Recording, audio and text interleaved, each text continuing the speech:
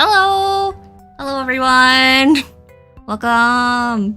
Welcome to the fourth, oh my god, the fourth Cheese to Meet You stream! Whee! Hi, how's everyone doing? I'm very excited today, because you probably already know that today I'm gonna be chatting with Circus P, who I've been a fan of for many years, over a decade. Wow. We're so old. Anyway, welcome everyone. And I hope you enjoy the stream today, but now I'm gonna bring on Mr. Circus. So hello. Hello. Howdy. Yeah. Welcome. Yeah. Happy to be here. Thanks for having me. Oh wait. I gotta do the catchphrase. It's a very cheese to meet you, Circus. oh, thank you. I'm cheesed to meet you too. So exciting. Okay, firstly, I gotta ask the chat again. How's the audio? Like, how does Circus sound? Is he loud enough? How do we sound? And everything? How are we balanced? Can you hear me? Or can you hear me too much? You know, I'm not very good at this streaming thing. I mean, so got it. I watched some of the previous ones. They were pretty good. Oh, really? You did? They were fun. Wait, which one? Wait, did you watch the Juvie one then? No, I tried not to. I made sure I didn't want to be spoiled. I see. I'll probably go back and watch that one after. Yeah, after. Yeah. Anyway, hello. Okay, everyone seems to be saying the voices are good. So yeah, woo! Welcome everyone. We're probably gonna go for 3 hours today. Yeah, honestly, probably. Whoops. Anyway, to get things started, I guess, do you want to introduce yourself for people who may not know who you are? Yeah. Hello. I am Circus P. I'm a Vocaloid producer and sometimes VTuber, as you can tell. I've written the song Copycat, and that's my official title now. Guy who wrote Copycat. I've also written Circus Monster and Lie and Insanity and a bunch of like songs from the 2010s that kind of became animation memes. And I'm also still writing Vocaloid songs. I just like Vocaloid a lot. I'm a Vocaloid guy. You are the Vocaloid guy. I mean, like, we'll get right into it. You just released another song like an hour before the stream started. Do you want to talk a little bit about that? Yeah. My song Right as Rain, I posted that literally an hour ago it's 8 p.m. for me right now. I posted that at 7 p.m. with a music video by Crispy Business. And the vocals are with Porter Robinson's Vocaloid, which I try and say like that because otherwise apparently it's a bad word. Porter, yeah. Porter, yeah. And I just released a song about it's kind of like it's about being a Vocaloid producer a little bit, or at least my journey in a kind of a positive way. A little bit of a bittersweet way, but with a positive ending. So it's very fitting for being the Vocaloid guy, I would say, or one of them. There's so many Vocaloid guys and girls and days and everything. Yeah, so many Vocaloid people. Yeah. And you're all so cool. Oh. But like, you released this song as part of a like, you want to explain what it's part of? Oh yeah. So right now, I'm working on a huge album project called CMYK, and So for 2022, I decided I wanted to release a song a month. And I figured the best way to release that was to do like four separate EPs. So like 5 songs per EP every 3 months. So I did one for each color, CMYK, you know, cyan, magenta, yellow, and khee. No correlation. And this right now is a compilation of that. And I wrote some more songs for each of those EPs, and I'm selling a physical album called CMYK that has 28 tracks because I'm a little insane, but I just like writing so many Vocaloid songs. So there's 3 more music videos coming every week for the next 3 weeks. This was the first of 4. Yeah. And it was so good. Like I was saying, like Crispy's like art so good. Crispy took the song and Crispy controlled kind of like the entire visuals direction because I had some ideas, but Crispy kind of took them and ran with them in the best way possible. It's kind of like when someone makes a visual to your song that you didn't even know was the visual you wanted, you know? It was one of those times when I first saw the music video, I was like, wait, this fits perfectly. This is better than this one visual I had in my head. This is like perfect. I love it. And I'm just so happy with the video. So even if you're not too into Polta or my song, you gotta watch the video because Crispy did great. Yeah. Well, no. Also watch it because you like the song. Okay. Yeah.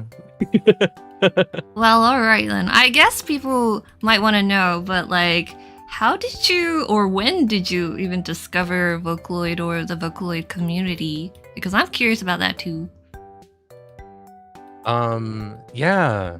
So in 2008, I think, I had a friend who, well, I guess I'm jumping ahead a little bit. In 2008, I saw a video on YouTube of Hatsune Miku dancing to the Hare Hare Yukai from the Melancholy of Haruhi Suzumiya. I was big into Haruhi at the time, and I was like, who is this pigtailed anime girl and why does she sound so bad? It was untuned. And she was really flat. And I was like, I have to learn more. And then I found out what Vocaloid was. And I was like, this is neat. And then late 2008, I had a friend who was like, hey, I'm starting a Vocaloid RP on DeviantArt. Do you want to join? And I was like, I don't know much about Vocaloid, but it seems neat. So then I joined this DeviantArt Vocaloid RP when I was 12 or 13. Oh my god, baby. And I really fell in. Yeah, after that, you know, having a bunch of people around you who like are into it and telling you about it and playing, like role playing as characters that you haven't even heard of before, you know, like I remember one of my close friends at the time literally role played as Kasane Ted. Not even Teto. Oh my Ted, god. You know. Yeah. Stuff like that. So I mean, that really that. right? It really helped me jump into the Vocaloid culture because also I didn't really role play. I just wanted friends. I would be the type of role player who would type in those brackets and just always be out of character. I was like, sorry, this is OOC. Yeah, exactly. Sorry, No. this is OOC, but what'd you guys have for breakfast? Was man. it good? But that totally reminds me because like my first or one of my earlier like I don't know, contributions I suppose to like Vocaloid community was like running the Gumi Os blog on Tumblr. Yeah, Ask blogs. Those were so fun to watch. Yeah, what a phase. Again, like don't go looking for them because it's kind of cringe. But I was also like not used to like interacting with people like online and stuff like that. But like, well, you know, it's cool. But like that's like I don't know. That's like part of the reason why I've been like so I don't know invested in Vocaloid. It's because like everything is community based, right?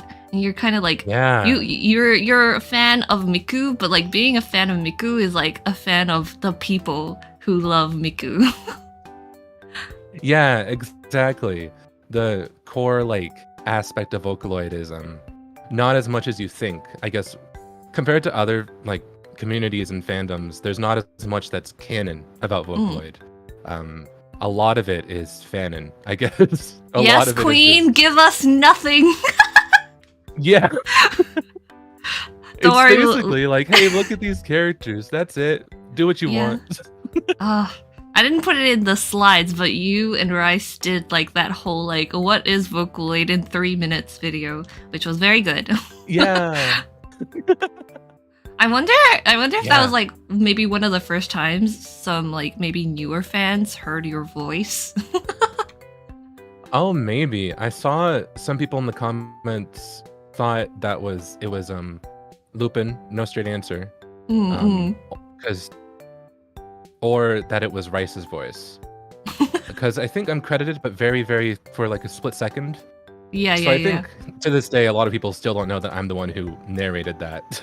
Yeah, iconic video. I can't be bothered to look it up right now, but you can look it up on YouTube. Just look up what is Vocaloid.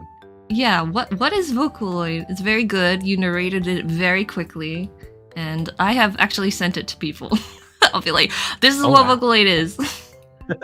I'm glad. That's its intended purpose. Just send it to people. I mean, let's move on to the next question, which is like, who are your favorite Vocaloids? Yeah. So Spoilers. I've got a few. My two favorites, tied for first place, are the two in the middle. Pink-haired one, Megurine Luka, and red-haired one, SF82 Miki.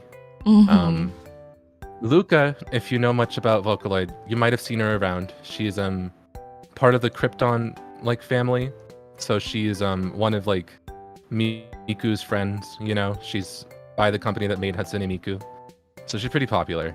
And if you recognize Miki, that's kind of how you know how to tell that you're kind of deep in the Vocaloid lore. she's very much like the one-off character that got like a cameo in a later thing like for 2 seconds, and that's about it. You know, like she got the V4 version and then AHS forgot about her a little bit. But I love her still. Wait, did she actually get the voice bank, or was it just the artwork? Because I remember seeing the artwork and it was very cool. She got a Vocaloid 4 voice bank, yes. Oh, no way. She got different art. But it was just her Vocaloid 2 voice bank, but put in a different engine, so they didn't re-record her. Aw, that's a shame. Yeah. Wait, did you buy it as well? Yeah. Well, yeah, I had to. She's Miku. You're right. Like, cause I didn't know about Mickey until I found you. Thank you, Insanity. Oh, yeah. I'm glad. I'm sharing the Miki love. Miki is so cute. She's so fun. She was my first favorite. I remember. Well, my first favorite that is still my favorite, because my first favorite in 2008 was Rin. Oh, Rin. But then, yeah, because there weren't too many that I knew about. I knew about Miku, Rin, Len, Kaito, and Meiko. I mean, to be fair, yeah, they were pretty much the only ones that existed. Yeah, yeah. But then Miki came out. She had this little demo in 2009 before she came out, and I immediately knew, oh, she's my favorite. She's got such a cute vocal tone. She's kind of husky. You know, she's kind of scratchy in her voice, but it's very characteristic and cute, and I like it. And then it took me a few years to actually really like Luka, because I used her at first for a little while because she was the only English voice bank that I knew about before I knew about English Vocaloids. Like Leon Lola. And then, yeah, like Leon Lola, Sonica, and stuff like that. Big Al, all those. Big Al, yeah. And Luka was my fave. I think around 2012 was when she became a fave. So like 3 years after Miki was also my fave. They then became tied then because I realized that Luka, like, she was the first ever bilingual Vocaloid. Yeah. And I kind of realized that she really fit my tastes at that time. And I think I was, you know, when you kind of ignore a character for a while because you're like, you don't want to admit that they're your fave, but then you're like, well, I gotta admit it, you know? Uh, what are you, a tsundere? A little bit, I guess. It's not like I like them or anything. Baka. It's not like I think Luca's really cool and awesome and great or anything. But yeah. And that's kind of Icon. the same with Kaito, though, because I like Kaito, and he was always my favorite male Vocaloid, but it wasn't until a few years ago that I was like, okay, he's probably a top fave. Yeah, cause like thinking about like early Vocaloid community, Kaito was not taken like very seriously. I think. No, he's made out to be the funny guy, kind of the butt of the joke. Yeah. But it's cool. Now I people say think he like sounds like more Kermit. recently. Yeah, more recently I feel like people have grown to appreciate him a lot more. And his like voice provider is really cool. I keep seeing his tweets. Yeah. He's like Yeah, my he loves son. Kaito And it's so like, oh, he loves him. Yeah. He's got his own, like, Mr. Naoto Fuga. He's got his whole, like, room, a whole room dedicated to Kaito merch. It's so cute. Yeah, we love it. And then the fourth one here. Yeah, Mo Qingxian, of V Singer. She's my favorite Chinese Vocaloid. And once I really got into V Singer, I realized that she's definitely up there with favorite Vocaloids because V Singer is its own world. It's a company similar to Krypton, you know. Whereas with the Chinese Vocaloid community, they do so much. Like Tianyi is part of V Singer and she's everywhere. Yeah. And I realized that kind of like the joy I get whenever I see Qingxian, I'm like, that's her! There she is! Means that she's definitely one of my faves.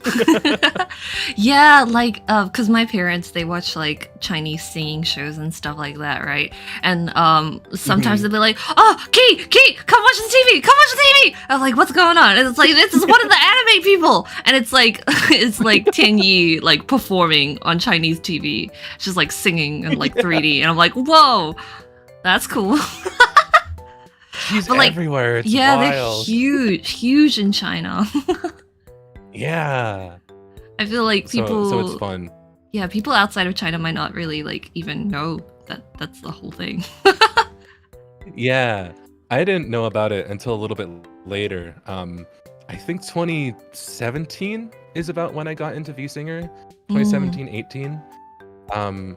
Because my friend Empath P had just released an album with Mocha, and it was well received by the Chinese Vocaloid community, and they were very like kind to her. And it was I was like, oh whoa, they've got their own Vocaloids over there. You know? Yeah. Oh, like What's I going mean, on we over there? can briefly mention, but you also do post your music on Bilibili. Yeah. Ever since then, I've been trying to interact more with like the Chinese Vocaloid fandom because they're very dedicated, and the stuff that they put out is so cool. And I felt a little, I don't want to say I felt bad, but I felt a little like I missed out on a lot of stuff by not paying attention to the like fandoms of Vocaloids across language barriers, you know?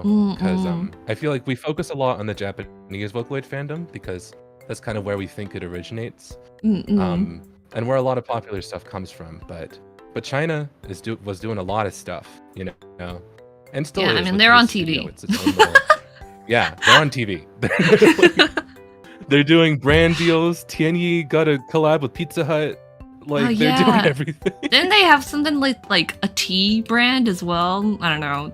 It's insane. Tianyi has had so many brand deals. It's ridiculous.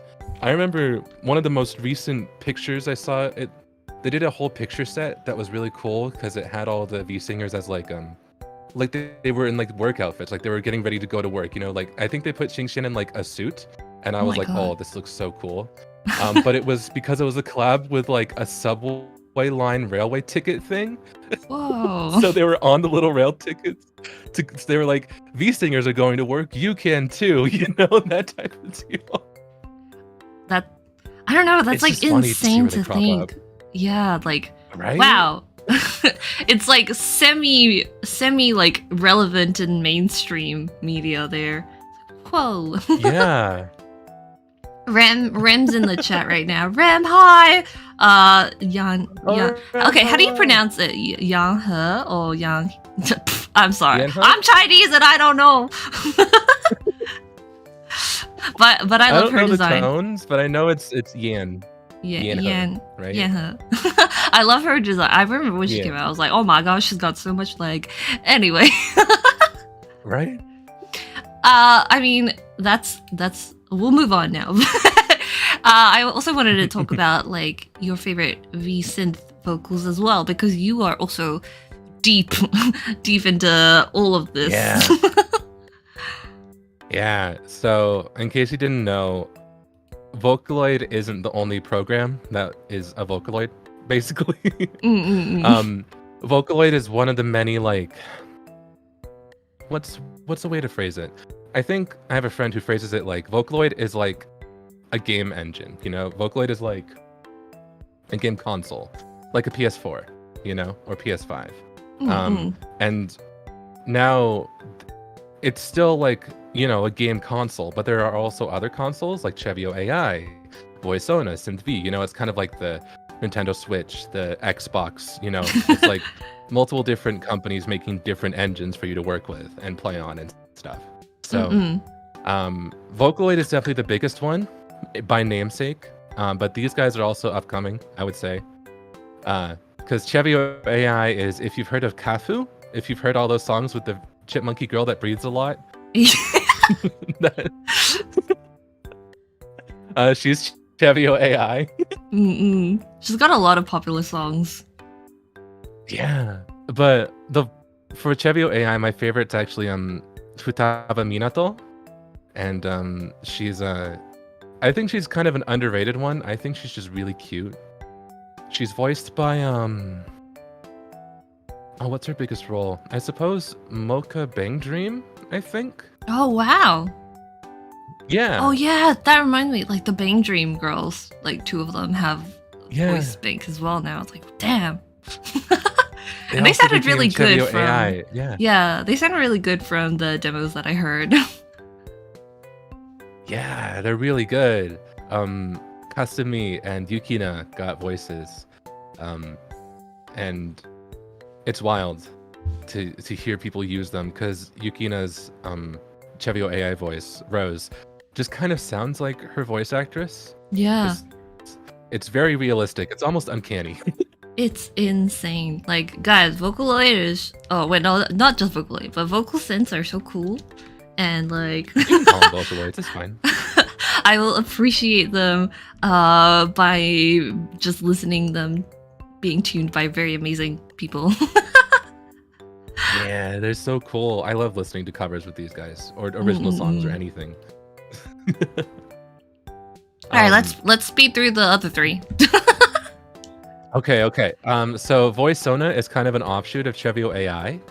I think its most controversial aspect is that it's a subscription service vocal synth. Oh, I see. Yeah.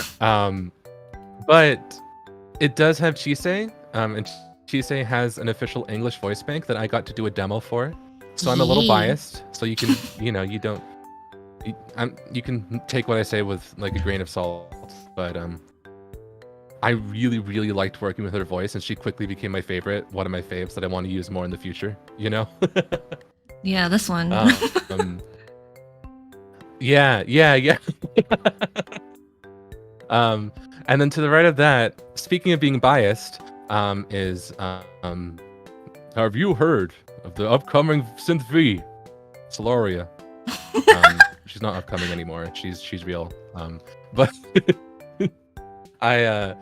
there was a crowdfunding campaign for an English synthesizer V, and I knew immediately that I was gonna slap.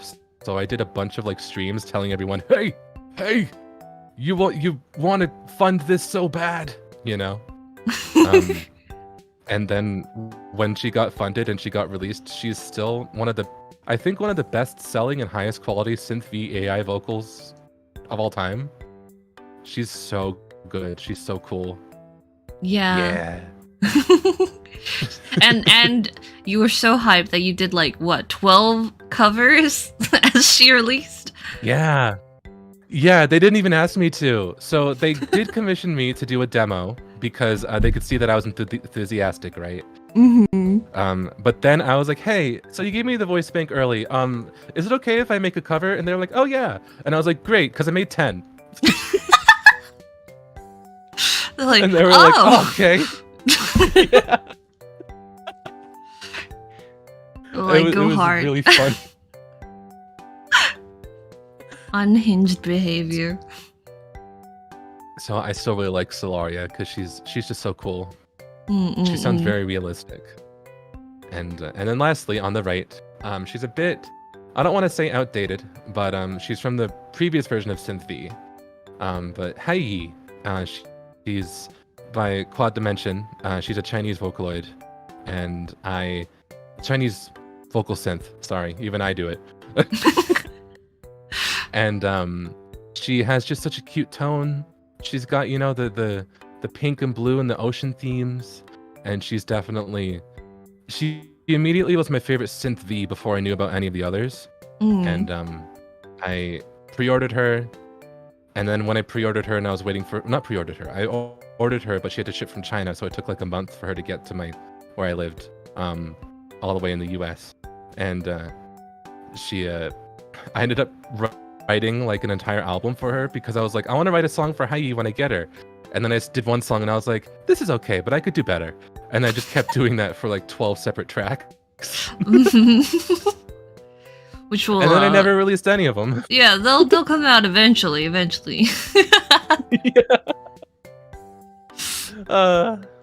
But I love her a lot. She's great. I love all these guys. Locked in the Circus vault. Yeah. I mean, they'll see the light someday. Let's move on and talk about. Whoa! Oh my gosh, the screen looks crazy for me right now. But some of your favorite producers. Yeah. So I put 2 big influential producers for me from when I started producing at the top, and then 2 that I've been listening to a lot lately. So on the top left, we have KZ live tune, which as an American, it's very I called him KZ for. Is it not and KZ? It's KZ. It's What? KZ. Yeah. You're blowing my mind right now. Right. I thought it was KZ. It's not. It's KZ. KZ? Yeah, it's KZ. I saw it. What? I saw Everyone it in the written chat out right in, now. This is the most active they've been. They're like, what? KZ? I think if you look it up, it's written in kana somewhere. I found it on like a vaguely official source. I think maybe it was like his SoundCloud or it was like a Wikipedia, and it was written as like KZ. You know, oh my god, not KZ. It was KZ, and I was like, oh my god, it's KZ. You know what? Maybe Vocaloid producers should start doing what P does and make like Len say Giga at the beginning of their songs. KZ. Yeah, but I guess that does make it funnier because so KZ, sorry, KZ's earlier work, like packaged and strobe lights and stuff, really influenced my vision of Miku. You know, I feel like that's the integral what Miku would sing if she were like a real pop idol. And then I got to work with Krypton and tune Miku English for a remix of a Zed song done by KZ. And it wasn't until a few years ago when I realized it was KZ how funny that arrange was. I was like, oh, KZ remixed Zed. I get it now. Oh, damn, I completely forgot that you helped that on the Miku English thing. Yeah. I feel like she's not that remembered within the community. I think most people just think like, oh, Miku Japanese. Yeah. It's been a while. It's been over 10 years at this point. That was 2013, early, I think. Yeah. inflicting mental damage right now. Sorry. That's okay. We're not old. We're just experienced. Yeah. We've got lore. Yeah. We're further down our visual novel story path than some other people. All right, KZ. And That's then, new information. It's kind of like when I found out Deco Nina was Deco Nina and not Deco 27. That one I learned very early on, and I'm grateful for it because it seems like a lot of people struggle with that one. Yeah. I was like, oh, that's why Gumi says Nina in 2 breaths walking. Yeah, that's what did it for me too. When I saw that song released, I was like, oh, Papa Mama Nina. Yeah, Nina. Oh, that's Deco. Yeah. I was like, who's Nina?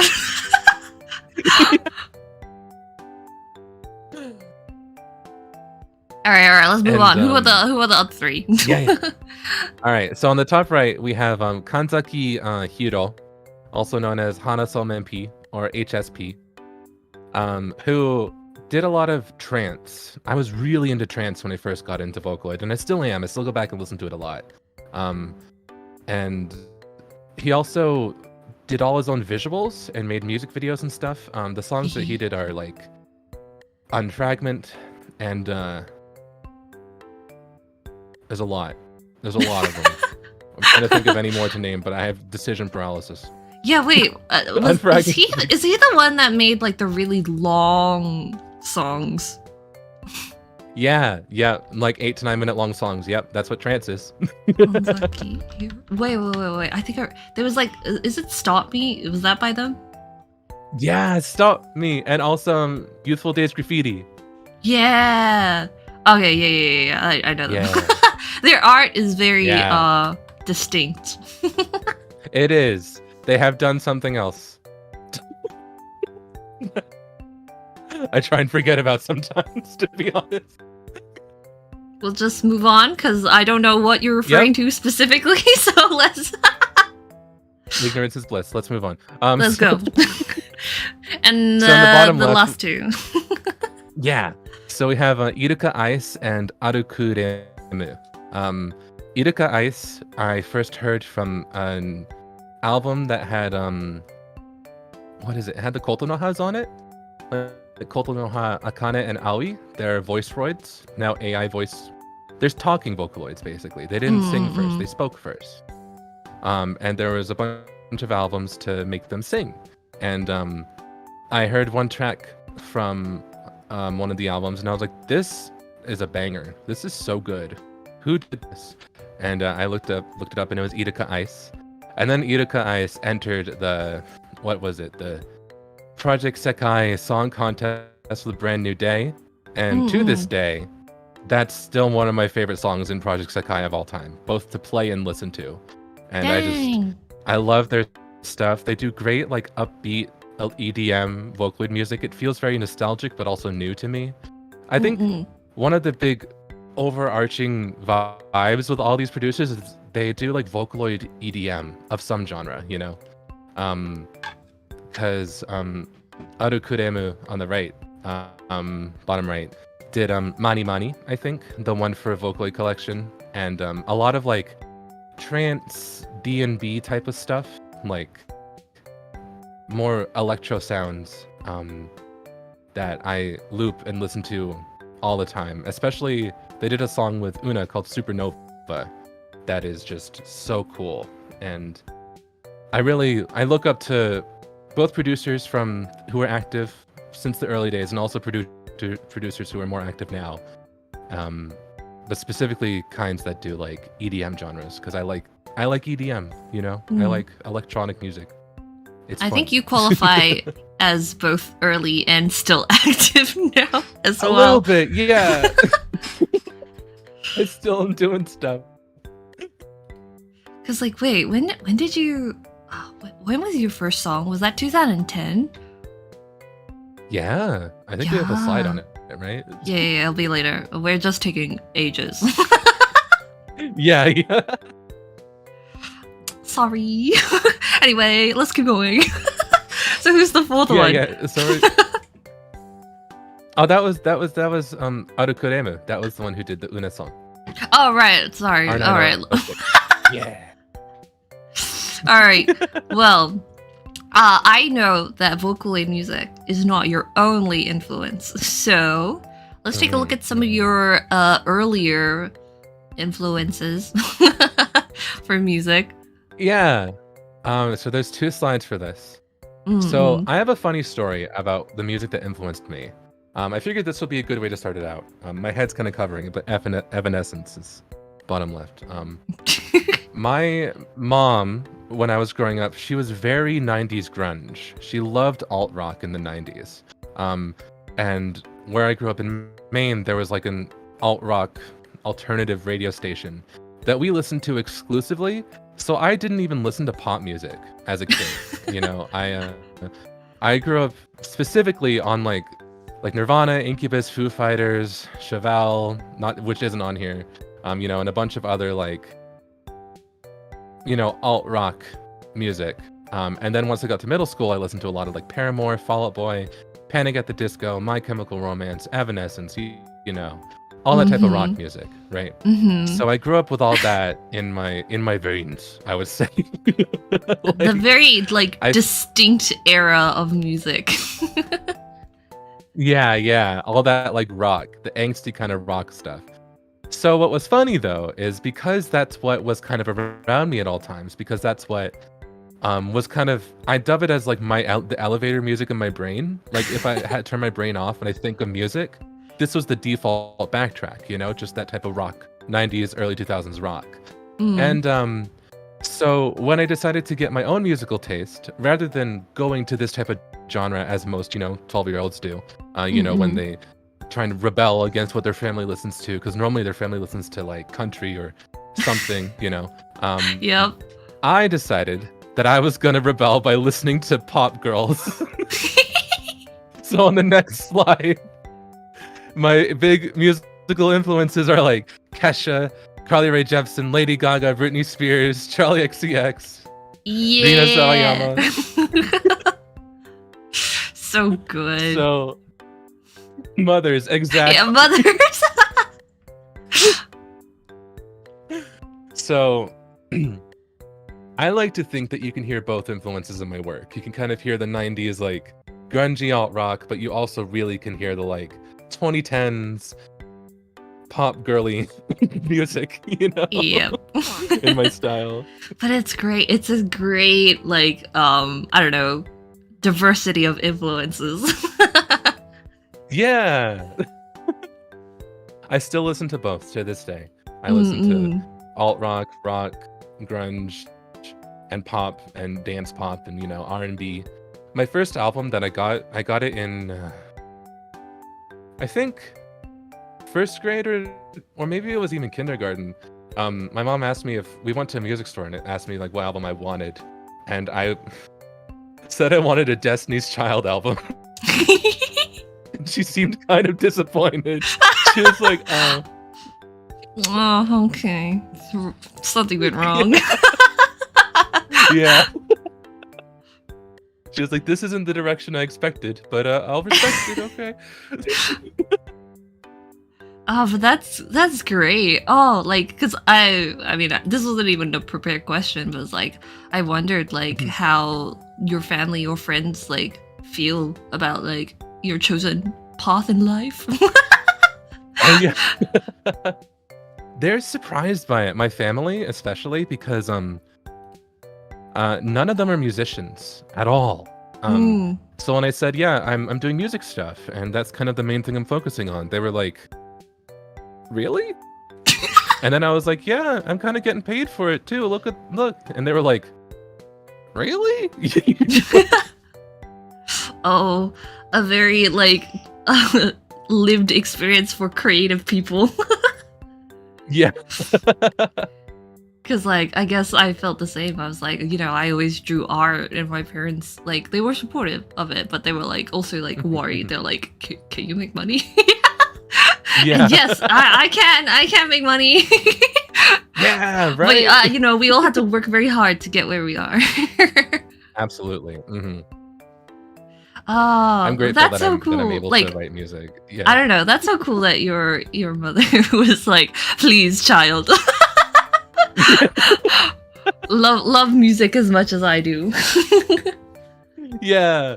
It was really fun. Music's been a huge, even though none of my family played music or were musicians, loving music has been a big part of my life, especially from like both my parents, my mom, and now he didn't show up until later in my life, but my stepfather, he's really into like the same kind of, I would say, more punk rock than 90s alt rock, and also a little bit of country. But I would listen to a lot of Green Day once he showed up. He really liked Green Day and stuff. So it was kind of fun to have everyone in my family like some kind of rock music, Yeah. But then it was really funny to be like, yeah, I like electronic music. Yeah. Oh god, like that reminds me when I first discovered like Vocaloid music, right? My parents would be like, "What the heck are you listening to?" It's like, do you guys even understand what they're saying? And I'm like, no. That's not the point. It just sounds good. Look at the music video. Look at Miku. She's so cute and stuff. Like, wow, Meltdown, powerful song. I don't know what she's saying though. Oh, true. That's exactly it. But now There's now something with fun like, about the language barrier. Yeah, but also like now with like, or even back then, people like translating with subtitles the songs. I was like, whoa, that's so cool. Again, community based kind of fandom. It's like, it's great. Absolutely. It was so cool. So wait, I mean, like, you've always been into music, but like, how did, like, liking music and producing your own music is like a totally different thing. So like, how did you get into actually making your own music? Yeah, I think it's because I don't know if I ever would have if I hadn't learned about Vocaloid, because something about Vocaloid was since it's so community driven, it feels easily accessible to start writing your own music, because I guess the biggest hurdle, especially when you like rock and pop, they're very vocal driven. Rock has more instrumental, I would say, than pop. Like pop's very vocal driven, but rock's, it's got, you can kind of write an instrumental rock song and people will be like, okay. But for me, I didn't know how to sing, so that was the big hurdle for me if I ever wanted to like write my own music. And Vocaloid is the solution to that. It's like, oh, here's some characters characters that you think are neat, and you can use them to sing whatever you want. So I got my start like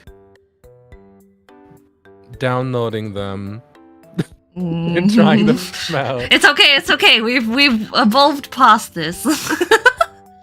Yeah. But like I remember. Would I like it? Yeah. Thank you, free trials and other sources. yeah. Thank you very much. Multitudes of ways to acquire software. But like it like I don't think there's too much shame in that like now, because it's like without that, like how can you know? It's such a like it was such a new thing back then, and especially in the West, where you're just like, I don't even know what this is. Like if you because you did, didn't necessarily buy them at the start, but like I think like without that experience, like how could you have like it would have been harder to take the plunge, I think, to actually like really getting involved. Absolutely. I feel like there is an expensive immediate cost to get into digital music as a whole. To buy like a DAW like Ableton or FL Studio or Cubase or whatever. There's free trials, but they cost money. And then to buy instruments for that also costs money. So and Vocaloid you is were no like exception to that. You were still very young back then. we're still very young now, okay, guys? But you were even younger back then. I was 13 when I started producing. Yeah. Yeah. So it's like, geez, cut yourself some slack. Yeah. So I remember I got started, and I started with vocal synths, with making covers with Vocaloid.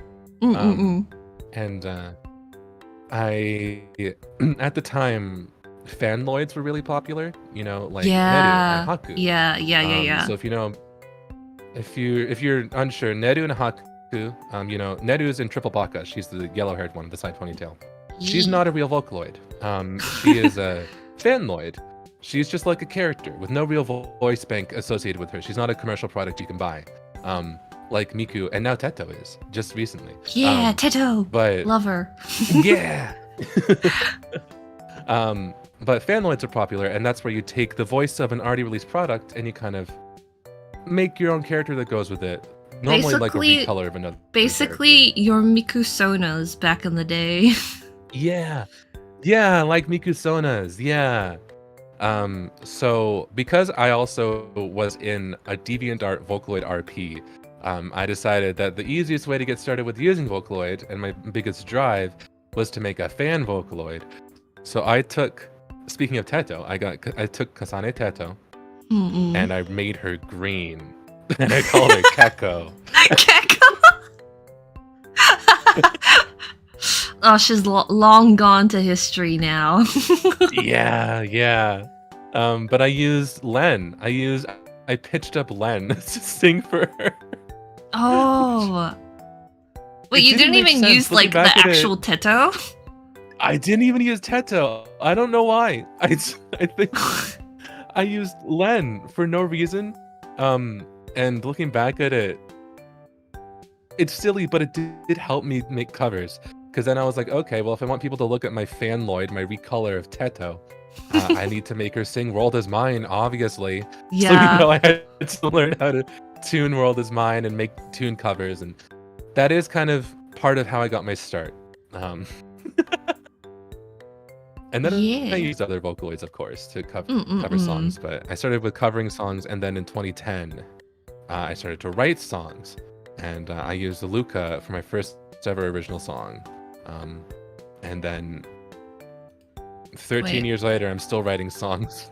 All right, so we can go to that, but like this was your your first original song, I believe. Yeah, with Luca. This was a joke song.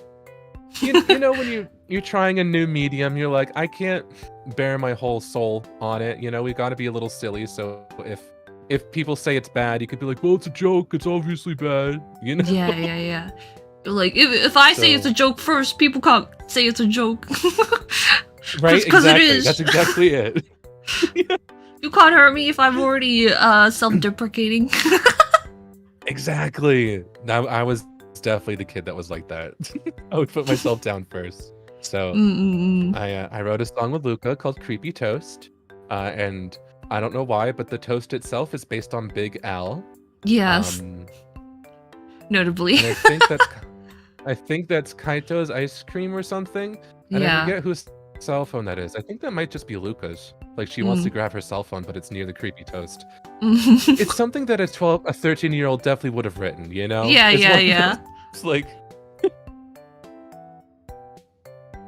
I can't listen to it anymore, obviously, but it's endearing.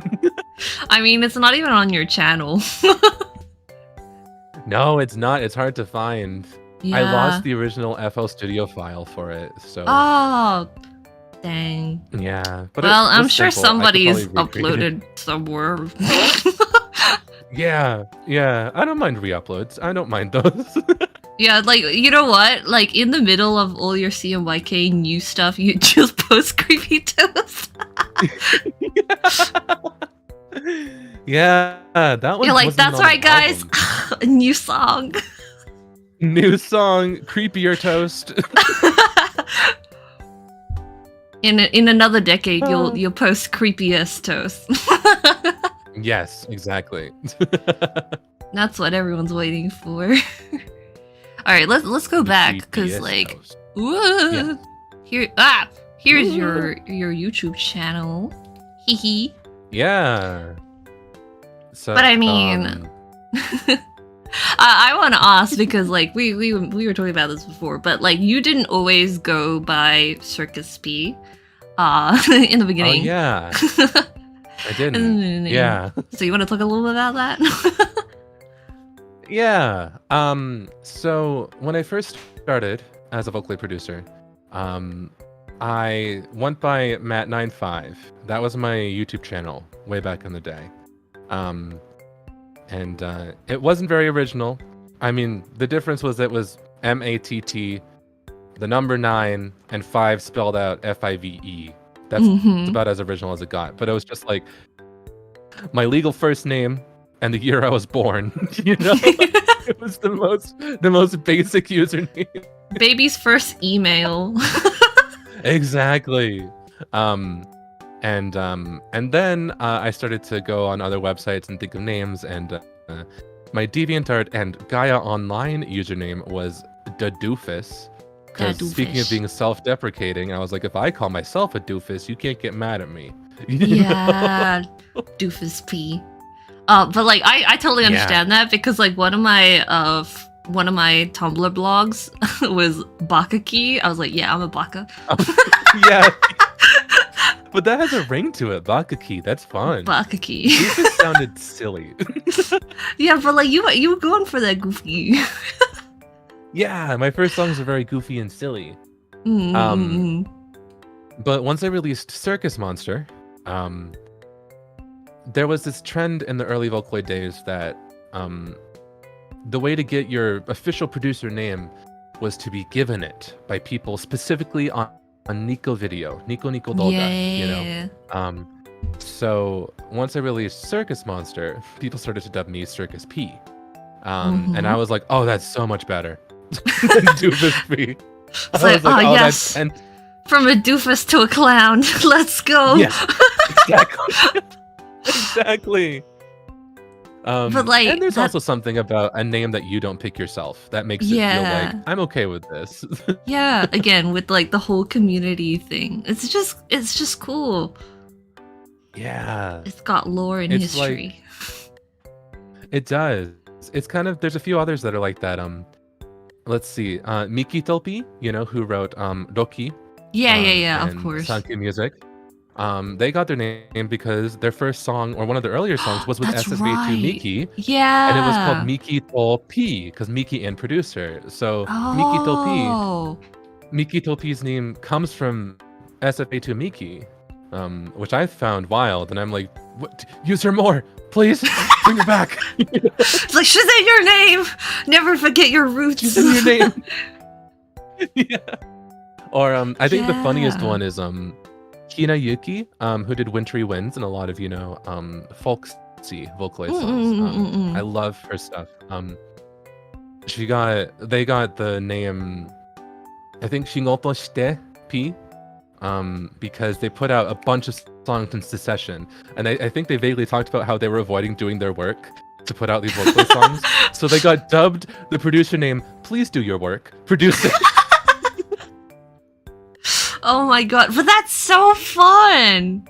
Like, I feel like more modern, more recent Vocaloid community, like that just doesn't happen anymore. Like, it's not a thing. Like, you kind of like establish yourself and like put yourself out there in the world, and then it's like, okay, you like me or not, please listen to my song. I think both have their perks, because I feel like if you decide your own name, then you can really decide your brand.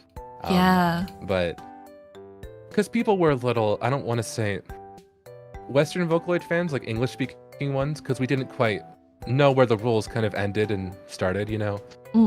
They were a bit, what's the word? I don't want to say elitist, but, you know, they were like, you can't give yourself a P name. Someone else has to do it. I dub you Stinky P, you know? Stuff like that. Well, I'm glad you weren't dubbed Stinky P. No, wait, maybe you would have been like Creepy Toast P. Oh yeah, well Creepy does exist, and I think that's still a really fun name because it's like creepy, but creepy, creep and P. Yeah.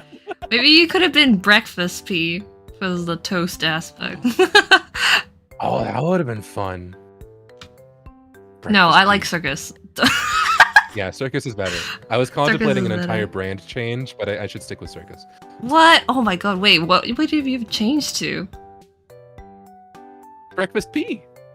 No. You know, bagels and waffles. No. Oh my god. No, don't do that. Okay. Or if you did, you have to come out with like a successor, like Lunch P. And then when you collab, you'd be Brunch P. Brunch P. Oh my god. I love that. Yeah. We need to stop thinking about this because I want it to happen now. And oh, but like, yeah, I believe Circus Monster was the first song that I heard from you as well, because I was telling you earlier, but like I was looking back at my old DeviantArt account and I remember I drew a fan art for Circus Monster, and apparently, I think like I even wrote in the description that I listened to the song February. It was either 2000. No, it was probably 2011. And I was like, oh my god, I've known you for so long. Yeah, 12 years. Yeah. Wow. But it's also like, it's kind of cool because I was like, I think you were also like the first Western Vocaloid producer that I like discovered. And I was like, yo, you gonna make English songs? Yeah. It's kind of funny because I got inspired by a Western UTAU producer to make English songs. Jessie-chan, the voicer of Camilla Melodia, she made a bunch of songs with her UTAU, and I don't think they got that many views. I think like they were very the art was really pretty. Her art's gorgeous, but I remember watching them and being like, oh, these are fun, but wait, you can make your own songs? That's legal? You know? That's allowed? You can do that? Because they were often allowed? Yeah, they would often be in Spanish too. And I was like, you can make songs in languages other than Japanese? Yeah. Huh? Like, so especially like, back then, like that. Especially back then, it was way more like novel and like, whoa, what the hell? People are so cool. Yeah. So I was definitely inspired by my peers, the people around me that I saw. So I don't want to say that I'm the first. I'm definitely not. But I feel like for a lot of people who didn't know about Western Vocaloid fans, I might have been the first that most people saw. And I'm grateful that I could bring more eyes to like other English-speaking Vocaloid fans, you know?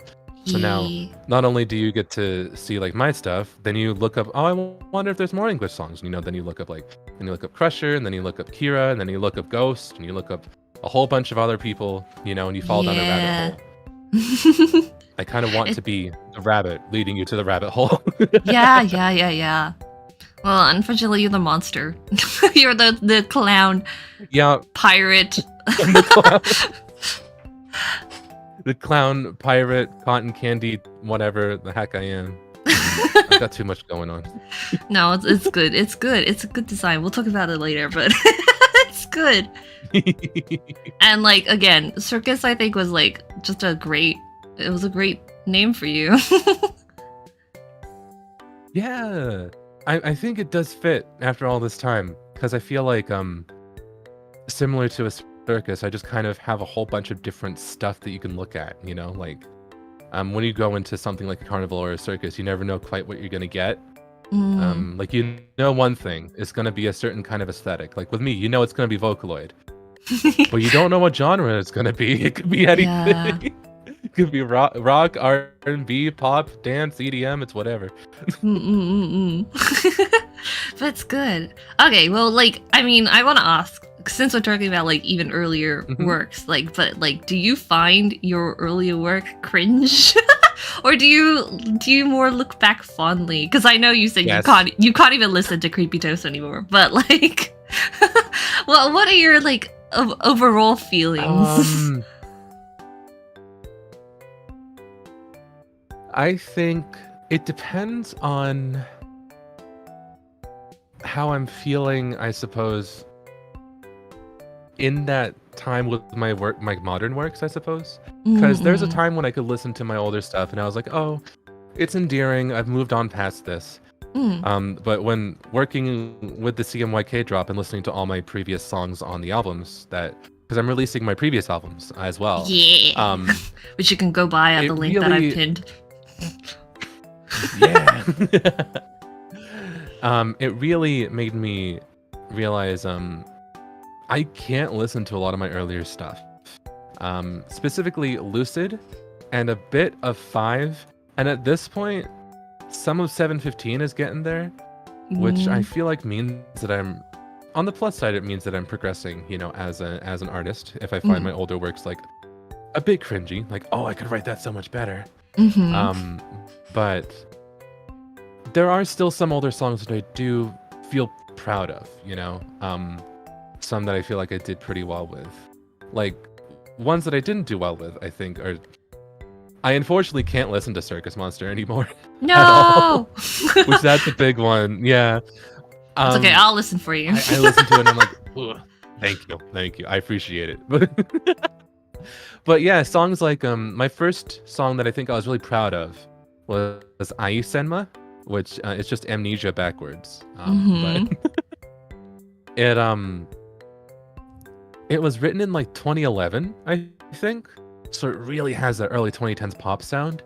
Yeah. But I was proud of the Sonica tuning, and I still go back and I listen to it, and I'm like, okay, the lyrics and the melody could use some work, but it's an overall aesthetic that I'm proud of. Yeah. And I feel like similar to that, Infection was a song that I started out... I actually had to remake that one, which might be why I like it. I did it for an UTAU album called United Together Around UTAU, or UTAU. And my computer died while I was in the middle of writing it. No! Yeah. So then I was like, dang, I gotta start over. I lost the files, you know?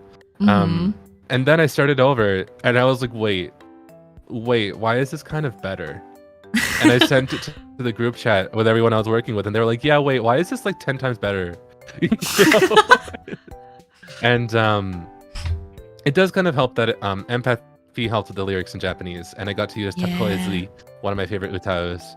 So I was proud of the production, and it felt very, like, it kind of felt like a big comeback moment. Like, I was proud of the fact that even though I lost the file, when I remade it, I made it better.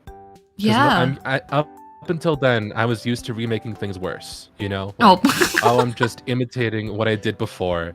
Like, if I lose something, I can never make it as good as I made it the first time. And Infection was the first time I was like, wow, I made it better. Wow. Can't believe that people can, you know, get better at what they do. Also, I gotta just say, before we continue, like, did you not make thumbnails back then?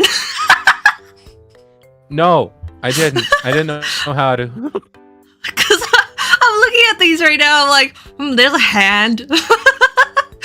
Yeah, Aishiteru, like... Yeah, it's kind of a vibe, but yeah. It is. It really is a vibe. The no thumbnail. But like, speaking of vibe... Speaking of vibe, like, Asemnia, right? Of like, that era of like the image sliding across the screen music video that you had. Is, I don't know, like, I find it pretty endearing back then. I was like, there's another circus video. Look at them slide. Yeah. I remember I was like, I need to have something that's interesting to go on for the entire duration of the song. And I was like, yes, let's move them a little bit to the left. That's about it. Slide P. Maybe that would have been a good name. Yeah, if I wasn't dubbed Circus P, that might have been it. I might have been Slide P. That's a good name, Rim. It's kind of fun. Yeah. Alright, and now But, like Poltergeist, which I didn't consider like yeah. an old song or an earlier song for you, but like you do. It's because it's been 6 years. Five years it says, but it's been 6 years since I posted that song.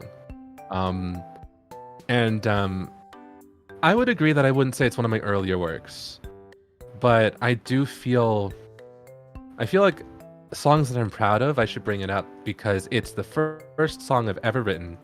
The first of thankfully many, because more happened afterwards once I learned how to do it, where I had a song sound in my head. I had a sound of exactly what I wanted to produce, and I managed to make it close to what I had in my head. So what you're hearing of Poltergeist, like if you go listen to it, it's what I had imagined when I was first conceptualizing the song, or at least as close to it as I could get at the time. And the production was up to par with what I imagined. The melody, everything, I managed to get it down really close. And it was the first time I ever did that. I was like, wow, this fits what I had in mind, you know? And, I got better at that, and I'm very glad that I got better at that. But that's why I feel like Poltergeist was a big turning point because of that. And like of course, like get... I'm gonna say like Slepu art slaps. Yeah, right. It's so good, so cool. Yeah, because like the music video for that one is like the time lapse, right? Yeah, I really love showcasing illustrations and art and stuff. And I remember I asked Slep, I was like, hey, could you just like record yourself drawing this? I think that'd be a fun music video. Yeah. And they were like, okay, you know, like sure, whatever. Like another notable And one then- is like the From Bronze to Gold. I remember your drawing with time lapse as well. I'm like, oh, that's cool. And then it's like the chorus hits and it's like the image is done. It's like, wow. Yeah. I feel like it kind of showcases that it's a song that you can kind of see the progression of it go along, and it's kind of fun to watch. At least I feel, because I loved watching speed paint. So I love watching people draw over time. You know, you're like, wow, I think it's very inspiring. A human made this. Yeah, yeah, exactly. Because sometimes you forget about it. If you see fancy art in an MV, you're like, oh, that art's always existed. You know. Yeah. You kind of forget the process of making it, and I thought showcasing that process was fun. Yeah, I think like especially as creatives, like I guess a lot of people who maybe aren't creatives, like a product will exist, and then they'll be like, oh, that's cool. But like as a creative people, we're like, oh my god, we're thinking about the hours that probably went into like producing something. It's like, oh my god, all the behind the scenes things that people just generally don't have to think about because it's like, oh, shiny finished cool thing. Yeah. And I think it's fun to peek behind the curtain sometimes and see like, well, how was that made? You know? Yeah. Like showcase to people who don't quite think about that all the time. Like, hey, here's what the process is like, you know? For sure. I mean, so I was gonna ask you, like, what's a song that you're currently very proud of? And we got Marco Polo. Yeah, a lot. I'm proud of all of CMYK, honestly. Yeah. There's not a single track off that album that I'm like, I can't listen to, or that I'm like not happy to shove in people's faces, you know? Like, I'm really, really proud of every single track on that album. But Marco Polo was it was a fun, different genre that I went into, which I think if you just listen to like pop music and EDM, it probably sounds very similar. But to me, Marco Polo feels very hyper pop. That's what inspired it, you know? Like a lot of like 100 Gex, Charlie XCX, Dorian Electra, you know, like a lot of those like hyper pop artists. Now, I gotta ask, did you get into these artists because of TikTok? No, actually, I didn't start going on TikTok until like a year ago. Yeah. I'm sorry, I'm too boomer. I was late to the TikTok party. I'm not even on TikTok. I am now. Now I go on TikTok and you're one of the cool kids. I'm just old. I mean, my likes aren't public on TikTok, but if they were, they're just like dog videos and cat videos. Really. Yeah. Cute. So I still feel like a boomer a little bit because I don't use TikTok for what other people use it for. Like I hear people being like, "Have you heard about this dance trend?" And I'm like, "No, but have you seen this silly cat?" You know? Yeah. Oh, you're using it like Facebook. Exactly. Yeah. When I used Facebook, I just used it for like those videos about cooking food, you know? Like I think like Tasty was one of them where they were like, "Today we're going to make some bread." And that's all I would use it for. Yeah. Oh man. I mean, like I'm thinking like because like I kind of asked Chubi like a similar thing, but like how does it feel to you know like have I suppose found a success and like I don't know a community of people who enjoy what you do and like want to support you by buying your CMYK album and other albums on Big Cartel? It's surreal, honestly. Because I started out writing Vocaloid music just because I love the characters so much. You know, I was like, I want to do that. I want to write songs with these characters that I like. So I'd write like a Luca song, I did a Miki song, a Sonica song, you know, stuff like that. And even to this day, I think what kind of, I don't want to say separates me because I don't want to like put like a wall between me and other like producers, but what makes me like, what's a bit different about the people that like my stuff versus the people that like an artist like Ghost or, you know, like other modern Vocaloid producers who have like characters in their songs, like Nilfruits and stuff like that, is that a lot of my songs at the end of the day, like with Marco Polo, that's still Kaito. That's a Kaito song, you know? My Luca songs, that's still Luca. Miku songs, that's still Miku. I think what I always like about Vocaloid is, you know, like writing songs for these characters, and I feel like that brings in other people who are really excited about these characters, and it's always very easy to talk to people about that stuff, you know? Yeah. Like, I'll release a Kaito song, and a lot of people who, rather than they're like, "Oh, Circus P, you're so cool," they'll be like, "Circus, isn't Kaito so cool?" You know? And I'll be like, "Yeah, he's so cool." You know? Yeah. Like, I totally get that, because when I think back to, like, early Vocaloid, it's like, things like Mothy P, and stuff like Kokoro, or just, like, songs that were written with, like, the Vocaloid character in mind as like the focus, or like as spin-offs or something. I'm like, that's so cool, and then I think things kind of changed around like the Kagure project era. Yeah, I think post 2013 Vocaloid is a big shift, I would say.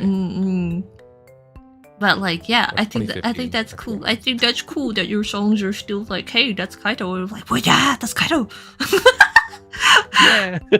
It's because I love the characters. At the end of the day, that's my big drive with these. Is I really treat it, even now, even though I am making like money off of it, I treat it like a fandom, you know? I treat it like I'm making fan content for this character that I really like, you know?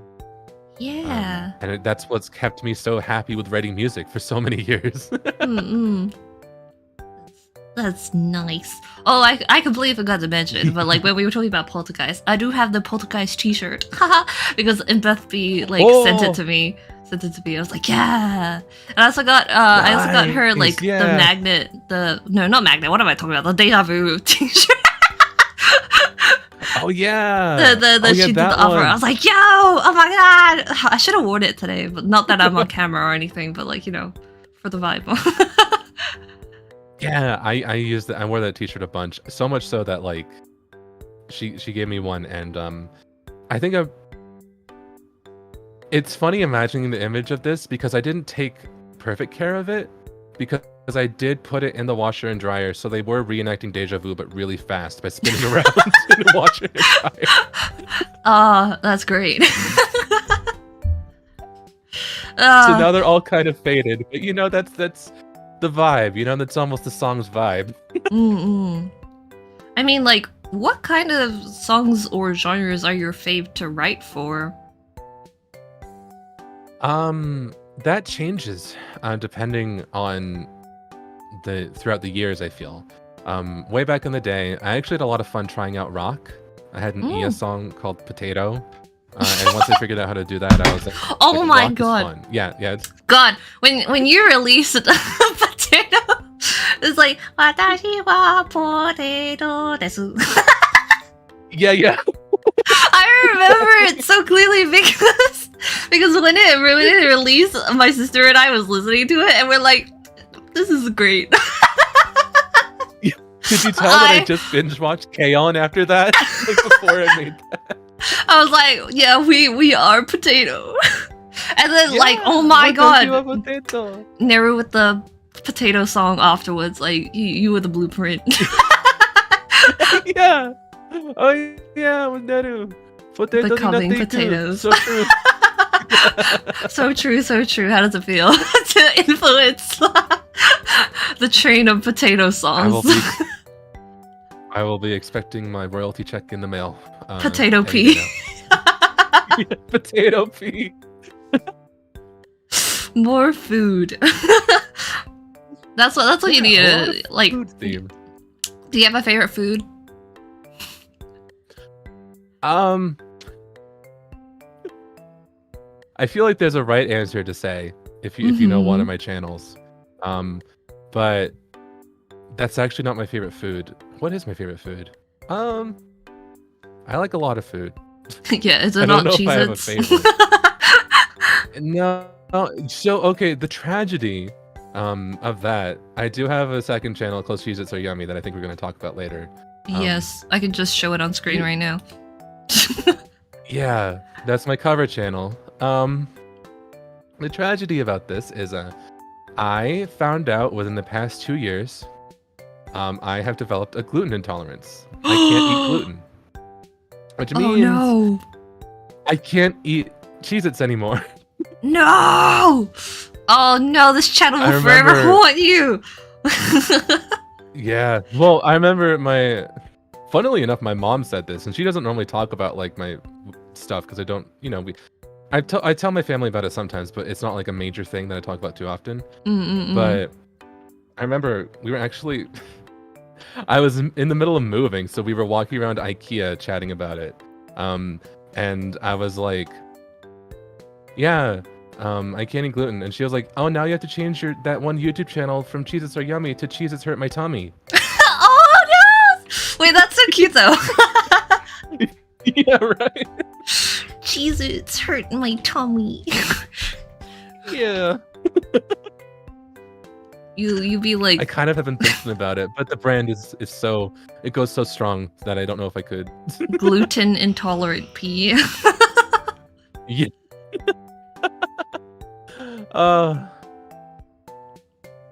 Man, that's a shame. You have so many foods you're gonna miss. Like bread. I can't eat No, bread. It's so sad. no, can't even have the creepy toast anymore. I can't even have the creepy toast. No. I can still have potatoes. It's fine. Oh, okay. The potato can stay. Wait. Does rice have gluten in them? No. Oh, Rice- you still rice have is rice. gluten-free. Oh, that's great. You I can can still have collab rice. with rice all the time.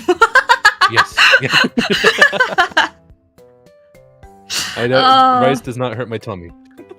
Man. Oh man. Well, I'm thinking like, cause you're like you made Vocaloid music because you said like you couldn't sing. Well, that's a lie now because you can sing. You're very good at singing, in my opinion. But you also have an UTAU. You also have an UTAU who sings for you. I do. UTAU is like a vocal synth thing. If you didn't know that, where you can voice your own character, and I voice my own. Anyone could do it. You guys watching this, you could do it. But here's my little guy. His name is Aido. He's gone through many phases. Maybe you would have been Muffins P. Maybe I would have been Muffins P. Why is Another it all food, food? even though it's a cat name. It's another food. Oh my god. Yeah. But after many iterations, this illustration of Aido is his current design. And he went from being Aido Faderne, which just means fail sound. Oh my god. Aido Ishiyame, yeah, I was very much in that self-deprecating back when I was a kid. Wait, what does now he's Ishiyame mean now? Ishiyame. It means stone rain, and it's kind of, I looked up like normal Japanese last names. I was like, what fits his vibes, but is not just weird as heck? You know, what isn't like Feirune? You know? Yeah. It's not Ishiyame. That means stone rain, and I was like, you know, that's kind of the vibe I want to take him. You know, I think that's fun. So. What would you refer to him as? Is he your son, or is he your like clone? I think he's my son. I don't think he's like me. Like if I did VTubing stuff as him, I would feel weird. Yeah, you know? yeah.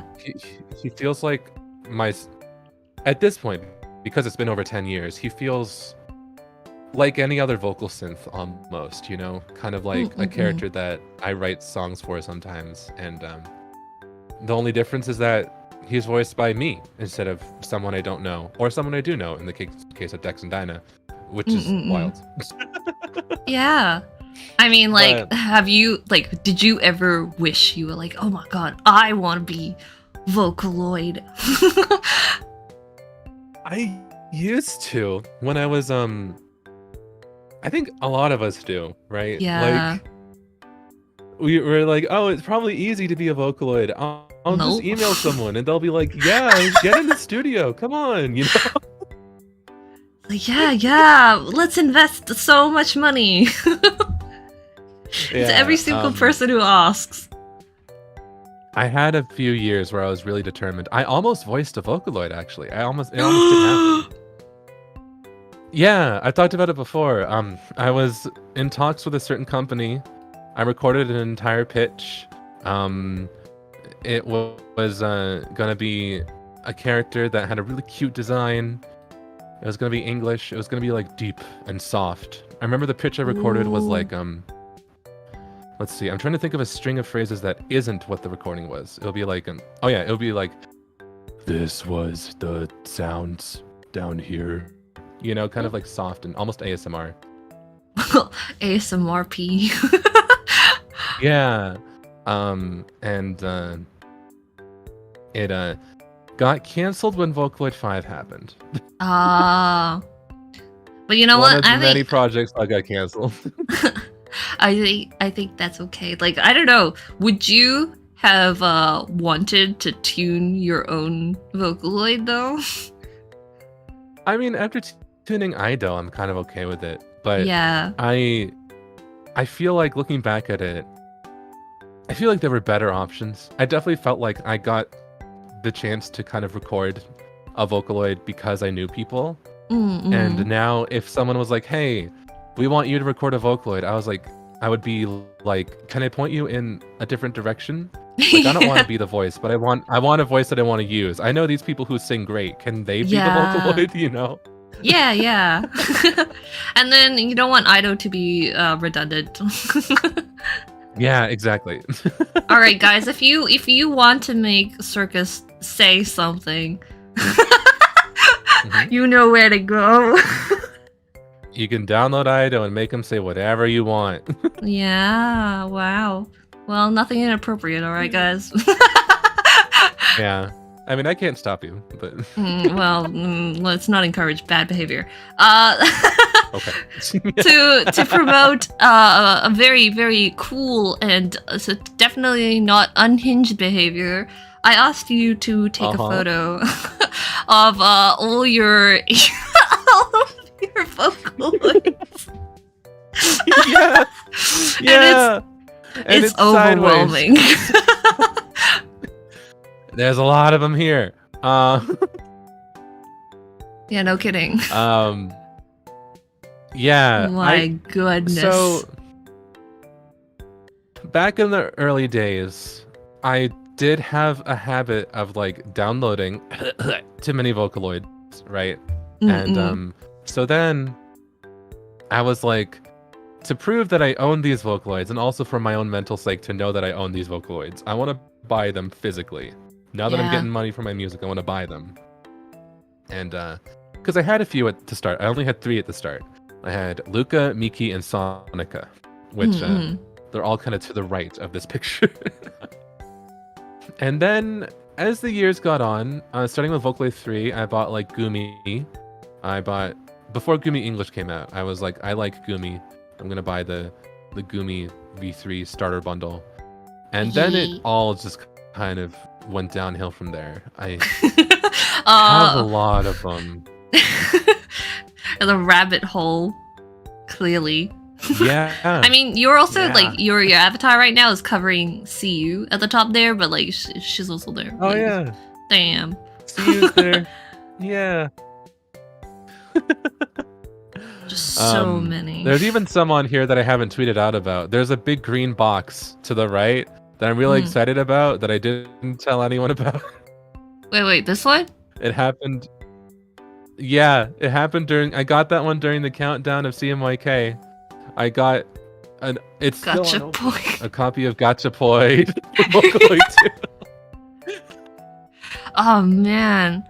Like, Gachapoid's existence is wild to me. I'm like, wait, is the mascot character that exists already and it's got a voice bank and it sounds like that? Yeah. I mean, it's like if Barney got a voice bank, you know? Or SpongeBob. I think SpongeBob's a good comparison. Wait, well, they're all like SpongeBob UTAUs now. Yeah, there are. That's what Gachapoid is like. Yeah. Oh god, but I remember like when I first heard his like voice, I was like, what the heck is this? Why would people ever want to use this? Right. But then like, I forgot who, but like someone actually makes really good covers with him, and I was like, oh, you know what? Maybe he's valid. Yeah. Maybe he's actually valid. Maybe he can live. You know, it's fine. He doesn't have to die today. Yeah. Oh man. Well, I mean, do you have like a rough number of how many you have? Like, I can see them all here, but like, do you know what the official count is? I think it might be around 80 to 90 boxes, but it looks like more now. That was. And if you count the voice banks within them, there's almost like 200 voice banks because like Gumi comes with like 27. Because God damn, so many. When are we gonna get the like?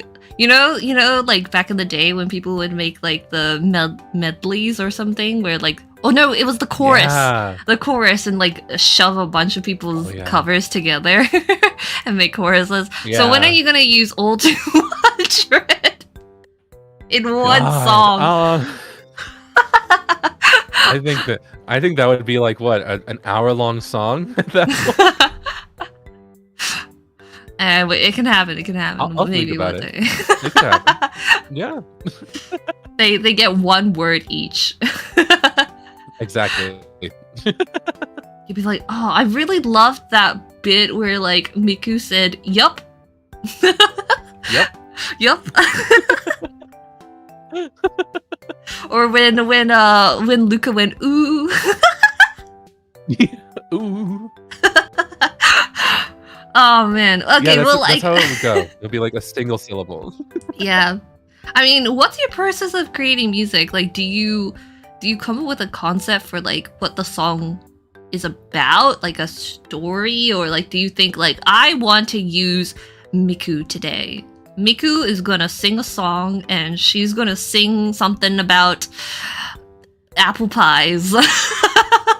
Yeah. So I've gone into music with almost, I don't want to say almost every single mindset, but with a lot. I've started songs because of stories or concepts that I want to write about. I've started songs because of like general feelings I've been having and wanting to, vent and get out. And then I've also started songs based on the vocalist and like what kind of visual or what kind of song I feel like would fit them and I want to give them. Like a big one for that is with Luca. The first song for Luca that I gave that was like, this fits the character of Luca I have in my head, was Dream. That one, I was like, in my head, if Luca was a real artist, if she was like an idol or just an artist, I feel like she would release songs that are kind of that like coffee shop pop type of song, that are kind of also about like a breakup and stuff. Is this because of Just Be Friends? all that. A little bit, and also Sugar Vine, and a lot of very Dixie Flatline coded. Yeah, actually, yeah. But I also was like, well, what's my take on that? And there's a few other songs like that too, like Just for Tonight. I kind of imagined, because up until then with Gumi, I feel like whenever people see me use Gumi, they kind of associate it with like very edgy, intense stuff. I'm the guy who wrote Copycat, and also I helped like with as Circus visually stuff, seen. Yeah. You are a guy the who Gumi- wrote when people- Copycat. Yeah, that's me, the Copycat guy. Well, actually, no, that's not a good title. Copycat P. Copycat P. Oh no. But I wrote Just for Tonight to be kind of like how I imagined Gumi as an idol, kind of more house-y, like almost K-pop-y a little bit, Yeah. And I wanted to kind of, I don't want to say reclaim, but like reimagine Gumi in my head, because up until then I kind of had a resentment towards her because people associated like her with edgy stuff, and they were. It's funny to have all these feelings about literal programs, right? Yeah. But people, they would say, "Oh yeah, you use Gumi so much." They would know me as a Gumi producer, but edgy Gumi, and I was like, "Well, I love Gumi, but my first iteration of Gumi was like when she first came out, and she would sing like Endless and Goo Miracle, he Miracle, the cover, and like all the early cutesy Gumi idol songs with also some like EDM bangers. So I associate her with like more of a pop star visual, and it was it's fun to go down that route with characters, but that's not the only way I write music. I do that sometimes. I write songs just for me first and like who fits it the most, and sometimes I'm like, wow, this really fits Luca or something, or Mayu. Slasher was the one that wasn't initially Mayu, but absolutely became a Mayu song. Yeah, and we'll talk about Slasher again later, but like it's good. Yeah. I liked it a lot. And there's an extended version coming where you can like have it if you pre-order the CMYK album. Wow, yeah. Yeah, it's so cool. So wild. Yeah. but it is good. I'm proud of it. Yeah. So I guess to answer your question, I've done almost every single way to write a song. I mean, My you just said also like sometimes starts differently. Yeah, so you just said like Just for Tonight was with Gumi, but you also neglected to mention Lily is there too. But like, sorry, Queen. Yeah, okay, that one was funny. Sorry, Lily. That one was because I was doing a music video for it. Like Rice wanted to do the music video for it at first, and on my Patreon, which is now on hiatus. But when I used Patreon, I would make alternate versions of songs. I would be like, okay, the main version's with Gumi, but I also made a version with Lily, just for fun. And Rice was like, what if we combined them? And I was like, should we? And Rice was like, I think we should merge both versions of the song. And I was like, okay. And then it kind of slayed. I kind of liked it. So I was like, that's a good call. Yeah, Because it was fun to use Lily. We're gonna shout out PD. PD, your art's so good, PD. Yeah. PD is so cool. Yeah.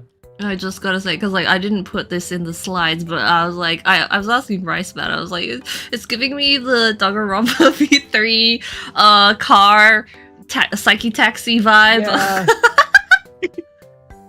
And I played V3 now, so I get it. I hadn't played it when the song came out. Yeah.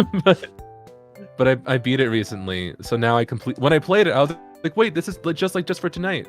Yeah, it really is. Okay, wait. We're gonna come back to Danganronpa topics later, okay, guys? That was just a teaser. Yeah.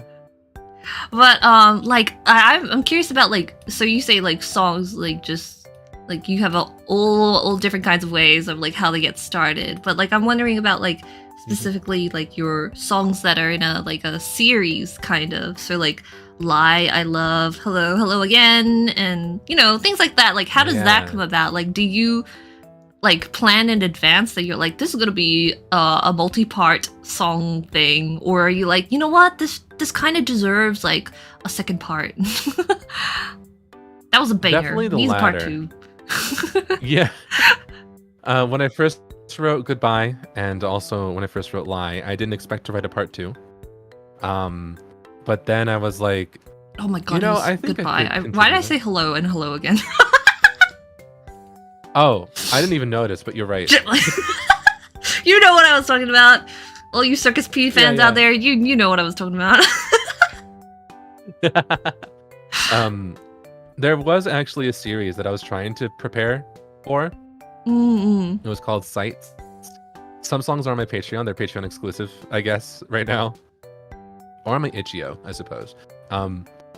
I was like, okay, if I want to do a song series, I want it to be fully done before I even start posting it. You know, I don't want to leave people hanging. You know, I want to have the full song outline, the full, at least first part of the series done before I share it. And that means I wanted to make a full EP.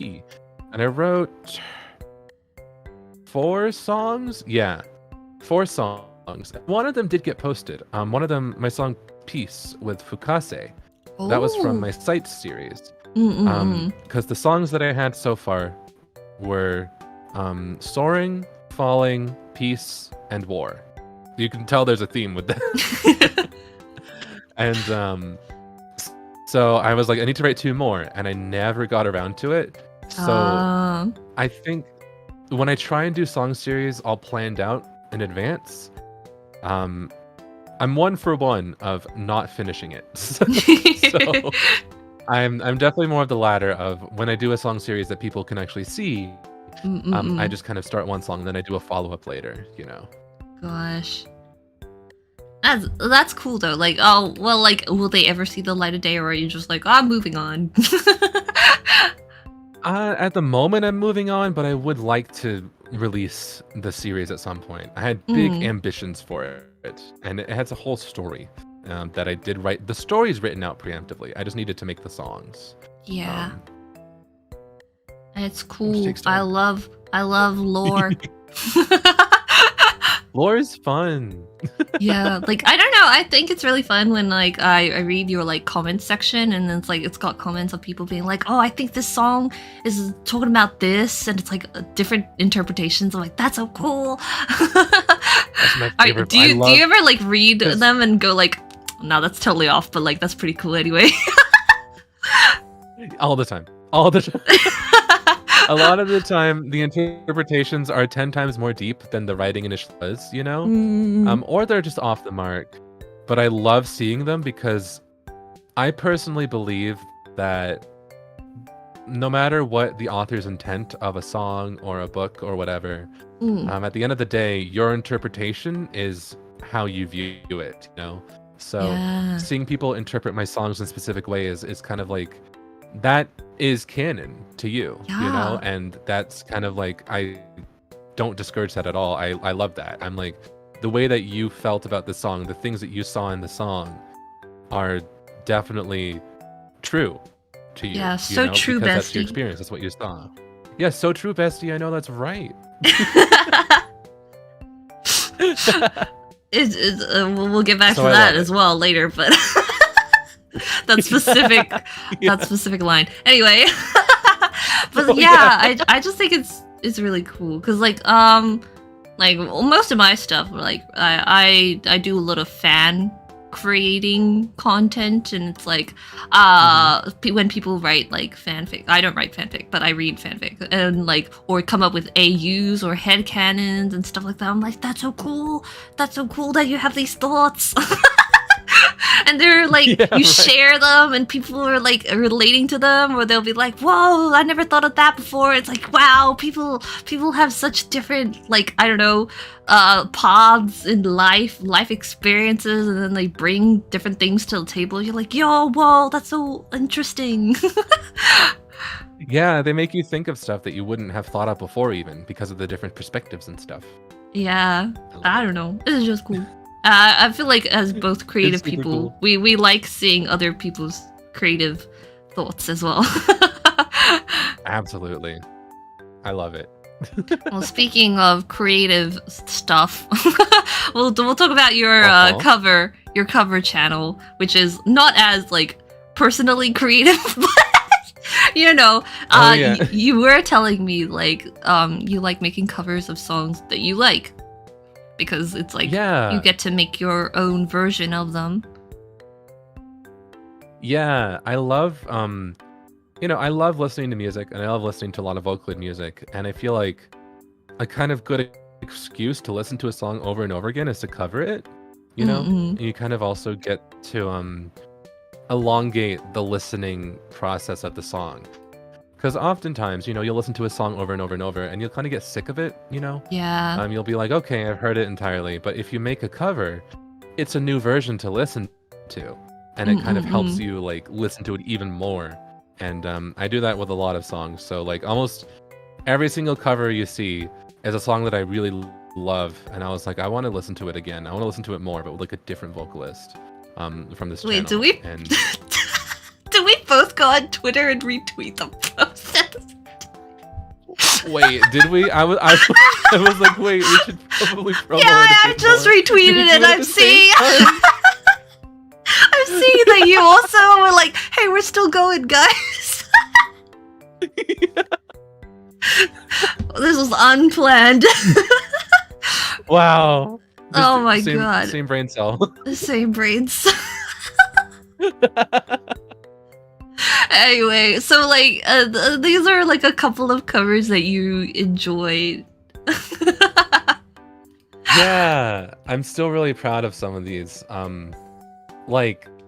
All of these for different reasons. Like the Miki Just Be Friends and the Miki. Hold on, I'm covering the Miki and Iroha. Okochama Tensou, Childish Boy. Those I just like listening to still because I'm proud of them and I like the characters, and it's kind of like making your own food, in the fandom term of it, when when people aren't making the cover that you want to hear or like the content for the character because they're not as popular, you're like, well, someone's gonna do it. Yeah. So you make your own content. I mean, specifically that Miki one, or that style of cover videos that you've been doing, where you just like have the box, like you film the box bopping up and down to the timing of the music. It's because I was like, what's an easy video to do? Because I don't want to. I like making music and covers, but I'm not great at the visuals. So I was like, what's easy to do? And it was like, well, I have these boxes over here. I have a phone. I have a camera. They can vibe. Jam out to the cover. They're vibing. They can vibe. Yeah. Oh man, like I gotta say, like specifically what stands out to me from your cover channel is like the perfume covers, and also like it was Prima Donna with like Ia, right? It was with Ia. Was that with Ia? And Gallico, maybe? Yeah, I think so. I think it was a duet. But like those like covers, like I love listening to your covers because I'm like, I find new artists. I was like, oh, what's Perfume? Oh wow, they're cool. What's Marina and the Diamonds? Yeah. Oh, she's awesome. Right. So like, I love that too. I love bringing in artists to Vocaloid fans because I feel like there were a lot of Vocaloid fans, especially early on in like the 2010s, that since it wasn't as mainstream, it was definitely like a subgenre that had a lot of people into it who were like, how do I describe this? The people who don't speak Japanese, but they only listen to Japanese music, and they're like, I hate what's on the radio. Like they hate English pop. Whoops. No, actually, but like I feel like my music library is like, again, the Vocaloid or whatever anime OPs that I'd like, or like 2010s and the 2000s like pop music. I don't really listen to a lot of more recent things, except for 1 or 2. I get that. That's respectable. But I remember one of the things that I did before YouTube had really, really strict copyright was, I was getting into all those pop star musics. So one of the first things I did was I took like Luca or I took Miki and I was like, what if they sang Poker Face? What if they sang Bad Romance? Yeah. Or Baby One More Time. Remember. Like, I remember those. God. And yeah. like one of the Mickey ones that stand out to me was like the Mr. Saxo Beat cover that you did. I was like, oh, that's that one's cool. still up. Yeah. I like the Saxo Beat. Yeah. I had a lot of fun because it felt like merging of two worlds, because a lot of Vocaloid fans don't know about these songs, but they are pop, so they're cheesy, and especially if you hear them on the radio all the time, people get sick of them. But I still love them, and I was like, I want to cover them, so I covered them, and it kind of weirdly it was like showcasing to certain people, like, hey, this pop song's kind of good, isn't it? And then that kind of went further and further, where I was like, okay, well, have you heard of Marina and the Diamonds? Have you heard of like these other niche artists I'm kind of into? Yeah. So it kind of also became a way to showcase the music that I was listening to and to kind of weirdly bring them to people who might not have listened to the song otherwise or might not have given it a chance, Yeah. Me. Well, if you like it, that means I did my job. That means that what I wanted to do worked. Yeah, it worked very well. I mean, I remember, was this on the Cheez-Its channel or the Focus Circus one? But like, I remember, this isn't a cover or anything, but you had like one like Vocaloid kind of video, which was about the Miku new voice bank. Yeah, that was on the Cheez-Its channel. Yeah, that is like soared into my brain. Miku hot sauce. More like Miku, not sauce. Like, I think that video is gone now. Like, did you take it down? I did, because I was like, I thought it was so funny, but at the same time, I was like, there's probably some insensitivities here, What? With some of the jokes a little bit. Because to be fully transparent, the joke was Miku was getting an English voice bank, and we were like, what's next? A Spanish voice bank, and then it was like my friend misread Hatsune as hot sauce before, so then and the visuals with doing like the samba and everything, and I was like, it's probably fine, but also it might not be. I'm not, I don't know, so I was like, I'll take it down for good measure. I thought it was cute, it feels though. like it could be a little. I don't know. It's ingrained in my brain. Yeah. It's one of those ones that if someone told me it was offensive, I'd be like, yeah, I believe it. Well. But at the same time, no one really told me that, so I just kind of did it preemptively. So it's kind of on me. I'll just say. But I did have fun making it. I had a lot of fun making Vocaloids back then, of just random skits. Because that was from DeviantArt with the RP days. That was because my friend misread Hatsune as hot sauce. And they even helped. They did the illustration and they helped write it. Oh. Where am I going? Where are you going? I don't know. I'm okay. Keep going. You're so small. Why was I so tiny? I was so confused. It's okay. But where were we? Yeah, I think Vocaloids are a lot of fun. Yeah. I added Vocaloids into my songs as time went on, actually. Oh yeah? Like which ones? I can't remember. Like with Karma and the big Karma meme, I'm not usually the type to hold a grudge, but grudge. Yeah. Okay, like I don't know what that's called, like music terms, but when the echo, like I'm like, oh, yeah, like boops. It's fun. It's so fun. I like that. I like when music does that. Yeah. I do it a lot. It's one of my favorite things to do. I guess it's like stuttering. It's like a glitch stutter distortion thing. I can tell you how to do it. I don't know what it's called. Even if you told me I don't make music, I don't know how to like apply that knowledge. Understandable. I mean, well, let's move on because we were talking about Karma, and Karma is one of your collab songs, which you have many of.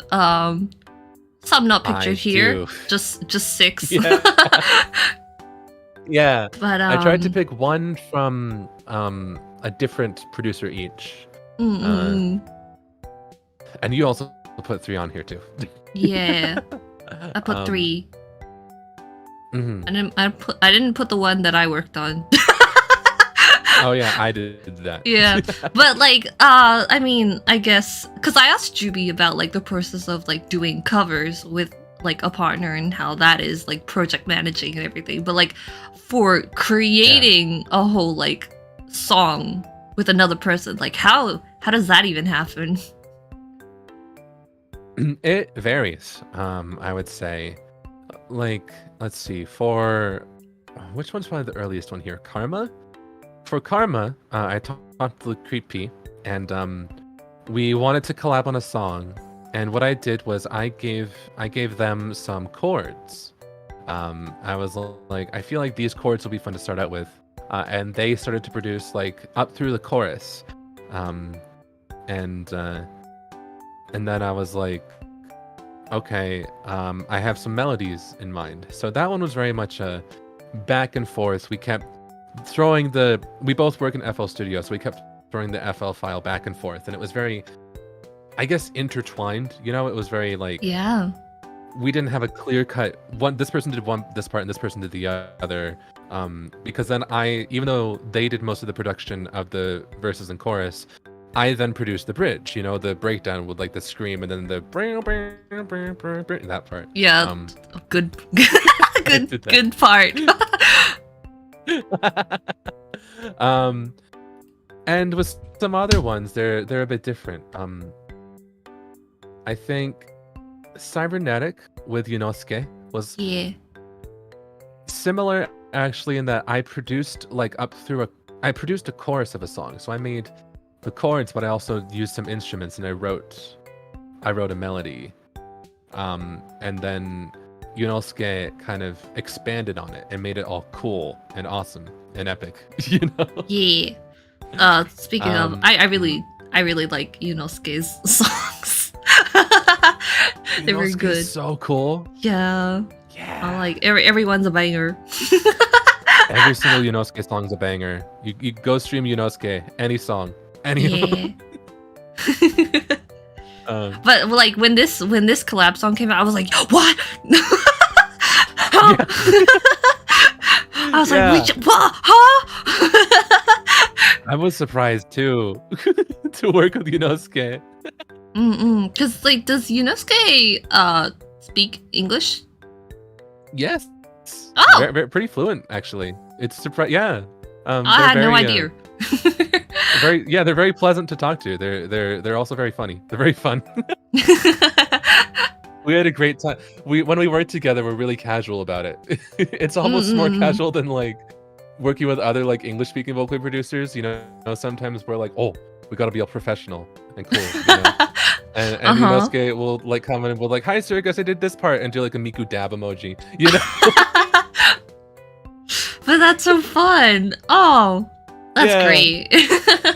Cause like again, like I've never interacted with Yunosuke apart from like listening to their music and like drawing one fan art one time. Which was the Pa. How do you pronounce that song? Pa Sensation. Passionate 3 sensation. Is that how you pronounce it?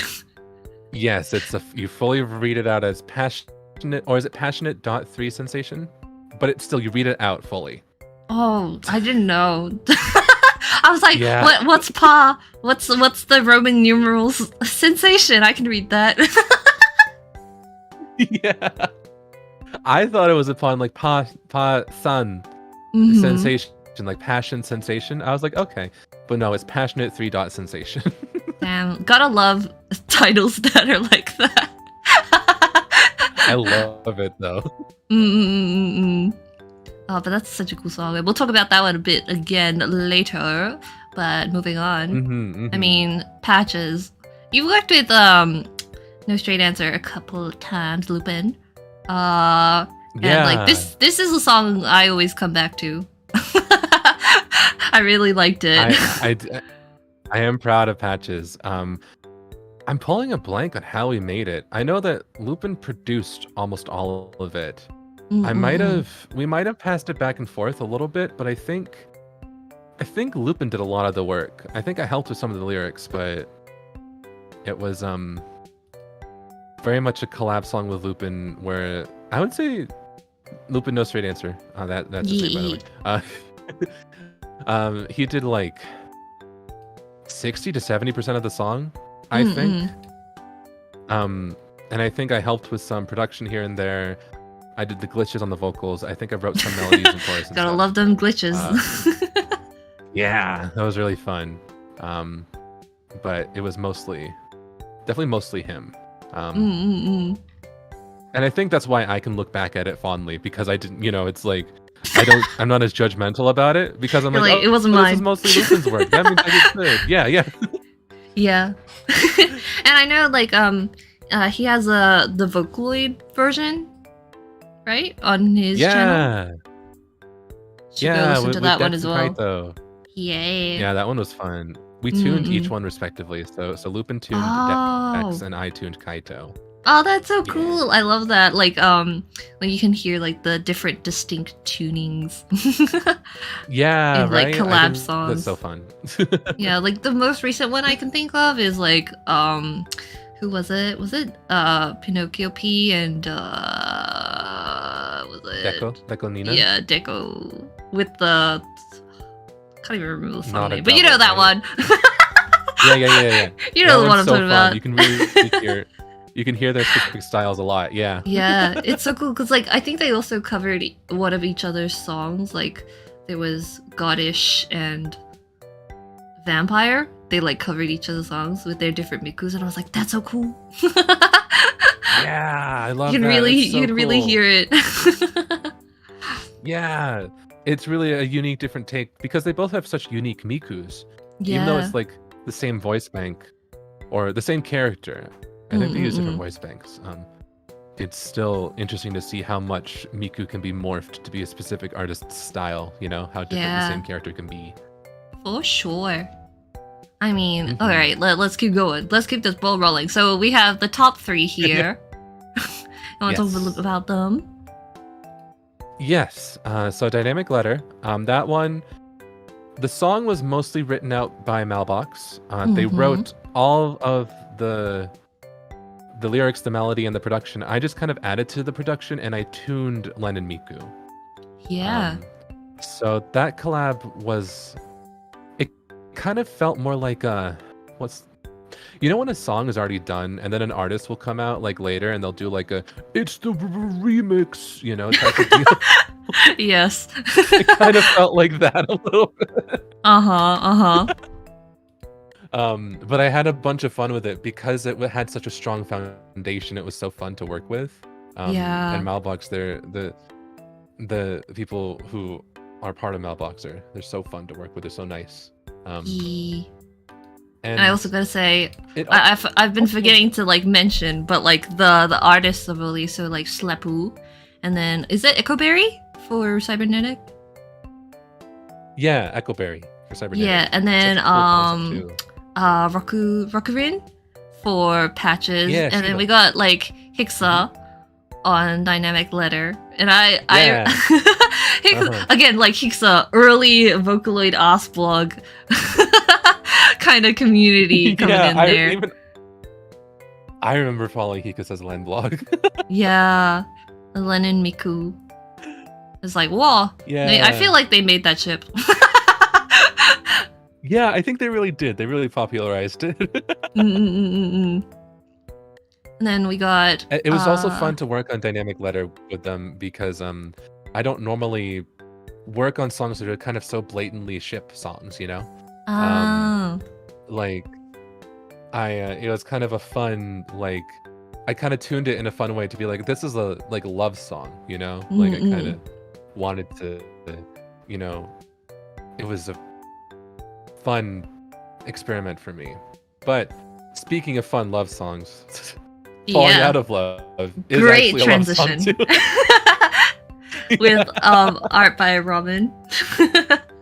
Yes, Robin, who I know we're going to talk about it later, but both you and Robin share a similar like initial theme when I first found out about you as artists. Yeah, we were both deep into like the Love Live era.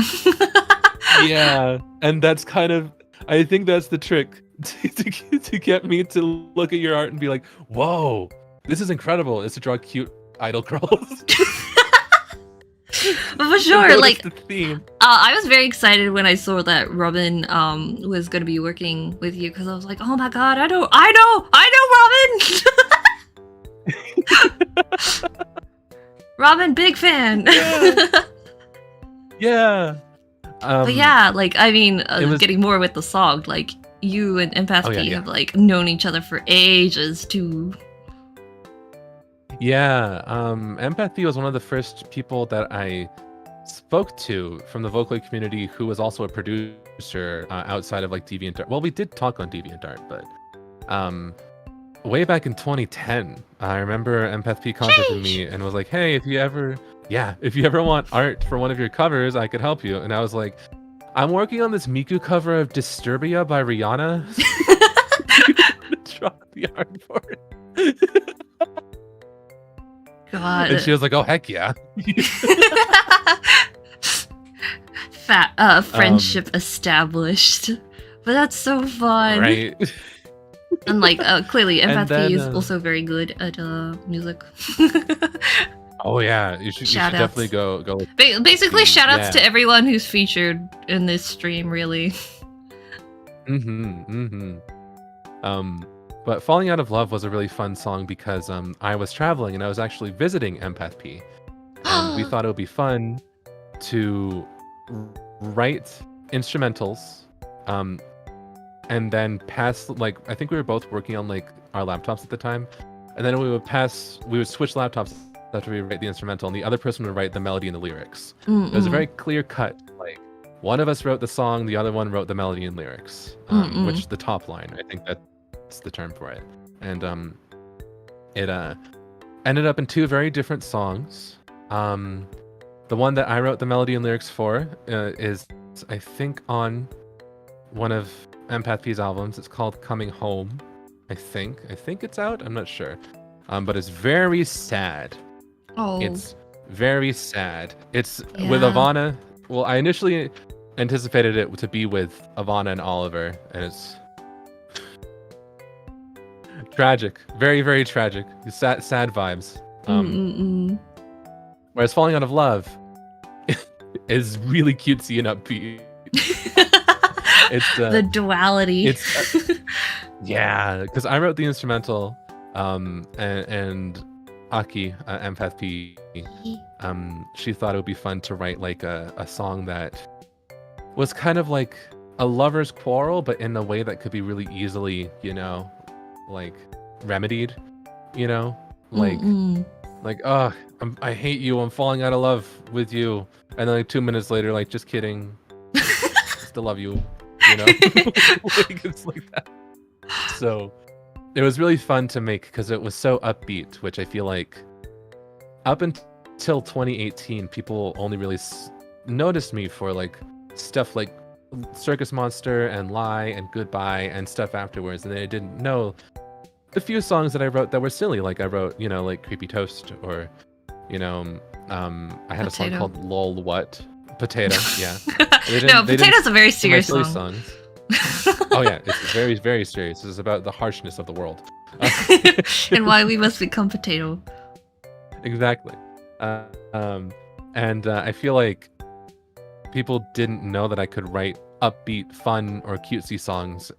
So I feel like Falling Out of Love was a big like departure, but also kind of going back to my roots. Like, I just wanted to write a fun idol song, you know, a fun, cutesy, cute song. And I think Empath P wrote really fun lyrics that went with it. And then the exact opposite end of that spectrum was a very angry Ling with Marvin. Yeah, wrong and right. Go check it out, everybody. I worked on it. Yeah, that's yeah. And so did a whole bunch of other people. Yeah, the title says me and Marvin, but that's because Marvin was the person I went to be like, hey, let's collab. I have this song. Can you arrange it? And then Marvin was like, okay. I have some ideas. And Marvin ended up changing the composition a little bit. And also bringing on Takal and David Guthrie. And then I brought on Cruiser to tune Ling. And then the video, Khee was there for the art. And then Rice and did some of like the composition. And then False King did like the 3D. Yeah. And I was like, oh my god, this is big group project. A lot of people. Yeah, the biggest group project of all my songs. So it says me and Marvin, but it's really me, Marvin, Takal, David Guthrie, Rice, False King, Khee, Cruiser. Sorry, we couldn't fit in the title. Yeah. God, but that, like, I don't know, that's so cool. And also you're like, don't know if I'll do that again, or like, that was great. Should bring more people on all the time. I had a lot of fun with it, but it was also very stressful, because when mixing the song, because that was my job too, I wanted to make sure that everyone's part sounded good. You know, I wanted to make sure that everyone, like Takal's bass, David Guthrie's guitars, and Marvin's drums and stuff, I wanted them to all sound as good as possible. And then in Cruiser's tuning with Ling, I wanted to make sure that Ling sounded as good as possible. And you could hear all of them and all the parts, and it was stressful having not my own work be on the line. Like, if I messed up the mix, it would be bad, you know? Well, I think it turned out great, and like anyone who hasn't like listened to this song or any of the CMYK songs or any of your songs in general should go check it out. Because they're all good. They're all bangers, in my opinion. Aw, shucks, thank you. Yeah. I mean, so like clearly you like to collab with people, not just with like the music production, but also with making the videos. I suppose. Yeah. But we're gonna show off this list right here. Some good stuff right here. Yeah. So what was this slide about? Was this slide about like these are the music video collaborators, like right. So yeah, Detrimental, top left, that video is done by Bebo, with art by Basil, you know. Very fun video. Just for Tonight. Yeah, that one was so 2010s pop. That one was like, okay, a decade has passed. I can just shamelessly write a Kesha song. And the vibes were so fun. I still really like that one.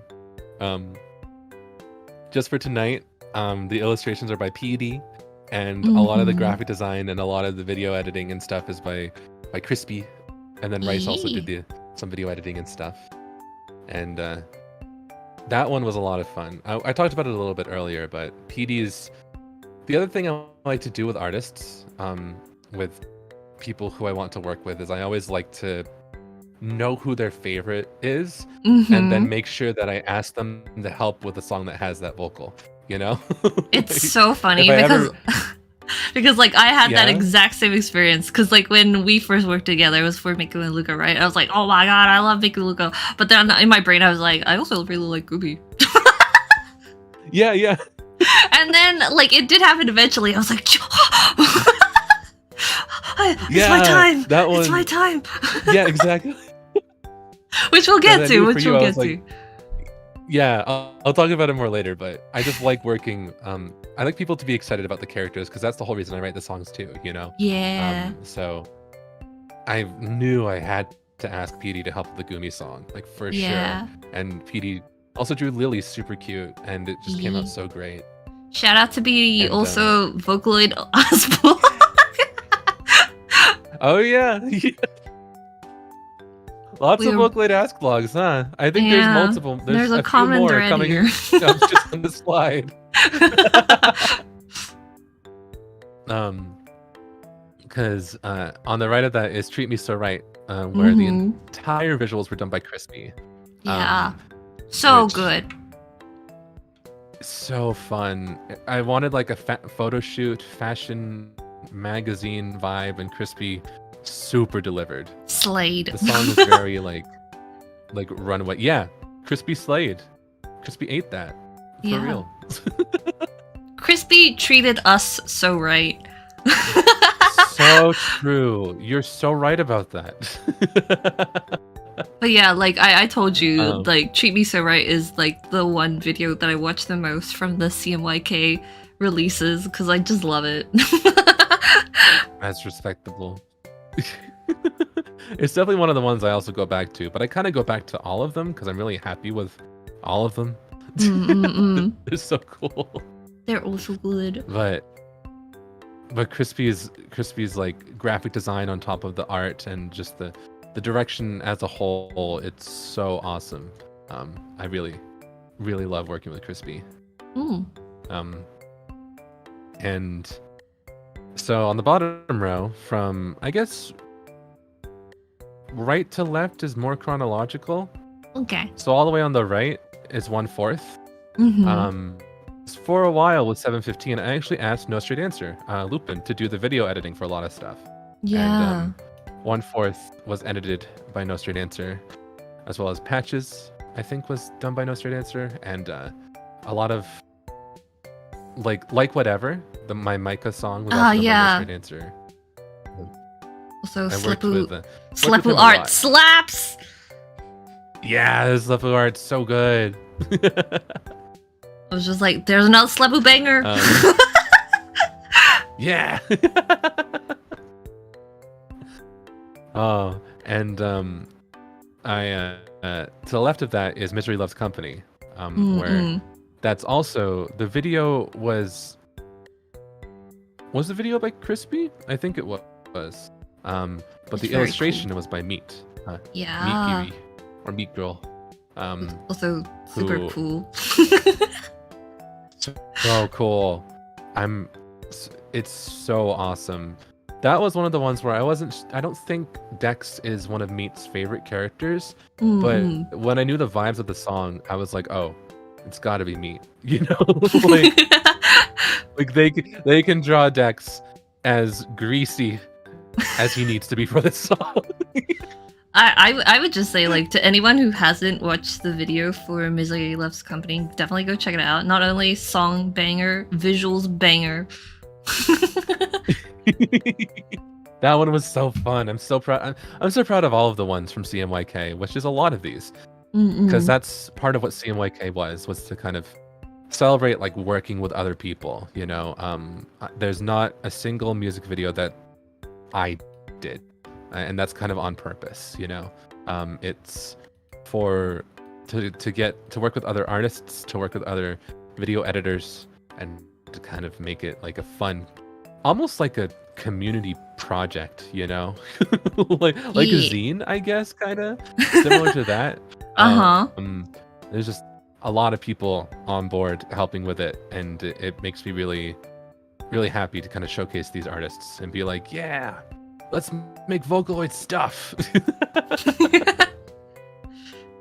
That's good. Like, I don't know. Like, I personally, not, and I'm not just saying this because I work with you, but like, I really like that you bring in like so many different people to like, you know, collaborate with on your projects. I'm like, so cool. I'm one of them.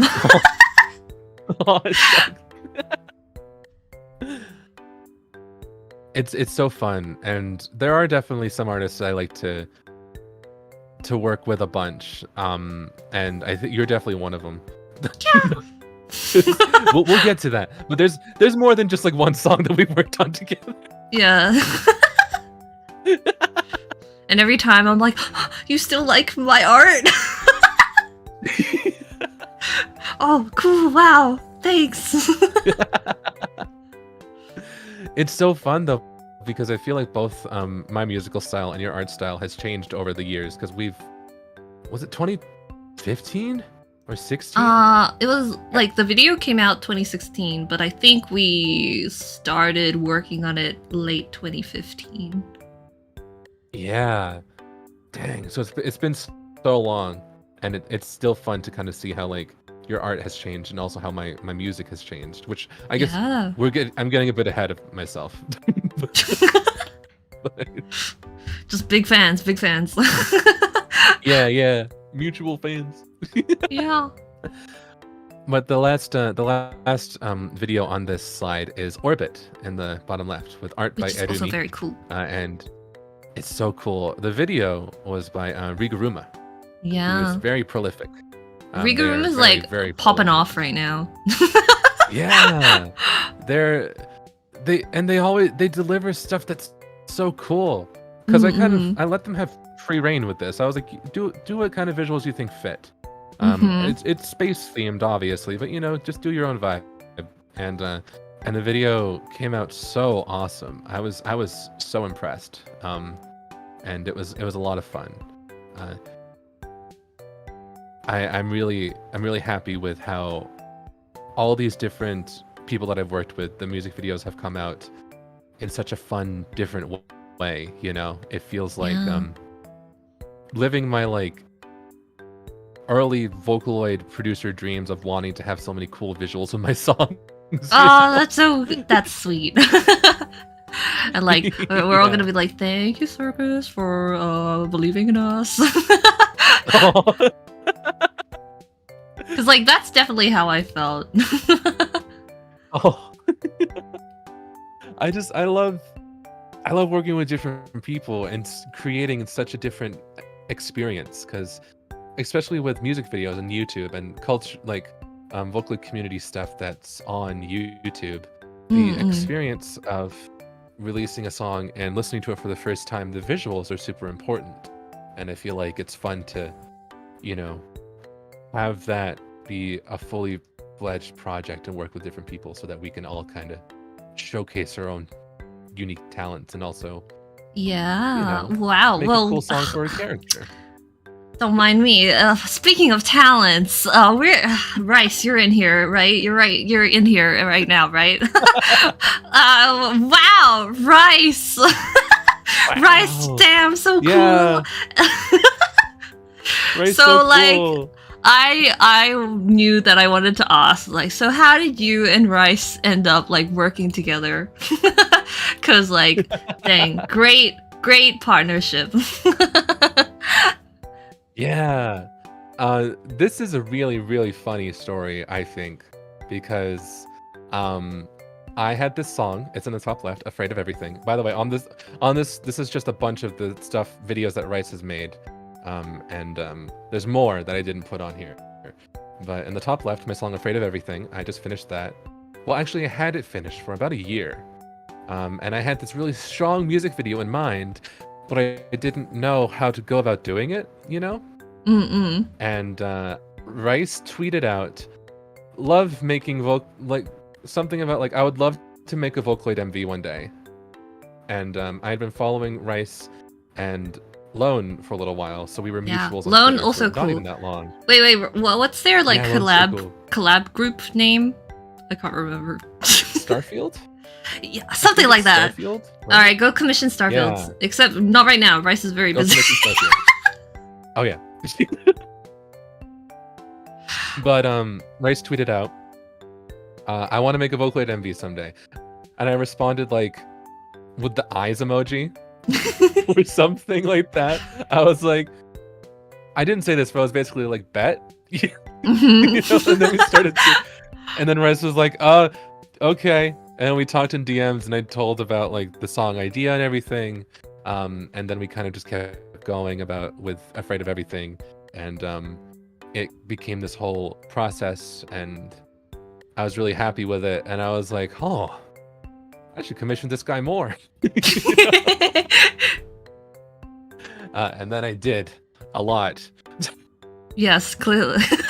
still going. Yeah. You might see you will see some more Rice music videos coming up. Yeah, Rice, totally super talented, multi-talented, multi-skilled.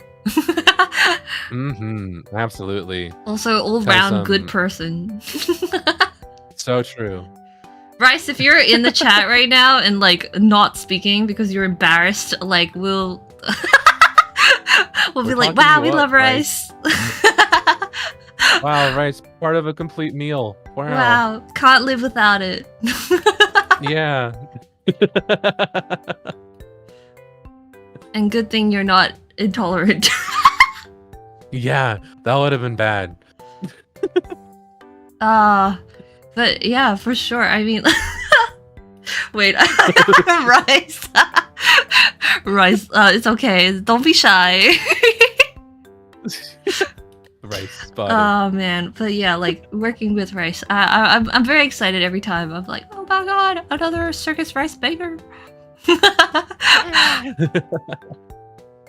But I think it's just great to to find people who you just like work very well with, and clearly you guys work very well together. Yeah, we both work at a very similar pace, I would say. Simultaneously, like very fast-paced.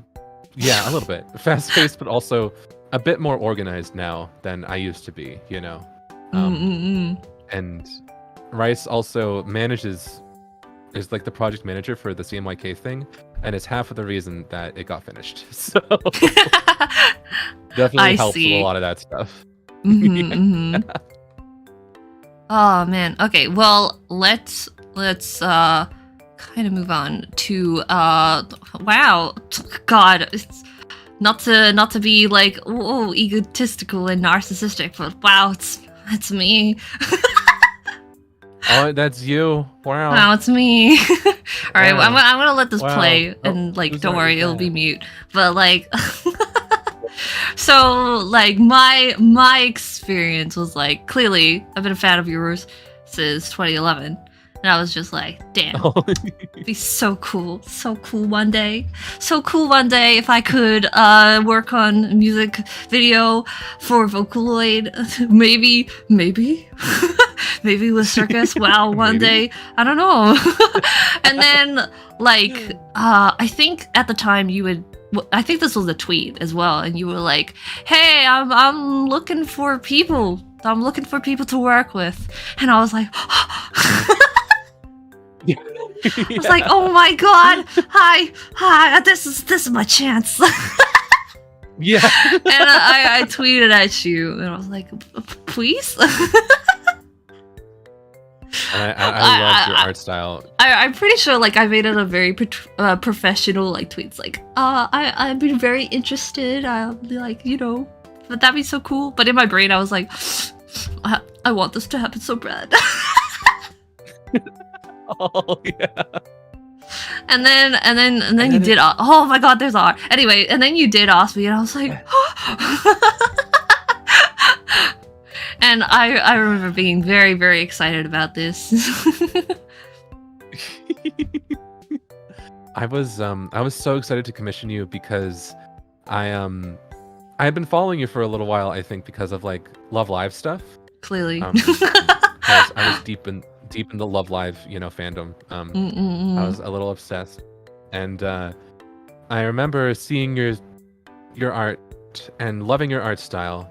And then also realizing how good at like costume design for characters that you were because of like Love Live trained me. I wanted what? I said Love Live trained me. I learned how to draw frills. I learned to draw complicated outfits. It was Love Live, but I did. So I was like, oh, if I have a song that I want to have a very strong like character visual, like an outfit that I think people would remember, I really want to commission khee, and then you were like, oh, let's I tweeted out I want to work with people, and then you tweeted at me, and I was like, perfect.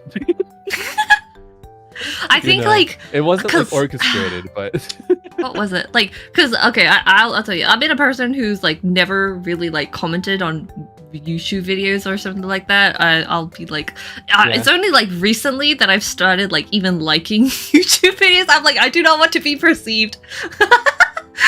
But like, I remember the first time like I interacted with you was on DeviantArt because it was your birthday, and I was like, I want to say happy birthday. Oh, shucks. Yeah, and then I was like, oh, okay, bye. Wow. I think I remember what it was. Did I respond? I think you might have been like, thank you. But I was like at the time on DeviantArt where you could like comment on someone's profile and add like a drawing. If you remember that. Oh. Right? So like I think that, yeah. I think I wrote like happy birthday, and I think I drew Iroha. I think. Oh, cute. I can't even remember anymore. But like I was like, happy birthday, bye. Oh.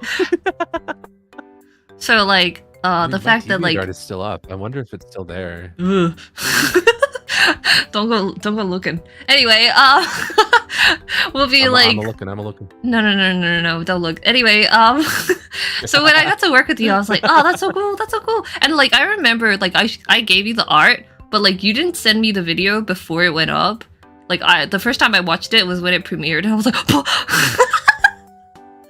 oh man. And then so like when I saw how you edited the artwork to do like all this flashy stuff, I was like, whoa, that's so cool.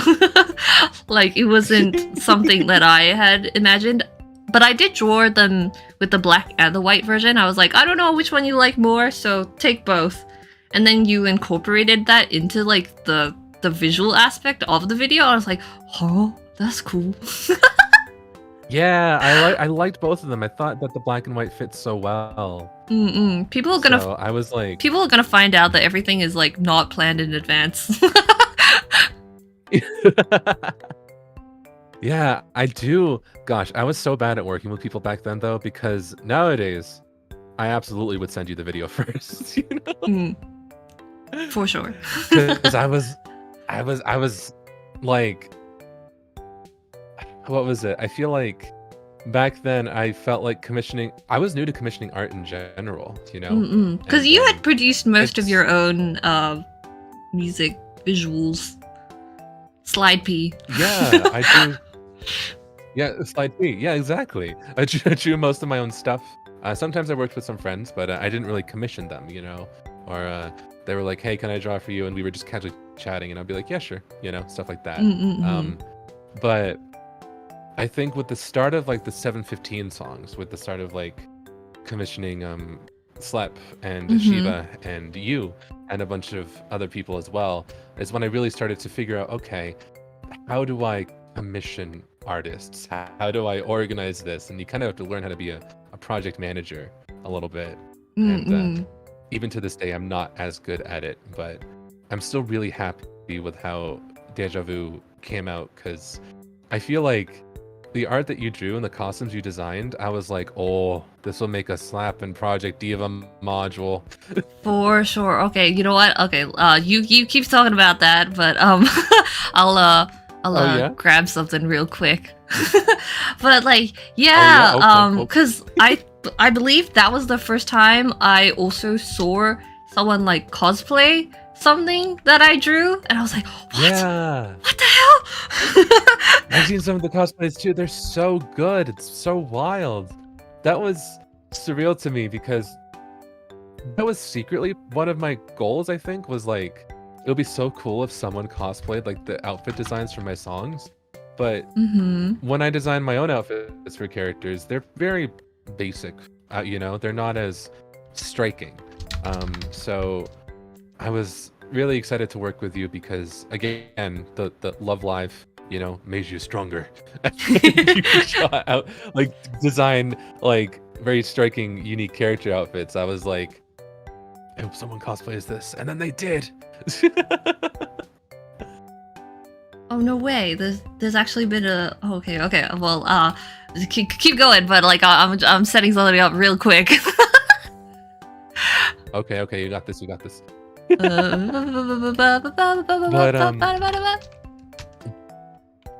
Deja Vu and 1/4 are both the songs that are like they were written for Studio Giano, I think.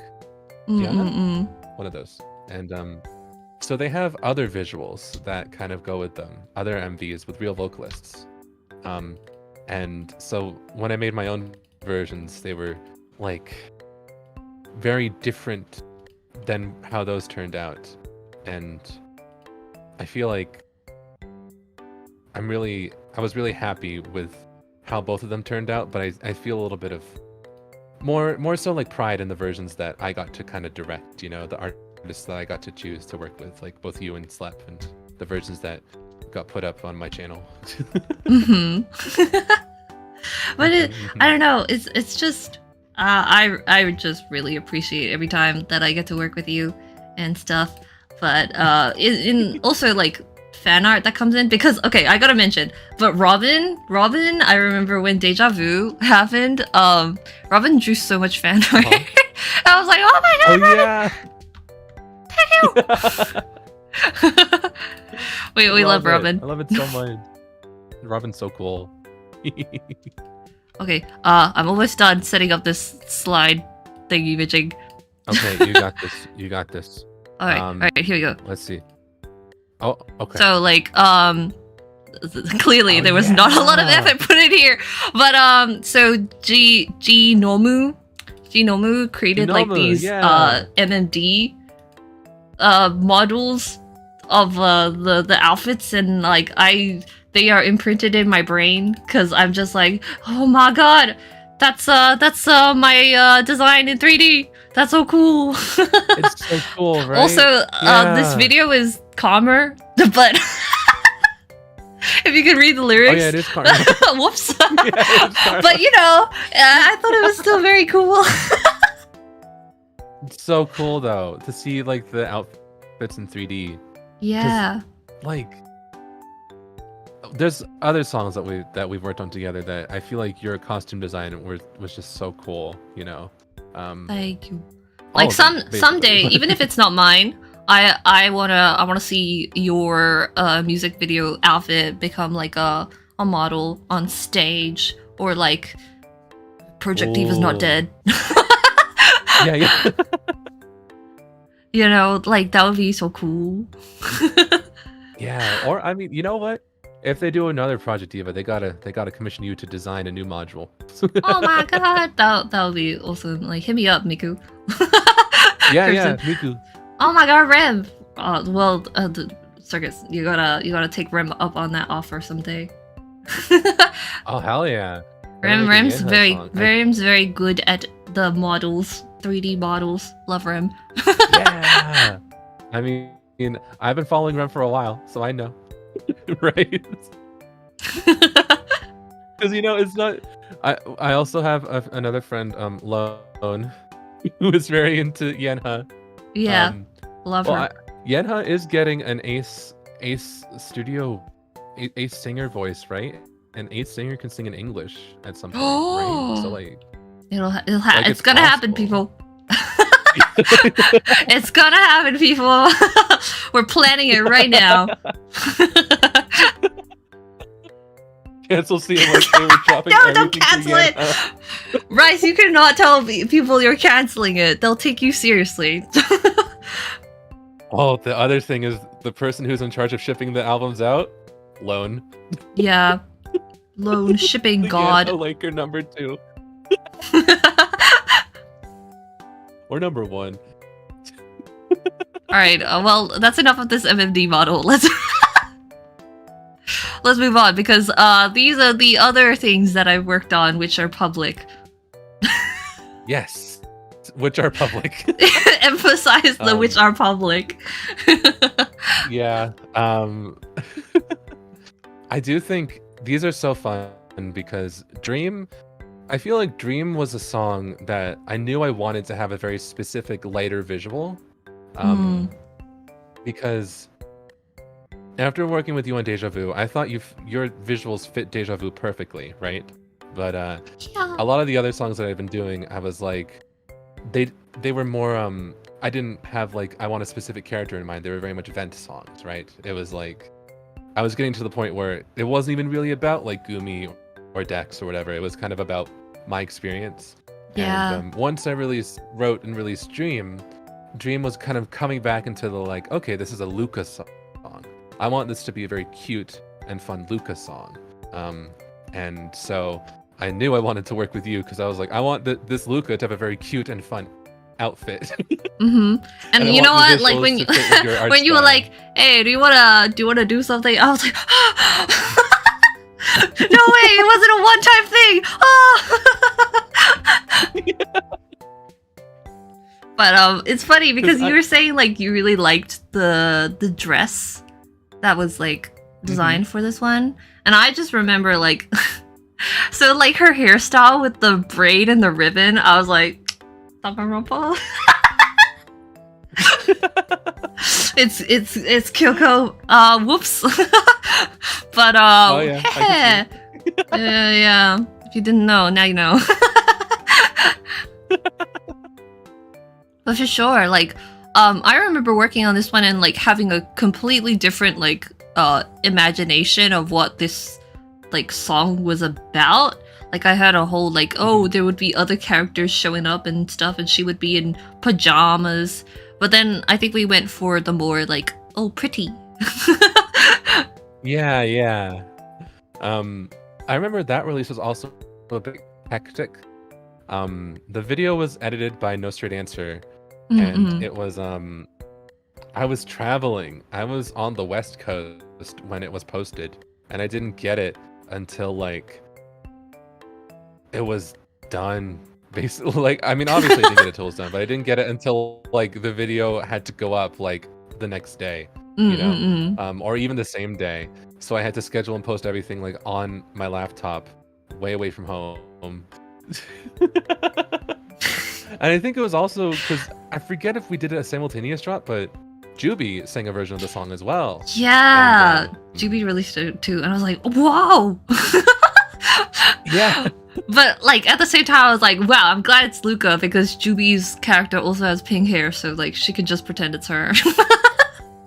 Yeah. Juby singing the Lucas songs, and also Juby sang Dream so well. I thought it really fit like her voice, and I was really happy to work with Juby. Dream was, I think, a bit hectic, but I'm really, really happy with it. It feels like, how do I describe it? Like a shift, I guess, in my musical artistry, you know? Like if you can, like every song after Dream is kind of different than all the songs before Dream, you know? Yeah. And I'm really happy with it. Yeah, like the ADBD. Yeah. Oh man. And then after that was with the I Am Here, which was fully like a Chinese song. I was like, Yes. wow, that's cool. Yeah. With Jingxian, that one was so fun. That one was I worked with a lyricist to write the Chinese lyrics, and they were so fun. I wrote it in English first, and I was like, wait, Jingxian exists. She's real. I like her a lot, you know? And then I was like, well, what if I took one of my songs, and what if I commissioned someone, and what if we made it into Chinese? You know, so I could. Wait, I like that.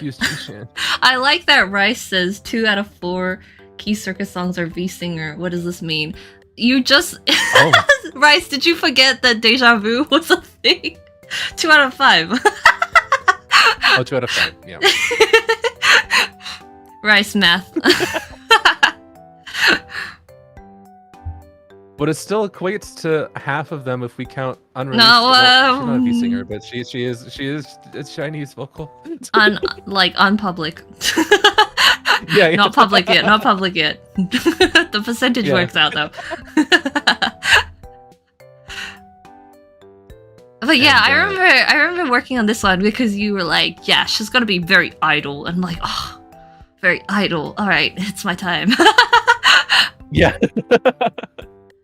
Because that was I Am Here. It's actually kind of a song that was meant to be like a different interpretation of my experience at like Miku Expo. And like if I were to enter for like another Miku Expo contest, it was kind of similar to 10,000 Stars. It was like I wanted to write a more upbeat concert idly song, you know? Yeah. And I thought I Am Here was really kind of my new like take on that now that I learned how to be happy and write Aw. happy songs. Well, you know what? I'm thing so is- happy for you. Thank you. The thing was though, I've always been able to be happy a little bit. I mean, I went through the trenches here and there, but Happy Or- P. I didn't know how to write happy songs though, and it wasn't until Dream and afterwards where I was like, okay, wait, I think I know how to get this into words now. And so it was really fun. And then I do think it's funny though how I would go to you for my more upbeat happy songs, because Evergreen's a K-pop song, K-pop inspired. Yeah. And And I was that's where like, started Groovy, reviewing. let's go! Yeah. I tried to get everyone to draw their favorites for that Yeah. one. I remember that. I was like, that's so cool. And like the concept where like there's three a lot of artists them in that one. three of them have like similar outfit, which was very Love Live subunit of you. Yeah. And I was like, okay, so like I remember that one. I was like, I gotta go with the Merly color palette because I really like Merly's Yeah. design. Yeah. It was really fun. Having the outfit design initially and then giving it to all these other artists that I got to commission and make like a little lyric video. It was kind of it kind of hopefully showcased how much all my music is still like fan content in my head, you know? It was like, what if 9 different Vocaloids were a K-pop, J-pop idol group and they had like a lyric video, you know? And now look at Colorful Wow. Stage. They get lyric videos in this style all the time. So true. It comes before its time. How does it You know feel what to I'm be the gonna say? blueprint? You know? I mean, it's I'm very very humble. Vocaloid chorus of you. Yeah. But all 3 of those, even including Deja Vu, they're either, you know, like sad or but still kind of idly and a little bit like the backtrack is a little bit upbeat, or they're just straight up idly and upbeat. And Wrong and Right's really funny because it's a complete shift from anything I've asked you to do. Yeah, before. I'm just looking at the thumbnails right now and I'm like, she's screaming. Yeah. I gotta say, like, when I was asked to do this one, I was like, are you sure? I'm like, can I draw like angry people? I mean, we had like a really strong vision, and I was like, I think Khee could do great. Because I remember, like, I had so many different drafts of just like trying to figure out what style this should be in. Because, like, you know, my art, I try to make the line art very clean and bold and stuff like this. But I was like, for this one, I was like, I can't make it clean. Like, I need to do it in some way where it's still like rough-ish. So I think like the textured line art pen really helped with that. And it came out I so feel like cool. in my experience, this was like the one that people compared to Danganronpa the most. That was all kind of the vibe, because when False King was like doing some of the 3D visuals and the placements, I think Yeah. we literally had Junko's sprite like just as the placeholder. She's just standing there. Was it Junko Yeah, or was it someone meant to else? be I forgot. Danganronpa. I thought it was Junko. But, you know, that's the vibe. That's the wasn't- vibe we were going for. Yeah. Man, but like was- this was very fun. It's also the most art I've done for one of these videos, I think. Yeah, there was a lot. You even animated. Yeah, there was like three little animated bits, and I was like, I hate animating. But like it was so short funny 'cause enough half that of- it was okay. That's so funny because I know there's a, not to jump ahead too much, but after seeing some of your animations, I was like, ooh, we should get Key to animate. Both me and It's Rice were okay. Like, ooh. Key likes animating, right? Well, you know, officially I'm a storyboard artist, not an animator.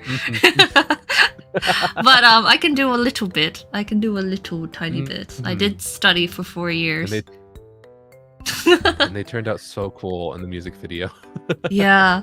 I keep thinking like at the end it would have been cool if she like turned around. I was like, could have done that, but it's fine. Ooh. It's alright. I think she could have turned around. there's some style in not turning around, you know? Yeah. It's like not facing the explosion. Which is us. But yeah, like speaking, like we're gonna just like move on because I don't want to talk about myself too much, but we're gonna move on because like on the topic of Danganronpa, with people being like, this art looks very Danganronpa. I drew this picture. So like firstly, the one on the side there is like one of the artworks that was in the video, which was very cool. Yeah. I don't think this one is shown off That's the one that's the thumbnail, right? lot, because I don't remember seeing the guitar very clearly in the video, but you know, Yeah. it exists. It's so cool, though. I love the outfit. Yeah, I thought it was cool too. And then And the you know, expressions. you've got that wrong. All right. All right. Yeah, that's just a Danganronpa in me. So Well, of all the songs that are meant to be Danganronpa coded, it's that one. yeah. Well, you know, it's time to bring up Danganronpa, everybody. So you you recently finished V3, and like did. Danganronpa A. So we gotta ask the question, like, did you like it? Okay. Did you like Danganronpa? I actually really liked V3. I thought it was fun. I remember because I streamed it. I streamed it all on Twitch, and it's still on my Twitch. Like the videos, and I remember there would be people who come into my chat and they'd be like, I don't like the ending of this one. And, not to spoil it, but I got to the ending and I was like, wait, but this is kind of fun. To me, I was like, wait, but this is kind of fun. You know, Okay, I kind of liked it. Exactly. I had the same experience because what happened with me was I played it kind of late. I didn't play it like exactly when it came out, because like I started working. I started working full time. Oh, and I was like, oh. But I remember just being told, because like I tried to avoid spoilers as much as I could. But like the consensus from the fandom was like, you either like the ending or you hate it. And I was like, oh my god, what's so controversial? And then when I finally got to it, I was like, I really like this. I think this is so fun. What a way to go. Yeah, exactly. I was proud. I wasn't spoiled for it at all, and I didn't play it until like 2022, and I still didn't get spoiled for it. So I got to experience it for the first time, and I'm in that boat. Yeah, I was like, this is fun. Yeah, for real. I mean, like, again, we won't spoil specifics here, but like the character, I was like, I already liked them because I had the same interest in their talent.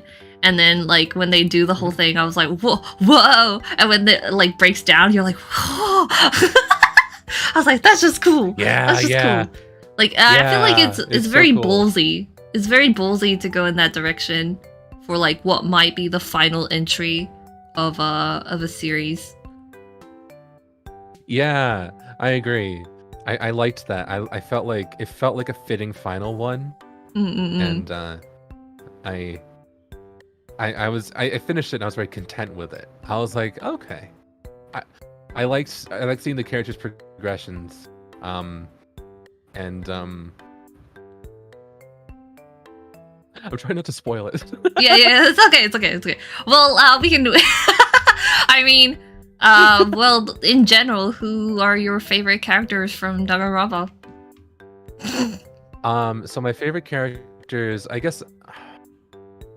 Can I spoil a little bit of the first one? Would that be good or bad? Because it's a very funny story. Yeah, go ahead. All right, people, if you don't want to spoil Danganronpa, we'll mute the video. Mute the video for a little bit. But this is spoilers for just the first chapter. Literally just the first chapter. This is spoilers for just the first chapter. Okay. Yeah. Okay, so it's nothing for the entire game.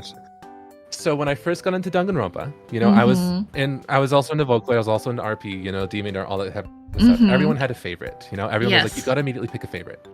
So I got into Danganronpa 1, and I was like, Junko's my favorite.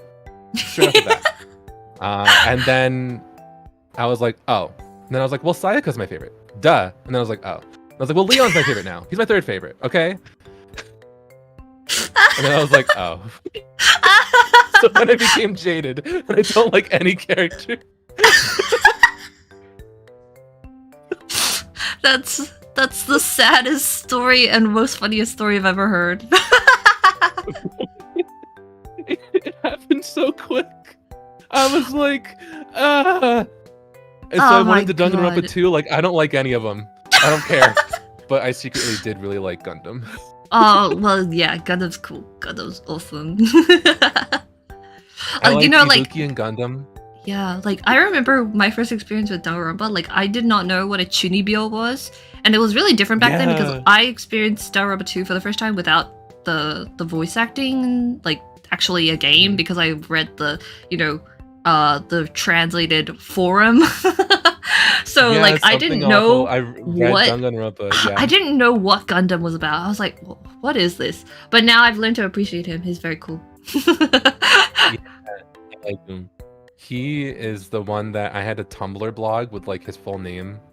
You know when you get like a canon full character name blog. Yeah. That's so I don't think I have that cool. URL anymore, but I had it for a while. That's great. Wait, are you a big fan of hamsters? Oh, I loved Hamtaro growing up, so yeah. Yeah, you could have been Hamster P. Hamster P. That could have been me. And then in DRV3, I went through it with a very strong favorite being Maki for the entire way through. I was like, I'm a Maki stan through and through. And yeah. I was like, maybe I'll change my mind as the game goes on. But then I kept being like, nope, I'm a Maki stan through and through. Oh, actually, well, you know what? I don't mind like revealing this right now. Spoilers, everybody. Not really, but like spoilers for me, for me. Spoilers for me. Yeah, I got in contact with Maki's English voice actress, Erica Mendez. I'm gonna be doing some art for her. So. Whoa! Yeah! Whoa! Yo! Oh my god! So cool! That is so cool! I was like, whoa! So yeah, that's gonna be happening within the next couple of weeks or something. I've been allowed to like stream working on the art. So yeah. Ooh. Look forward to that in the future. But I'm so excited because like this is, I suppose, like the first Danganronpa voice actress who I've gotta do something for, and I'm like, I'm just very excited. Yeah. So I'll be joining Maki. Congrats. I'm joining Maki. Yeah, very, very excited about that. All right, well, we're gonna close off the Danganronpa kind of related questions because gotta ask you. You know, you're on Cheese to Meet You. You're talking to me. The Komaeda enthusiast. Yes. I gotta ask. Yes. So, what are your opinions on Nagito Komaeda? I think he's just a silly little guy. I think I understand why people like him, because I kind of do also want to put him in a petri dish and just see what he does, you know? Like with a microscope, I'm like, what would you do? You know? Yeah. You're So I being get it. you're being very polite right now because I asked you yesterday. I was like, so you're a fan or a hater? And you're like, well. It's a complicated. It's like I don't know if I like him, but I am interested to see what he does. Like Yeah, like you're if you. right. I mean, I guess that's what Danganronpa is. But like, if you were on like Big Brother, I would probably watch his channel. I'd be like, what are you up to? What are you doing? Listen, you copy me to him. It's his birthday today, you know. He's the birthday boy. Literally his birthday today, so you are not allowed to be mean or I will end this stream right here. Which reminds me, how long have we gone right now? This is our Boy, how long have we gone? how 2 how long? hours. Is it really 2 hours? Wait, I don't know how to do math. No, I think we're Wait, about to wait. hit 3 hours. We're about to hit 3 hours. We're about to hit 3 hours and we are not done yet. These We just still keep have so getting many longer and slides. longer. All right, let's speed it up because so you know Okay. oh god, it's about me again. But I did like little fan animatics to your songs, which I could kind of like have playing right here at the same time. So like, oh my god. Oh, whoa, spoilers! Spoilers for Danganronpa up there. Whoops. Oh yeah. But yeah, like the okay, one on the left was based on your From Bronze to Gold song, which I really enjoyed, Edlin, and I was like, oh my god, it's your birthday. It's your birthday. Let me do something real yeah. quick. Let me do something real quick. And I remember I was loved like it so much. just like working on it. I was like, oh, I gotta go. It's your birthday. And I remember doing this, and I was like, I don't know. She doesn't have a design. It's just her, like in the video. But I was like, you know what? I'm gonna give her horns, because at the time your avatar was like a dude with horns. I mean, I still have horns. There's different. Yeah, you shapes. have different horns now. They go round. Yeah. They go round and Yeah, they're round. like ram You know? Round and round. Yeah. Yeah. Wow. What a reference.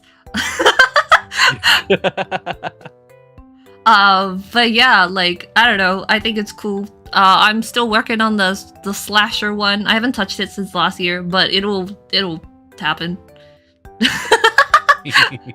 And Well, now cool. there's You more material to work like her, so you know this was extra cool for you. Yeah. Oh my god, no need to play the whole thing. All right, what the what's this? Oh, okay. So Yeah. I remember. So like I Such a made bestie. I made this like meme image, and then people were like, "Oh my god, can I voice it?" And so the person who did the Kobaida voice, unfortunately their Twitter is deactivated now, so I'm like, I don't know who to credit for this anymore. But No. I think this might not be on mute.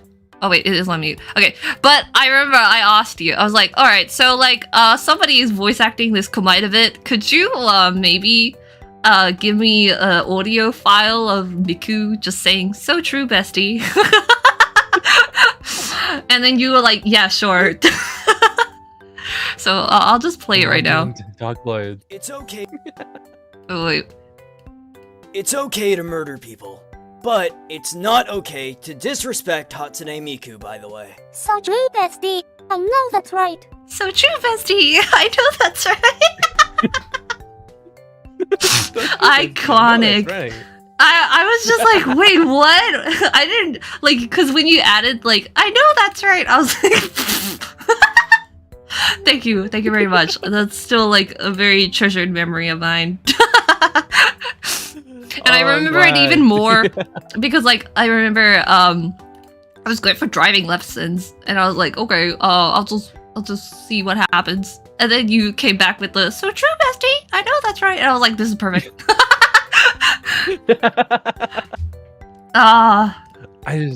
I love that phrase. I said it so much back then. I still say it now, but not as So much. true, bestie.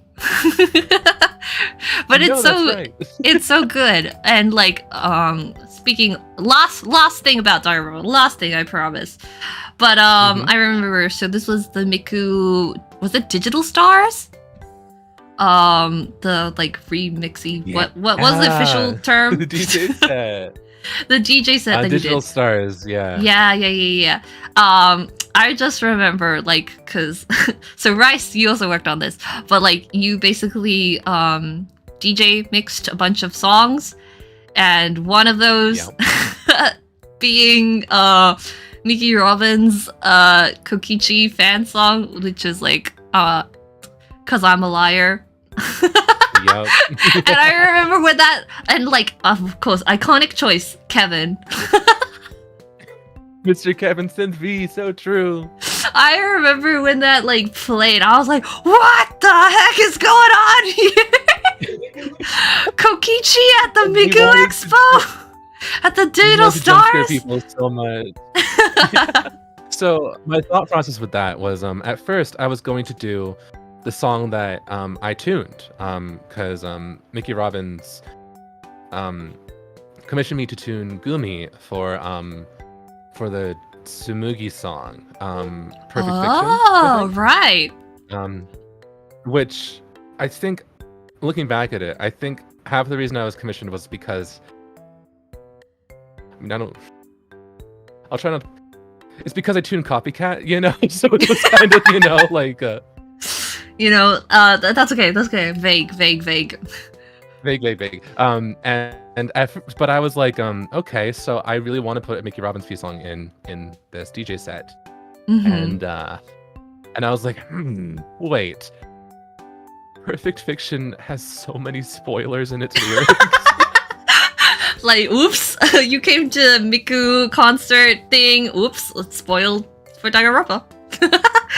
So then I was like, okay, what's another Mickey Robbins P? And I realized that "Cause I'm a Liar" is their most popular one. Yeah. And it's also one of their only ones without any spoilers. Because all you need to know about the song is that he's a liar. vibe. He's a stinky little liar, and that's about it. He's a liar. You know? Yeah.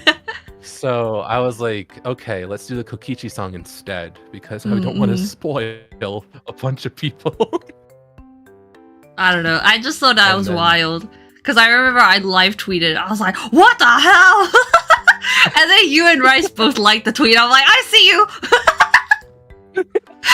Because we I wanted see it you to there. jump scare people too by having the Kokichi like at Yeah, the start. Nishishi. I'm like, oh. So people who didn't know, they would be like, "What's that?" But people who did know would have your reaction. All right. Minor spoilers, but World is his as well, you know? World definitely Oh, so is true. his and Miku's.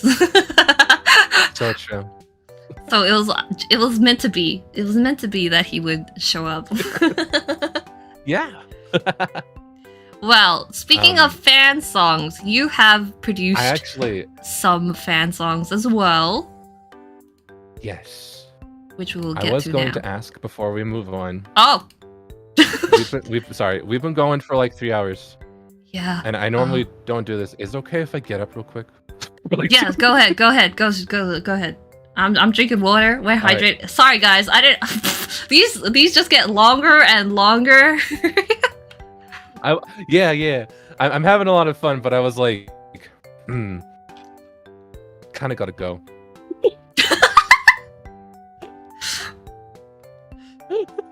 But we So still I'll have be so right many back. slides. We'll speed through. We'll speed through. so I We'll don't speed want- through. No, we don't gotta. I'm just gonna sink into my chair a little bit. I'm All right. just gonna, I'm just gonna go down here, and I'll be right back. All right. Well, you know what? I had the perfect thing. Look. It's like you. Where did it gone? Oh yeah! Wow, it's so great to be here for more than 3 hours. Wow, Khee, like I didn't sign up for this, but this is just the best stream that I've ever been on. Wow, thanks, Circus. That's really kind of you to say. Yeah, I'm having a really good time too. You know, we talked about you and a bunch of people, and even Danganronpa. You know, even gotta insert Kobaida on his special day. Yeah, gotta love that little funky guy. Yeah, so, hey, you know, when can we expect a Danganronpa fan song from you? Oh, well, I don't know about that, but maybe someday. Oh, wow, really? No way! That's right, you heard it here first.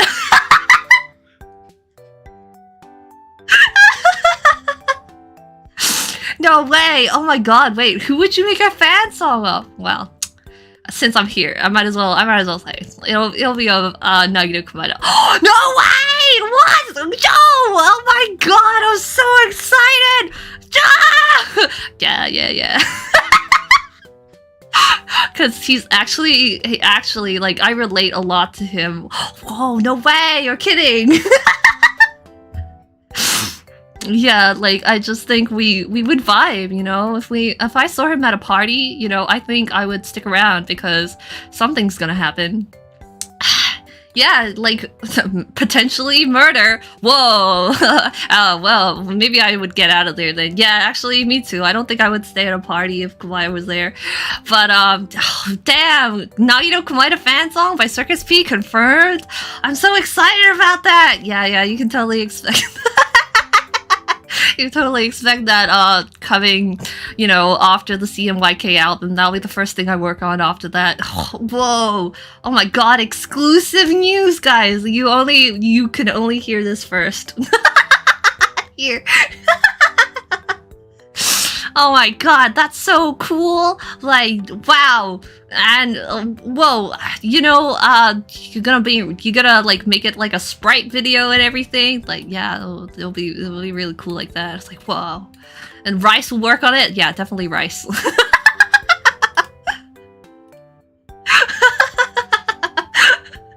Oh my god! Oh, the Buster! What happened? Who was that?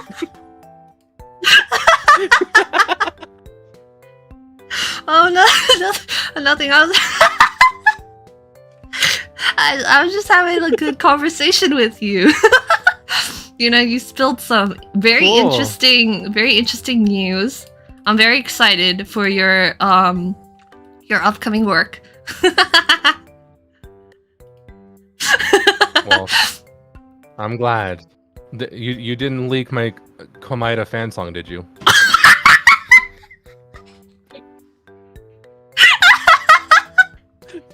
You're gonna need to watch back the VOD. Okay. Will do. Anyway, oh no, fan songs. So you have like these two. Circus and his twin brother. You mean Carnival? Oh my god. So anyway. Anyway, I'm glad that you got up and stretched, you know. That's good. You know, you gotta take care of your health. Especially as creative people, we stare at the I'm ready for another 3 hours. Hopefully it won't go that long. You need to sleep. Anyway, so you have these two songs, well, I mean, which I've got showing here, which is Five Nights at Freddy's fan song, and also a Genshin Impact song, which is very cool, very cool. Yeah. So what makes you want to do a fan song? Because these are very rare. So they are. These are very two different ends of the spectrum, I would say. I've been a Five Nights at Freddy's fan since like it came out. I thought it was fun. I thought it's always been fun.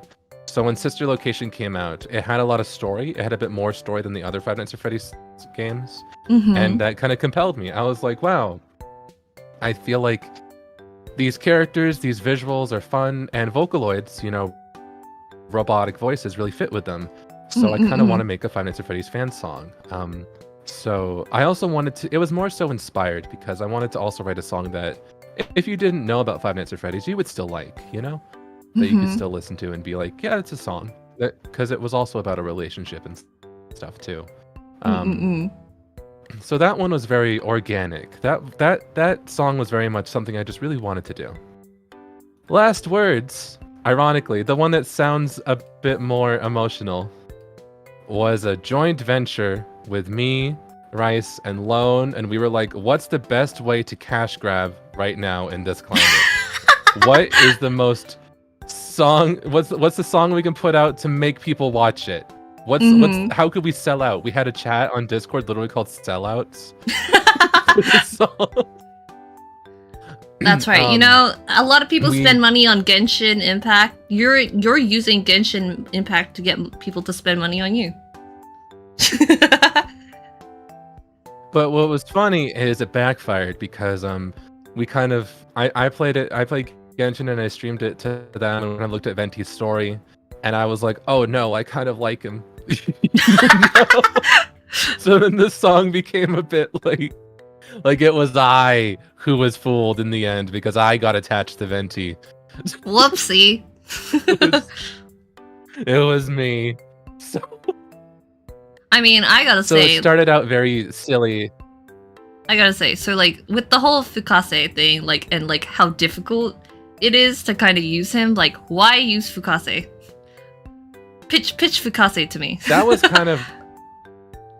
was actually kind of the crux, I guess, or something of this, was like the way to make it so it wasn't actually a cash grab was to use a vocal that we legally couldn't sell with, you know? So it's like we kind of did it for fun. We were like, would this pop off? Would this go viral or whatever? And then we were like, well, we don't want to like actually make too much money from it. So let's use Fukase, who you can't legally use and sell works with. You could just do fan stuff with. And it felt like a good excuse too, because it was like, well, I don't know if I can sell a Genshin Impact fan song. So let's use Fukase, because I can't use him that much otherwise, and I do like him. Fukase's great. Now that we have more like synth V male vocals, I think I like them a bit more than Fukase, but for a while, Fukase would have been one of the main vocals I used if his legal EULA wasn't weird, you know, if you could use him normally. But yeah, Fukase's when's that good for fan stuff? When's that Danganronpa fan?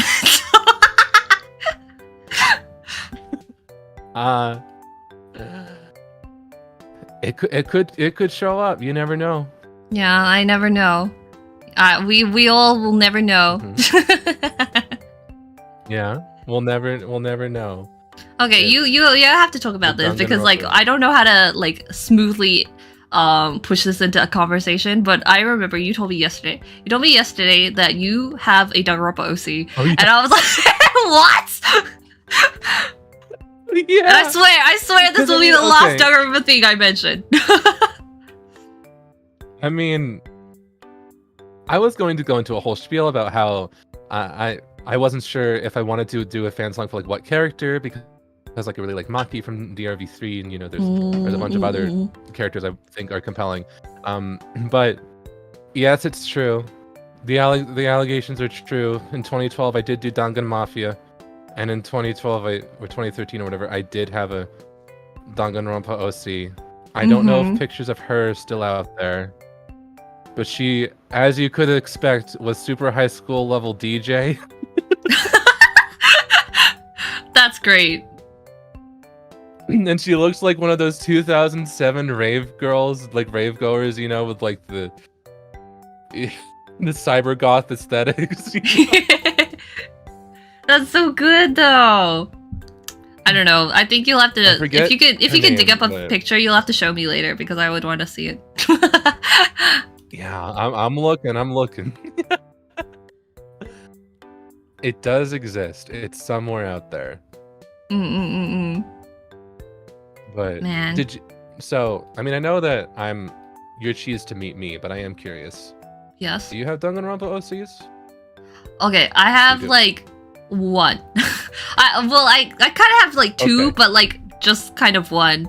And it's funny to me because I'm like, how have I not made like more? But also, I didn't make it when I first got into Danganronpa. I made it like a bit later. I can't remember. It's definitely pre-COVID, but like, like it wasn't recent, but it also wasn't early. And I was like, what the heck? Why didn't I make one like earlier? I think it's just because like I'm just attached to what's canon there. So I was like, I don't need to make my own. Makes sense. I don't need to make my own cringe Sona. Which is me right now. Look, I'm the cringe Sona now. Yeah, Rice, it was a You're not flourish. cringe, but you are the Sona. Ah, man. Okay, well, let's move this on because we have no visual for your OC. But thank you for I'm still mildly looking. Thank you for all the like Danganronpa question answering. We're gonna move on. We're gonna also speed through this because we have mentioned some of these, but you have some songs which are not in English, and I guess just talk a little bit about how those come about. Yeah. So with the Chinese ones, with Copycat and I Am Here, I commissioned the lyrics. Oop, spoiler. I commissioned the lyrics. I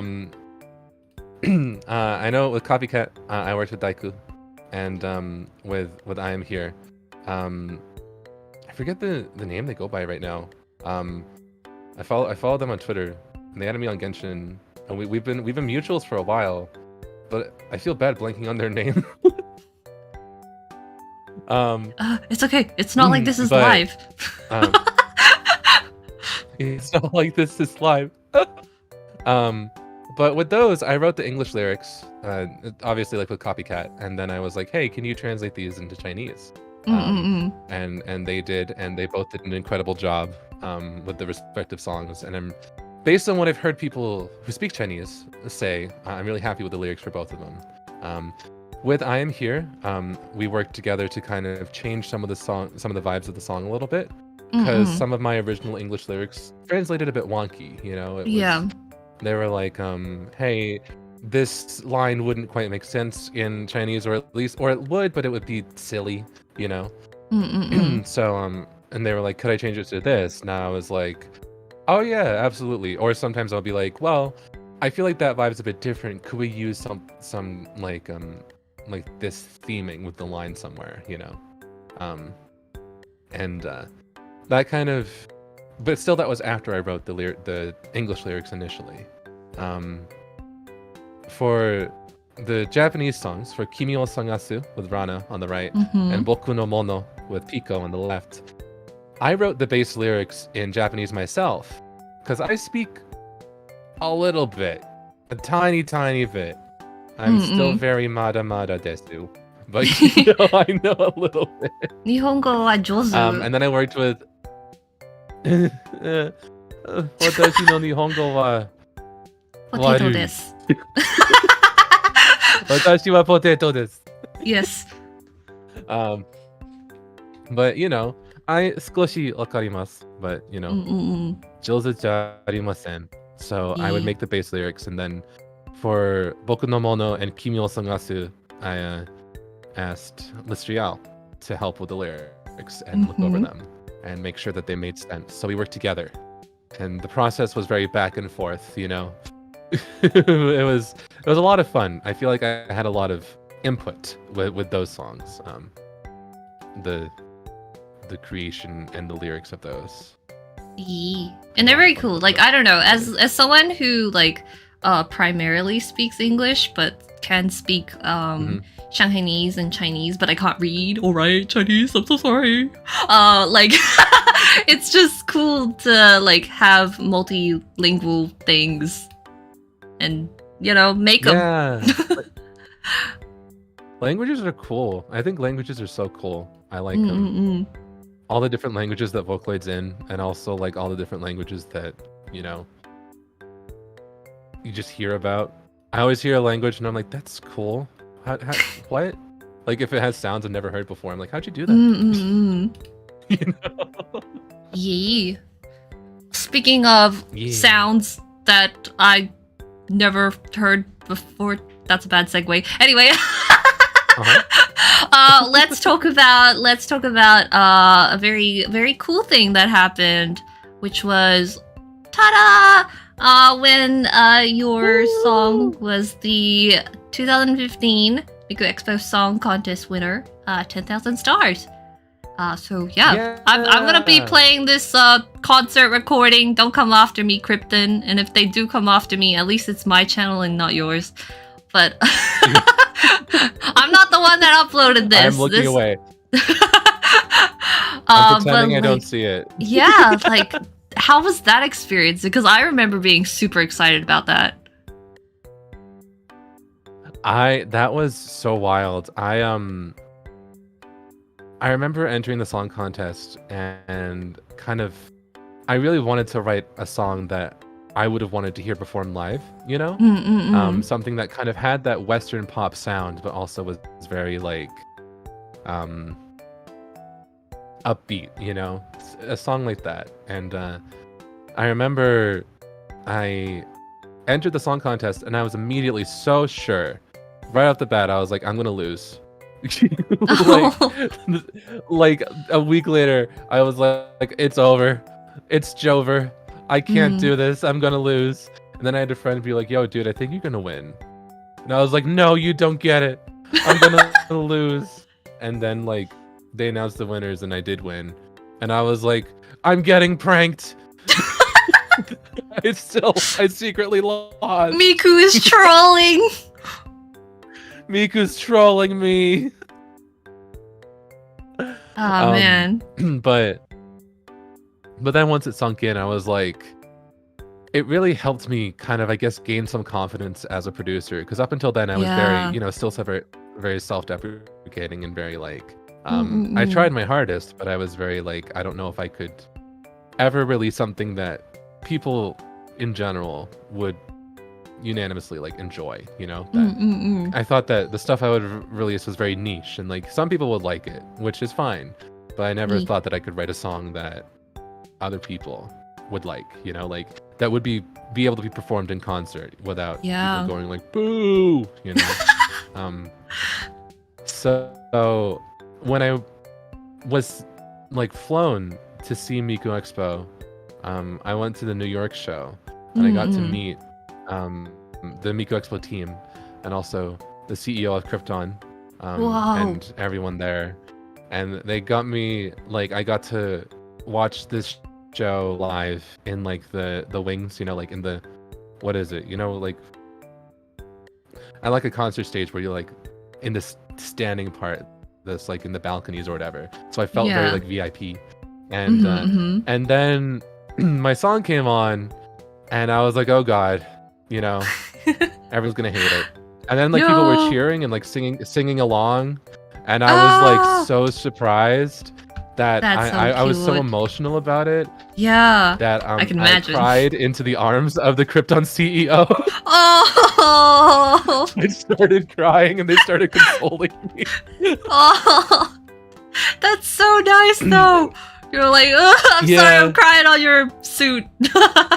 Yeah, basically, I felt so bad about it, but they were so sweet, and it was such a fun experience, and it was something I'll always remember because I feel like one of the bad things about my brain is that I remember very embarrassing or awkward moments, and I've come to learn that I'm so glad that I was awkward that weekend. Because that means that my brain will never let me forget it.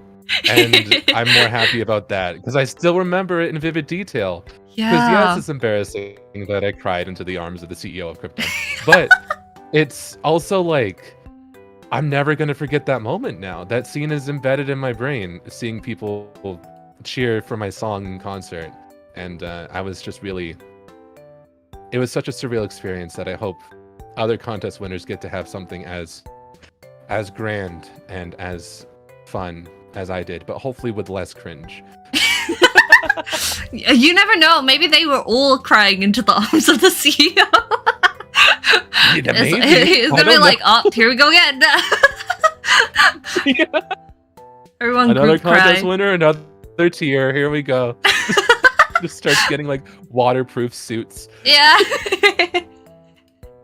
Oh, but that's so cool. Like I was gonna ask you, was like, did you get to see it live? But oh, that's so amazing. It became a much better story than I thought. Yeah. I mean, I'm better at telling that story because I remember it so vividly, and I'm so happy that I do. Yeah. Even if it was embarrassing. Included in the grand prize, you get to cry in the arms of the cryptid CEO. That's what they should advertise. Yup. That's so good. They'll be like, oh, that should have been one of like the Kickstarter rewards. You get to cry. Yeah. On the cryptid CEO.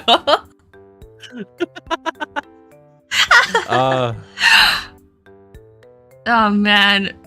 But like, okay, not just Miku Expo. You've been able to work on like some, like we mentioned, some stuff that's been like kind of official with things.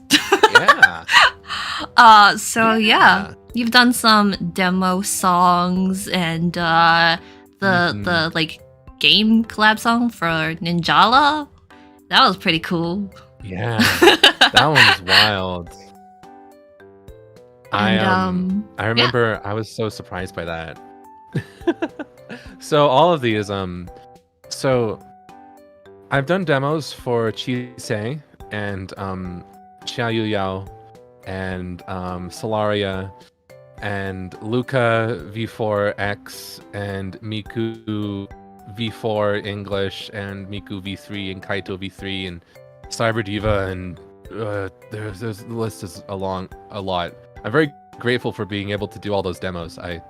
There's been kind of a joke that I saw people on Twitter say lately that's like, geez, Circus, leave some demos for the rest of us producers. And you know what? You're kind of right.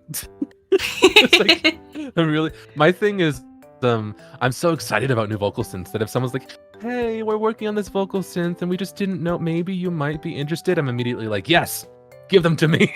I want to work on it.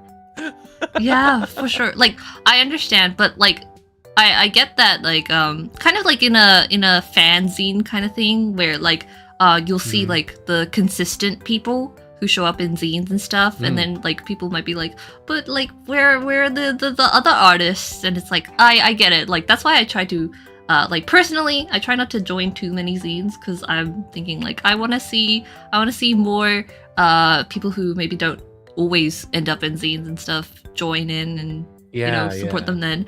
But like at the same time I feel like as creative people, right, like we have to kind of get to the point where we start thinking like, you know, just because like I get an opportunity doesn't necessarily mean it takes away from someone else, because like with any success, like it's kind of like, you know, it just means it opens doors for more people in the future because like companies are interested or like projects want to see more creators, and like if something is successful then you're just like, you know, you kind of help to open the doorway for things like that. And like that's kind of how I want to view things like that. So like, you know, there might be like some guilt where you're like, oh, you know, I feel like of course I'm being asked and maybe people are gonna be like, oh, why couldn't it have been me? But at the same time it's like I feel like so much of creative industry is also like connections, but also like just being a cool person to work with.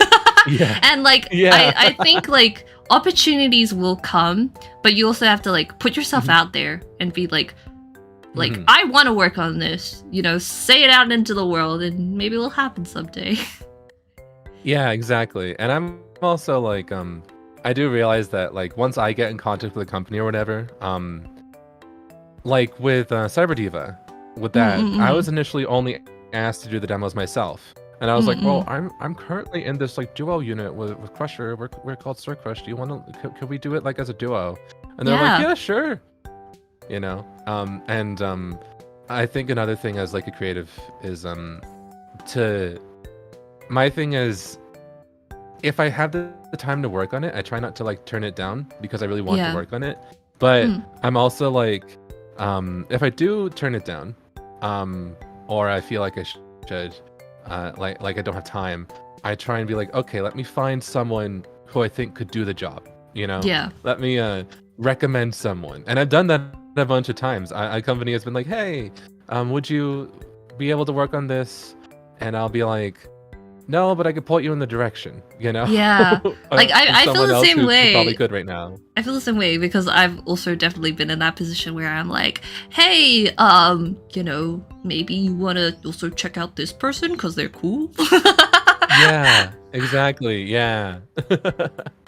Yeah, like, I don't know. Especially I think with I'm happy for you. Oh, shucks, thank you. I feel like with Japanese Vocaloid companies, they're kind of, when they're reaching out to English, like Western Vocaloid artists, they kind of don't know the landscape that much, you know? They see like the big names, and they see like, well, who's active? You know, who has done stuff? And I do try and like with the Miku Expo thing with the DJ set. Yeah. I was asked to showcase English Vocaloid songs.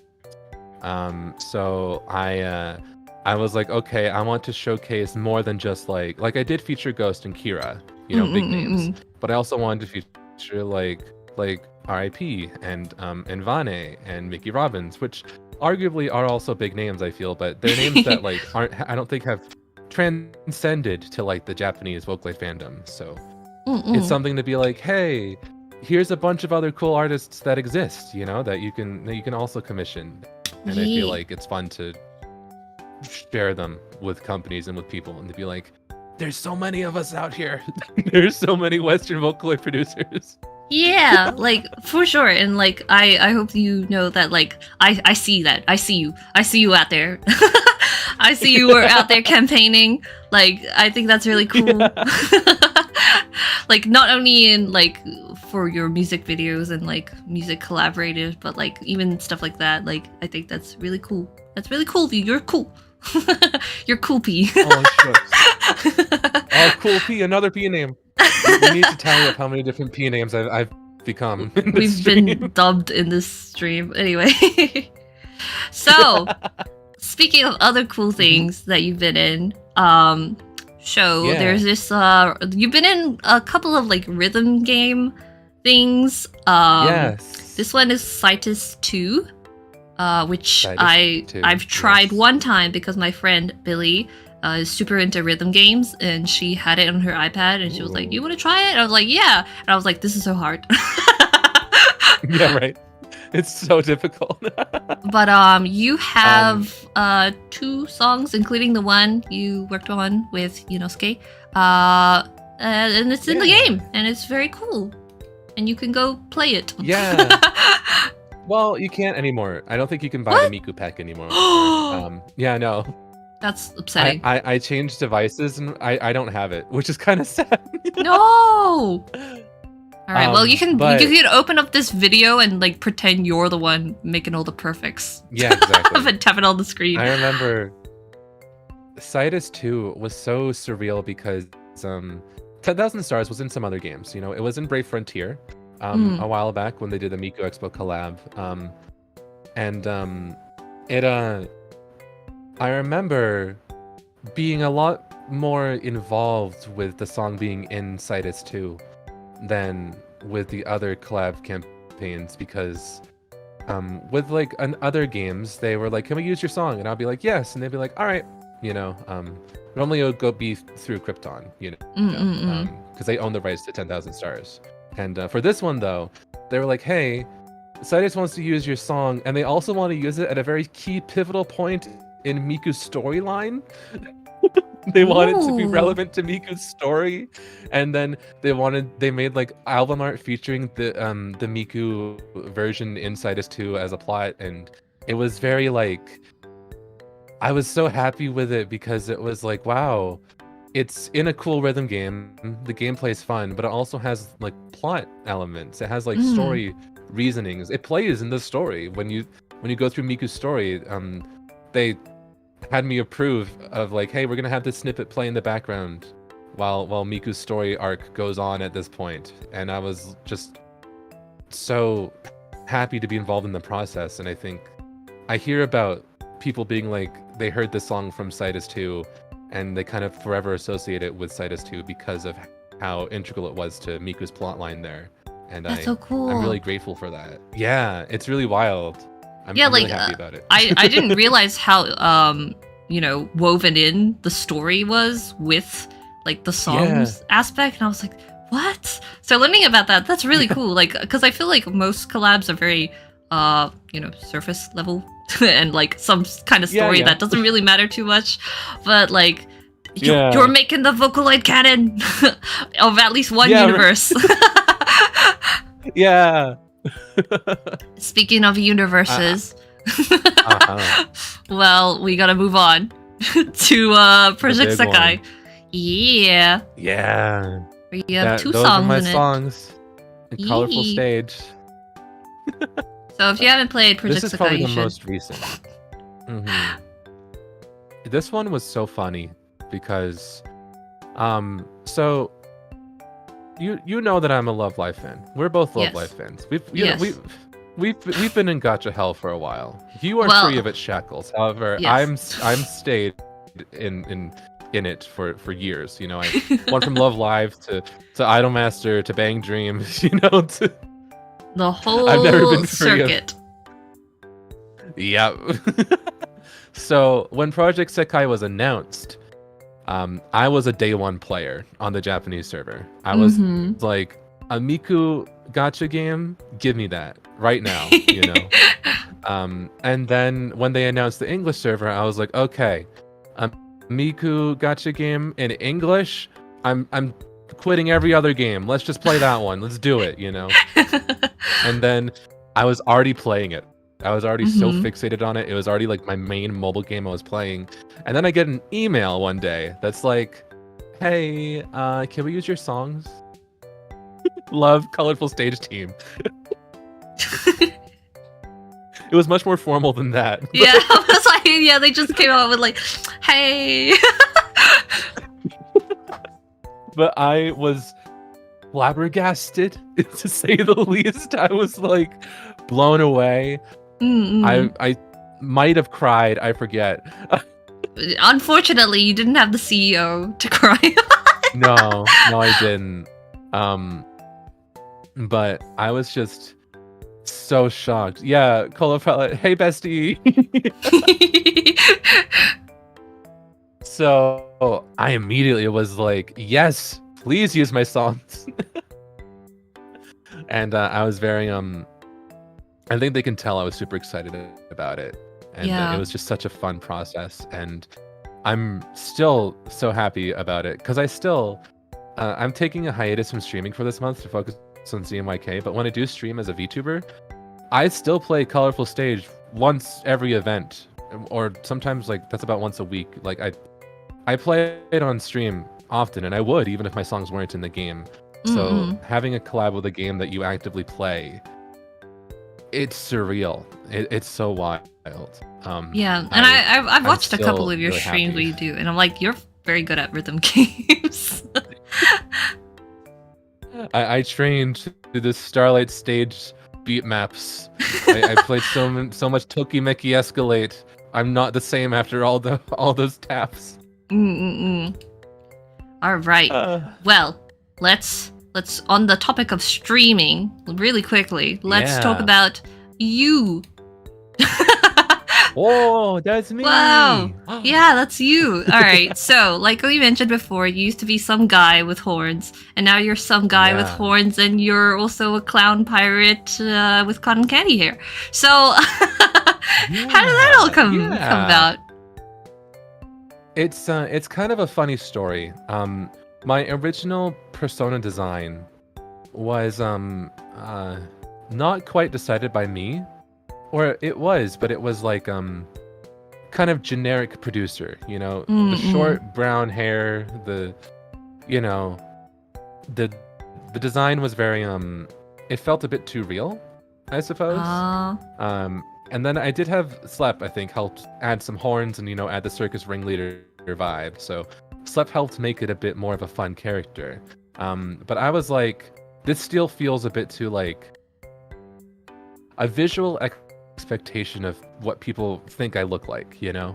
Mm-mm-mm. Like if they saw me in like real life, because I do go to anime conventions and stuff, they would expect me to like have that haircut, you know, to look like that. And I kind of was like, I want a character that no one expects anyone to look like in real life ever. Like I want to have elf ears and horns, and I want to have hair that's 5 different colors. Yup. You know? So I was like, how do I amp up this design to just make it like weird, less human, less like generic anime guy, you know? Yeah. So I did a base design, and then Rice helped me kind of make it not as make it a bit more visually appealing. And that's how we ended up with this clown, ringleader, pirate, ram, elf hybrid, with also some musical themes, because like the little hat's like a half rest, and the natural and the earring, and there's a lot going on.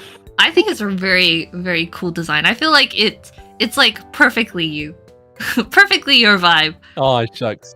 But I'm also like, we went to the same hairdresser. Yeah, we did. We really did. I remember when I first saw your like VTuber design, I was like, we got the same hair dye. Yeah. We did.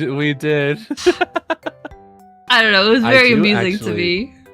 It is really funny. It makes this stream look very symmetrical. Yeah, for our very asymmetric designs. Yeah. Oh, even the asymmetry in her hair is kind of mirrored here. Yeah. Wow. Oh, Unplanned. Yeah. Who did it better, guys? I do have oh yeah. Vote now. I won't vote be mad now. if you say khee. And no I fault. understand.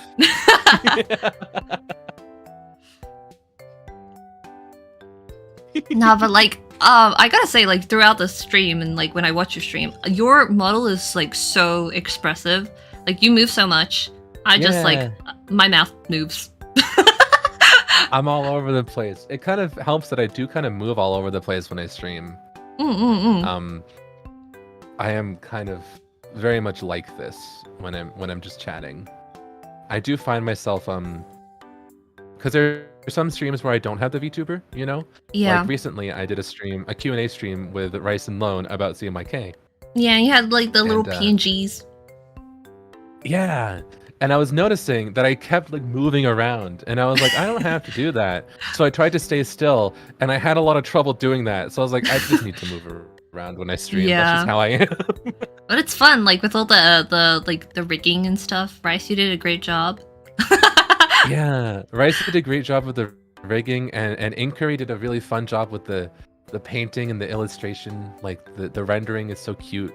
Yeah. I'm really happy with it. I will say, I've tweeted out about it. I do have a 2.0 design coming up. It's a bit more toned down, but what? I can't believe this. we won't be twinning as much with my 2.0. Oh no! Well, that's okay. I'm sorry. That just means I'm the dominant pastel. Yeah, that means that you win. Yeah, I'm better. Yeah. Anyway. So, we are going to start wrapping up my section let's talk about CMYK, because that is something that's very cool that's going on right now, and everyone should go support you and pre-order your albums at vocalcircus.bigcartel.com. Yeah. So right now I am doing kind of the final stretch a little bit of my CMYK album project. Throughout all of 2022, I released a music video a month, and every 3 months I released an EP correlating with one of the colors of CMYK. I did them in the reverse order, kind of. It was YMCK, but YMCK. Anyway. Yeah. YMCK. It was because each EP, the colors kind of have a theme, and I felt like it fit better if I did it in that order. But there are 5 tracks for each EP. So for these 4 on screen, that's 20 tracks. But CMYK, right now I'm doing pre-orders for a physical release, which is all 4 of these EPs combined into one big album. And each EP has 2 new tracks. So that's a total of 28 songs. And I'm doing music videos, one music video from each EP for the next 3 weeks. And I did one a few hours ago now. I did it like right before we started the stream, but we've gone on for almost 4 hours. So don't worry, we mentioned it. Ago. We mentioned it at the beginning of the stream. yeah. 28 songs, getting 4 more music videos in the span of 1 month, and my old albums are also available for pre-order too. Like Lucid, which has Insanity and Circus Monster, 5, which has Goodbye, and 715, which has Karma and Copycat and Last of Me and Fade and all the animation meme songs.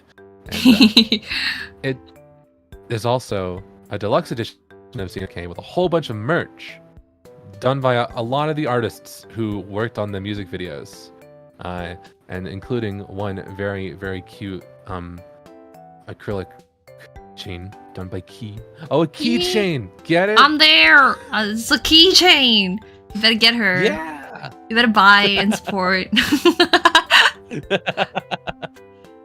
Yeah. So it's a big thing that I've been working on with Rice, who's been kind of the project manager, and Lone has been helping with the physical merch, getting it all printed and organized, and then all the talented artists who have loaned their art to the process. It's so I'm cool excited. seeing all this stuff. I'm like, wow.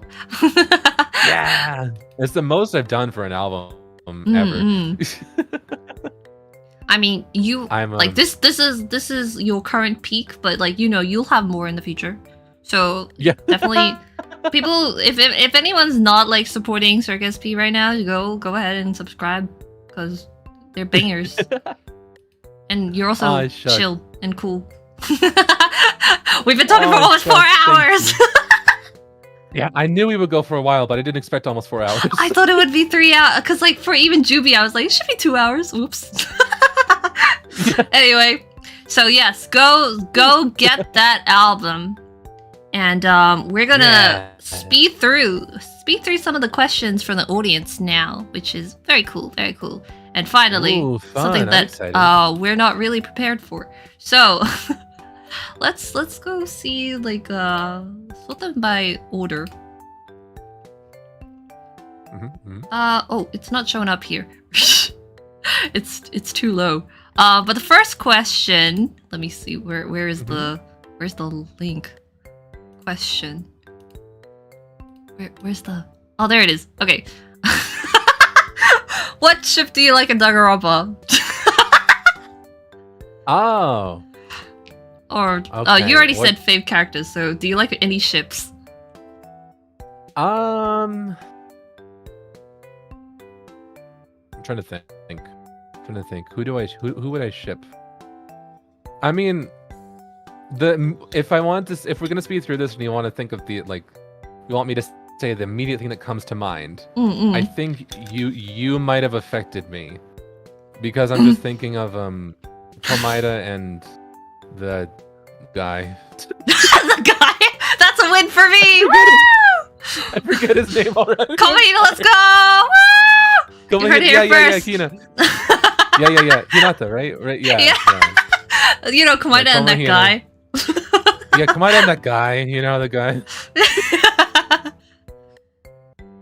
Yeah, Koma Yeah, guy. that's the one I think of the most. You know what? Redeemed. Redeemed in my book. We'll be You like... have either redeemed me or corrupted me. Okay, that's all I need here. Before you change your mind, let's keep going. Okay. Okay, wow, there are a lot of questions here. by Ooh, Kimikush. ooh. Love your songs. Excuse me, Christians. Let's see what we haven't really mentioned. Yeah. What is your hobby? Do you have hobbies outside of this? Let's see. I consider VTubing my hobby right now. I'm treating it like a hobby. Streaming and playing video games, you know? I was going to take up like... So I'm one of those people who like, if I watch like YouTube content creators for a very niche like subject or whatever, I'm like, I could do that. So I started to get really into like, you know, like CosTube, like sewing YouTube, and I was like, I bought a sewing machine, and I was like, yeah, I could do this. I haven't touched it. I bought it though. Oh my god, same. like- So like I've been really I really love watching doll customizing, especially like the Monster High, you know, Yeah. doll customizing community. Delightful and stuff, yeah. Yeah, I love watched her. this kid. Loved him. Oh my gosh. Yeah. Anyway. So like I bought a bunch, like I have a huge box of like pre-owned Monster High dolls, but I just haven't touched them. Whoa, so cool. Yeah. They're cool. I like Monster High. I'm so They're very into cool. that too. Yeah, well, Yeah. to not talk on for like 30 more minutes. Yeah, we could go on another about just hour-long Monster High. spiral with that one. Well, we mentioned the food thing, so let's go. Do you like pineapple pizza? I do. I All like right. it. I'm sorry. Controversial statement. Everyone starts leaving the channel right now. If you have to leave, I understand. If you have to unsubscribe from me, not from khee, but from me, I understand. What do you want to say to all upcoming composers that want to try what you're doing? Make the songs that you are interested in hearing. I don't think you have to make the most unique song. I don't think you have to be genre defying or do what people find is trendy. I think the first thing to do with learning composition is to write what you want to listen to and you have fun listening to. Because when you do that, when working on it, you're going to be like, oh, this kind of sounds like what I like. And then it makes the entire process more fun. So That's it's good very advice. simple advice, I think, but like just do what you like. Yeah. Yeah. Don't be afraid to be cringe, because look, you evolved. Exactly. All right, Cringe is free. we're gonna skip question 11. What is your current favorite game to play? Oh, so there's a few. There's obviously mobile games. I play Project Sekai every day. But lately I've been trying out Honkai Star Rail. I think that's pretty fun. Oh yeah, But that I've just been came really out. into like, yeah. But the games that have really been taking up my time are like Vampire Survivors and Holocure. You know, those types of games Ooh. where it's like you kind of just get power-ups and you kind of just run around and your characters will automatically like fight around you. I have so much fun with Vampire Survivors. I have a lot of hours in that, and I think that's the game that I would safe to say is like my favorite game to play right now is Vampire Survivors. It's just so fun. All right. Well, we got this question already from Clown Kuma, so I hope that you watch the VOD or stream and you'll find the answer. Okay. From Kairu Dolan. Well, I found you khee from Deja Vu. Whoa, that's pretty cool. And I've been listening to Whoa. Circus for like a decade now. This is very exciting. Wow. Are there any synths you've used that you decided you hated? Oh my god. And Yeah. did you make music before finding Vocaloid? So I think the easier one to answer is the second one first. The answer is no. I found Vocaloid when I was 12. I didn't even try singing until I found Vocaloid.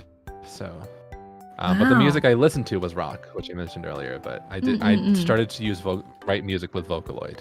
Wow, that's In wild. 2010. Because I'm like, 2009. yeah, you know, you can sing now. yeah. You're good at it. Oh shucks, no. I still need a lot of practice. But you could expect maybe some more singing songs from me in the future. Maybe. Hee link. You don't know. You can't see it on my model, but my eyes just widened. I mean, there's a reason I'm doing VTuber stuff too. Yeah. All right, and any synths that you hate after you use them. Let me look at my shelf. Who do I hate? Pull them out right now. On blast. Who's okay, worsty? I have an answer because it has a redemption, I think. So this is a character I both love and hate. They have multiple voice banks, and one of them is probably one of my favorite voice banks to use of all time. It's very fun. And the other one, you could not pay me enough money to use. I hate it. I despise it. And that is Gakpo. Oh no! Love Gakpo. I love Gakpo Power. His power voice bank is incredible, so cool. The OG Vocaloid 2 Gakpo, he sounds like he's always plugging his nose, and I hate him. Yeah. Oh my god, that reminds me. Like, cause speaking of Gakpo, so like Cruiser, right? The cover of the Kaguya-sama openings or something with Gakpo. I was like, oh my god, this sounds so good. Yeah, Gakpo's really good when you don't use his first voice bank. That's so funny because like when I asked Juby what her favorite Vocaloid was, she's like, Gakpo. Oh no, Juby, I'm sorry. It's okay. You justified it. You're like, one's the best and one's like a worsty. Yeah. I do feel like I need to sleep with one eye open now, though. Julian's gonna come after you.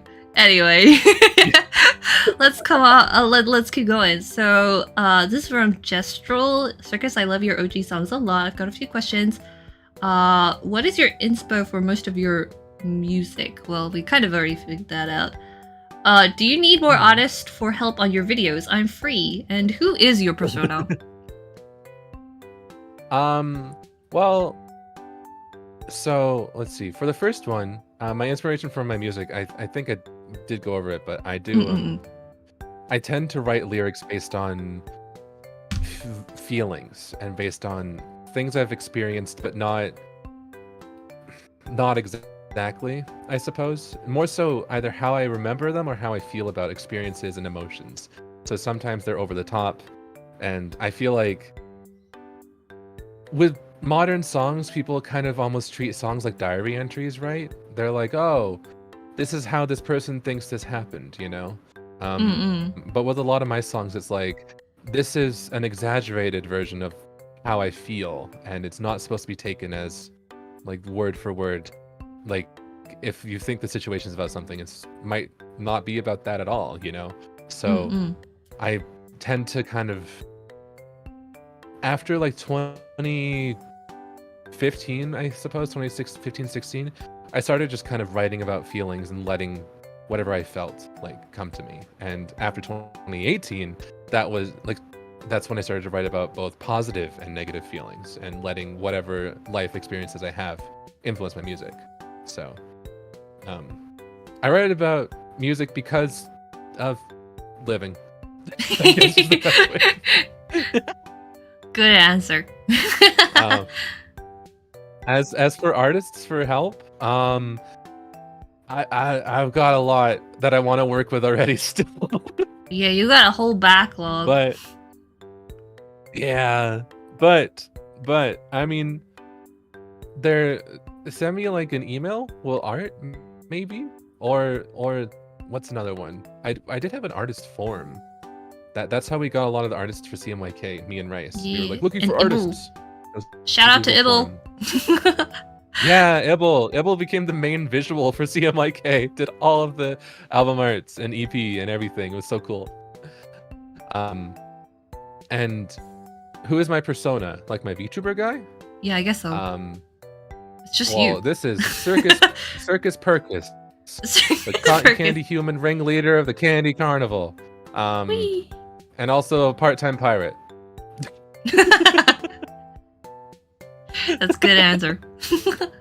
All right.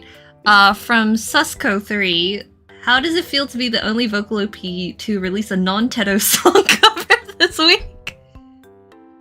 She's still in transit. She's in the mail. She's coming to me. Yeah, she's traveling. coming. She's coming. Oh Lord, she's coming. Oh Lord, she's coming. Tato, But we wait can- for me. We can definitely expect something coming sometime. Maybe at least a cover. I want to use Teto for something. Cheez-Its revival. Yeah, maybe. Maybe. All right, and I believe this will be the last audience question. How do you get more confidence in your skill as a musician, vocal synth producer? I keep listening to other songs made by other producers, yours included, and keep feeling sad that I'm not yet at that skill level. Well, I think that's not to be too brash or harsh. That might be your first problem. Comparison try is not to compare. very- Yeah. it kills people, like emotionally. Yeah. I get it being difficult. I feel like if you have trouble with comparing yourself, I think it's okay to like mute some people on Twitter or something if you need to. Other people will be like, just block them. But I think, sometimes you want to come back and be like, okay, I'm better now. But you can mute people if they're being too skilled and awesome and cool for you. I've done it. But the other thing is, everyone's musical journey is going to go at a different pace, and you shouldn't compare yourself to anyone, but especially not people who have been writing for far longer than you. And I feel like the best way to get more confidence and to kind of get more skill as a musician is to just keep writing, but write songs that you like. Maybe even arrange some covers, do some arranges of songs if you're not confident in your songwriting, but you want to get better at producing. Doing some arranges of songs can help you hone that skill. So then when you do write your own songs, you can feel like you have a leg up in the production style. I suppose picking what you want to do as a musician and what you want to focus on is also a big one. For me, for the longest time, I focused on vocals. And then I focused on instrumentals. And from 2017 onwards, my whole thing was I want to learn how to make my own instruments. With electronic music, I was using a lot of presets before then. I would get a virtual instrument and I would just click and be like, this one would be called cool dubstep bass, and I would click it and it would sound like wob wob, and I'd be like, that's close enough, and I just use it. But then afterwards I was like, well, I want to try and make my own sound so I have full sonic control of the song. And I focused on that. And even if I felt my songs felt lower quality than other people's, I was confident that I had full control over it. So I guess picking something that you really want to focus on in your music and trying to hone that skill, and knowing that you're honing that skill can help you feel confident in your music as overall, I think. Yeah. I mean, I would say in terms of art, I kind of just I just draw for myself. I'll just draw whatever makes me happy and interested, and it doesn't have to be high art.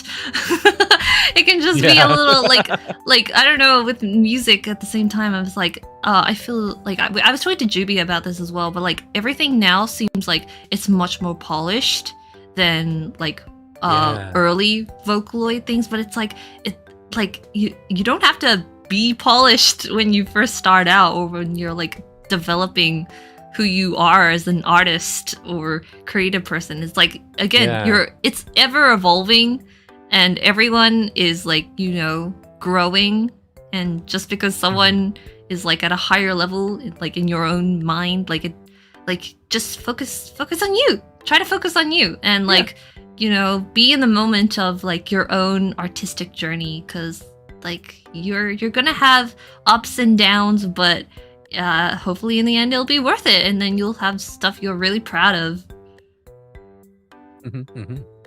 I agree. And also, like me, I'll just keep drawing Komodo. Yeah.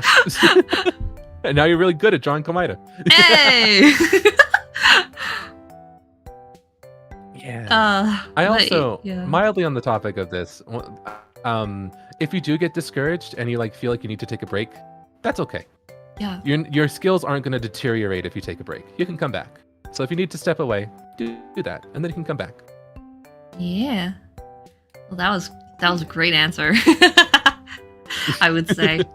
All right, let's question get to on to end the on. wrapping Well. up section. So, do you have any Yeah. questions for me? Oh, for you. Yeah, for me. Oh. You get one. Yeah. One? Okay. Do you have a favorite vocal synth that isn't a Vocaloid? Ooh. I mean, does Teto count? Well, yeah, she's synth B now. Yeah. Cause like, apart from like, I feel like I haven't really dived into like the whole vocal synth, like era of the voices, but I am Yeah. still like I'm interested in Vocaloid primarily, but also like UTAU, and like UTAU being like you know, thank you Teto. Firstly, shout out to is it Tanjiro Tadano, or is that the Demon Slayer dude? The one person who sure. makes a bunch of Teto covers, like Tanjiro. Wait, where is it? Tanjiro. Frick, it is. I freaking said the Demon Slayer guy name. Well, shout out to them too. All right, Tanjiro Tai Dana makes really good Oh. UTAU covers. And so I'm looking forward to his Yeah. Teto V-Synth covers coming up. But also like Ooh. when I think about UTAU, I also think about Ritsu because of Celia. Yeah, me And like too. all that kind of stuff. So that would Mhm. probably be my pick. And Ritsu is also like a official vocal synth now too, somewhere, I think. Yeah, Ritsu is on Ace, I think. Ace Studio, which is where the V singers are going. Yeah. So, like, with Tianyi and Yanhe.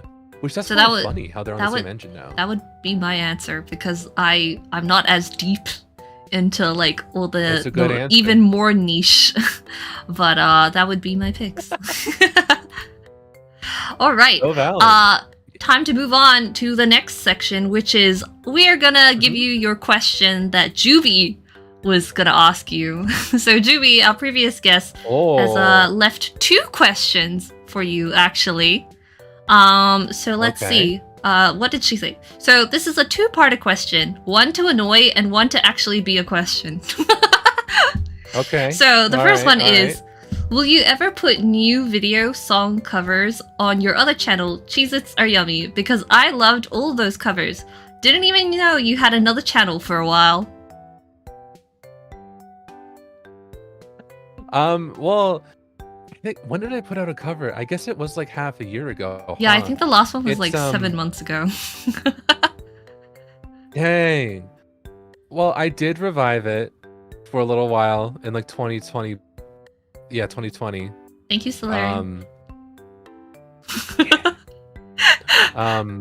But I just haven't had time to make covers. But you might see way more videos showing up there at some point, because once I am not working on CMYK, I'm gonna want to make so many covers.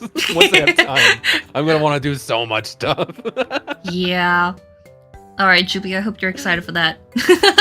And then the second question from Juby, is there a genre of music you want to try that you've not done yet? And why is it country music?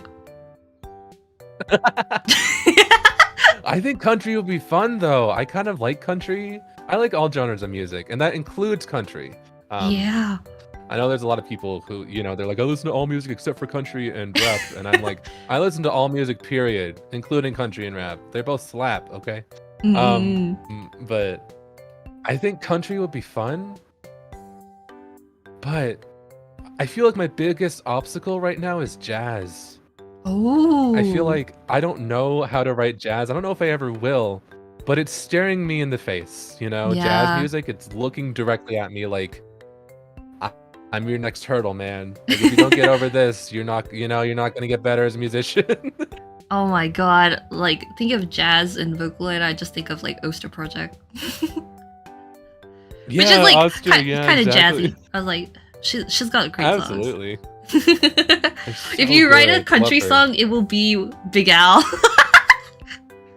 Oh yeah. It's kind of gotta be. Dinah kind of has a country accent. She's got the southern twang. That'll be very exciting.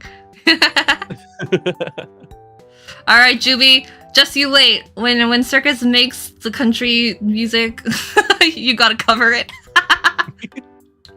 Yeah. You asked for it, Juby. You gotta do it. I'll expect the cover within 1 hour of the song being published. Oh man. All right. We're truly wrapping up now because we're gonna be introducing the guest for next time's Cheese to Meet You, which probably will hopefully not be 4 hours long, but Oh yeah. drum roll. That's Rice. Wow. Oh, who could have? I'm in the way. Who could have seen it coming? Rice next- City. Yeah. Next month we're gonna be interviewing with Rice, who's super cool. Guy pointing at TV PNG. Yeah. So cool. Yeah. Wait. I gotta. Don't worry. It'll. What's the name? There we go. Yay! There we go. We'll have Rice on next, which will be very, very cool. I'm very excited to talk about like a bunch of like creative things with Rice, and also some Danganronpa questions because that's gonna happen. But all right, Rice, mute the stream right now because definitely the stream because you're here and I need the Circus to ask you a question for next time and I don't want it spoiled. So mute it right now. All right, and do you have a question for Rice next time? Okay, I think I have two. I have a very silly one. And then I have one that I think might be a thought-provoking question, but also he might answer in like 2 seconds. So that's why I'm preparing too. So the first question is, how often do you actually eat rice? I'm interested. And the second question is, of all of the vocal synths, of all the Vocaloids released, whose design do you think you could fix? I feel like he'd have opinions. I feel like he'd have a lot of opinions on that. All right, it was like, who doesn't slay? Yeah, who is the least serve? All right. Well, we'll find out next time. Next time on Cheese to Meet You. But hey, thank you so much. I didn't expect this to be a 4-hour thing. Thanks for having me. No worries. Like, I don't know, because like I try to go really in depth about like things that the guests are interested in to be like, I know you. Yeah. I know what you're about. It was a lot of fun. It felt like I think the reason it didn't feel like 4 hours to me because it felt like we were just chatting, Yeah. It felt like a lot of fun. And I remember when we did like the practice, well, not like when we called beforehand to make sure everything was set up. I said that I was looking forward to it, and that it was normally with streams like this I'm a little stressed, a little worried, like, oh, I've got to really prepare and not be anxious. But I already kind of knew that I was like, I'm really looking forward to this. I'm more excited about this than nervous, And in the end, it ended up really fun, and I definitely am glad that that you invited me, because it was just fun to chat with you. Yeah, for sure. Like, I feel like this, like, not that we've not talked before, but this is our first like long ass conversation. Yeah.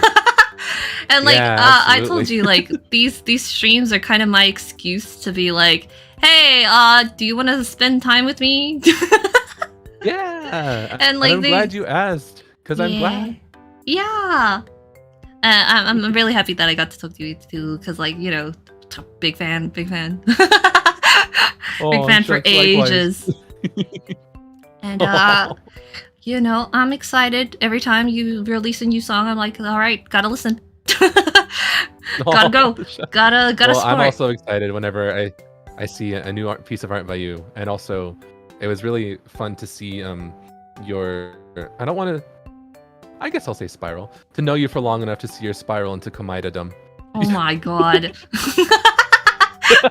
So true, because I got into Danganronpa 2013.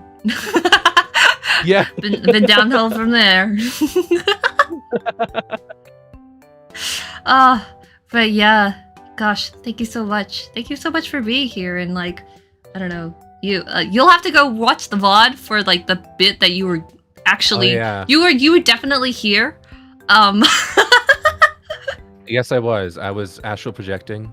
Yeah. I don't know what I said, but it's true. Yeah, whatever it was. Definitely 100% confirmed. Yeah. Yes. And it's a good thing too, because it was around the 3-hour mark, so you don't have to like try to find it. It's there. Yeah. All right, I'm gonna let you guys all go. Thank you so much for watching this stream, spending this chill podcasty-ish talking thing with us. Go support Circus. Go check out the CMYK and all the other album pre-orders. And yeah, look forward to all the upcoming weekly music videos that are coming out, because they're very cool. I was blown away. 3 more. And we'll see you next time. Well, I'll see you next time. You'll be gone. Yeah. I'll be Rice will be here. released from. Yeah. Yeah, and I'll talk to Rice for 5 hours. You gotta just keep adding an hour after every stream. By the time you're at like episode 20, you're streaming for full 24 hours. Yeah, 24-hour streams. All right, bye everyone. Bye.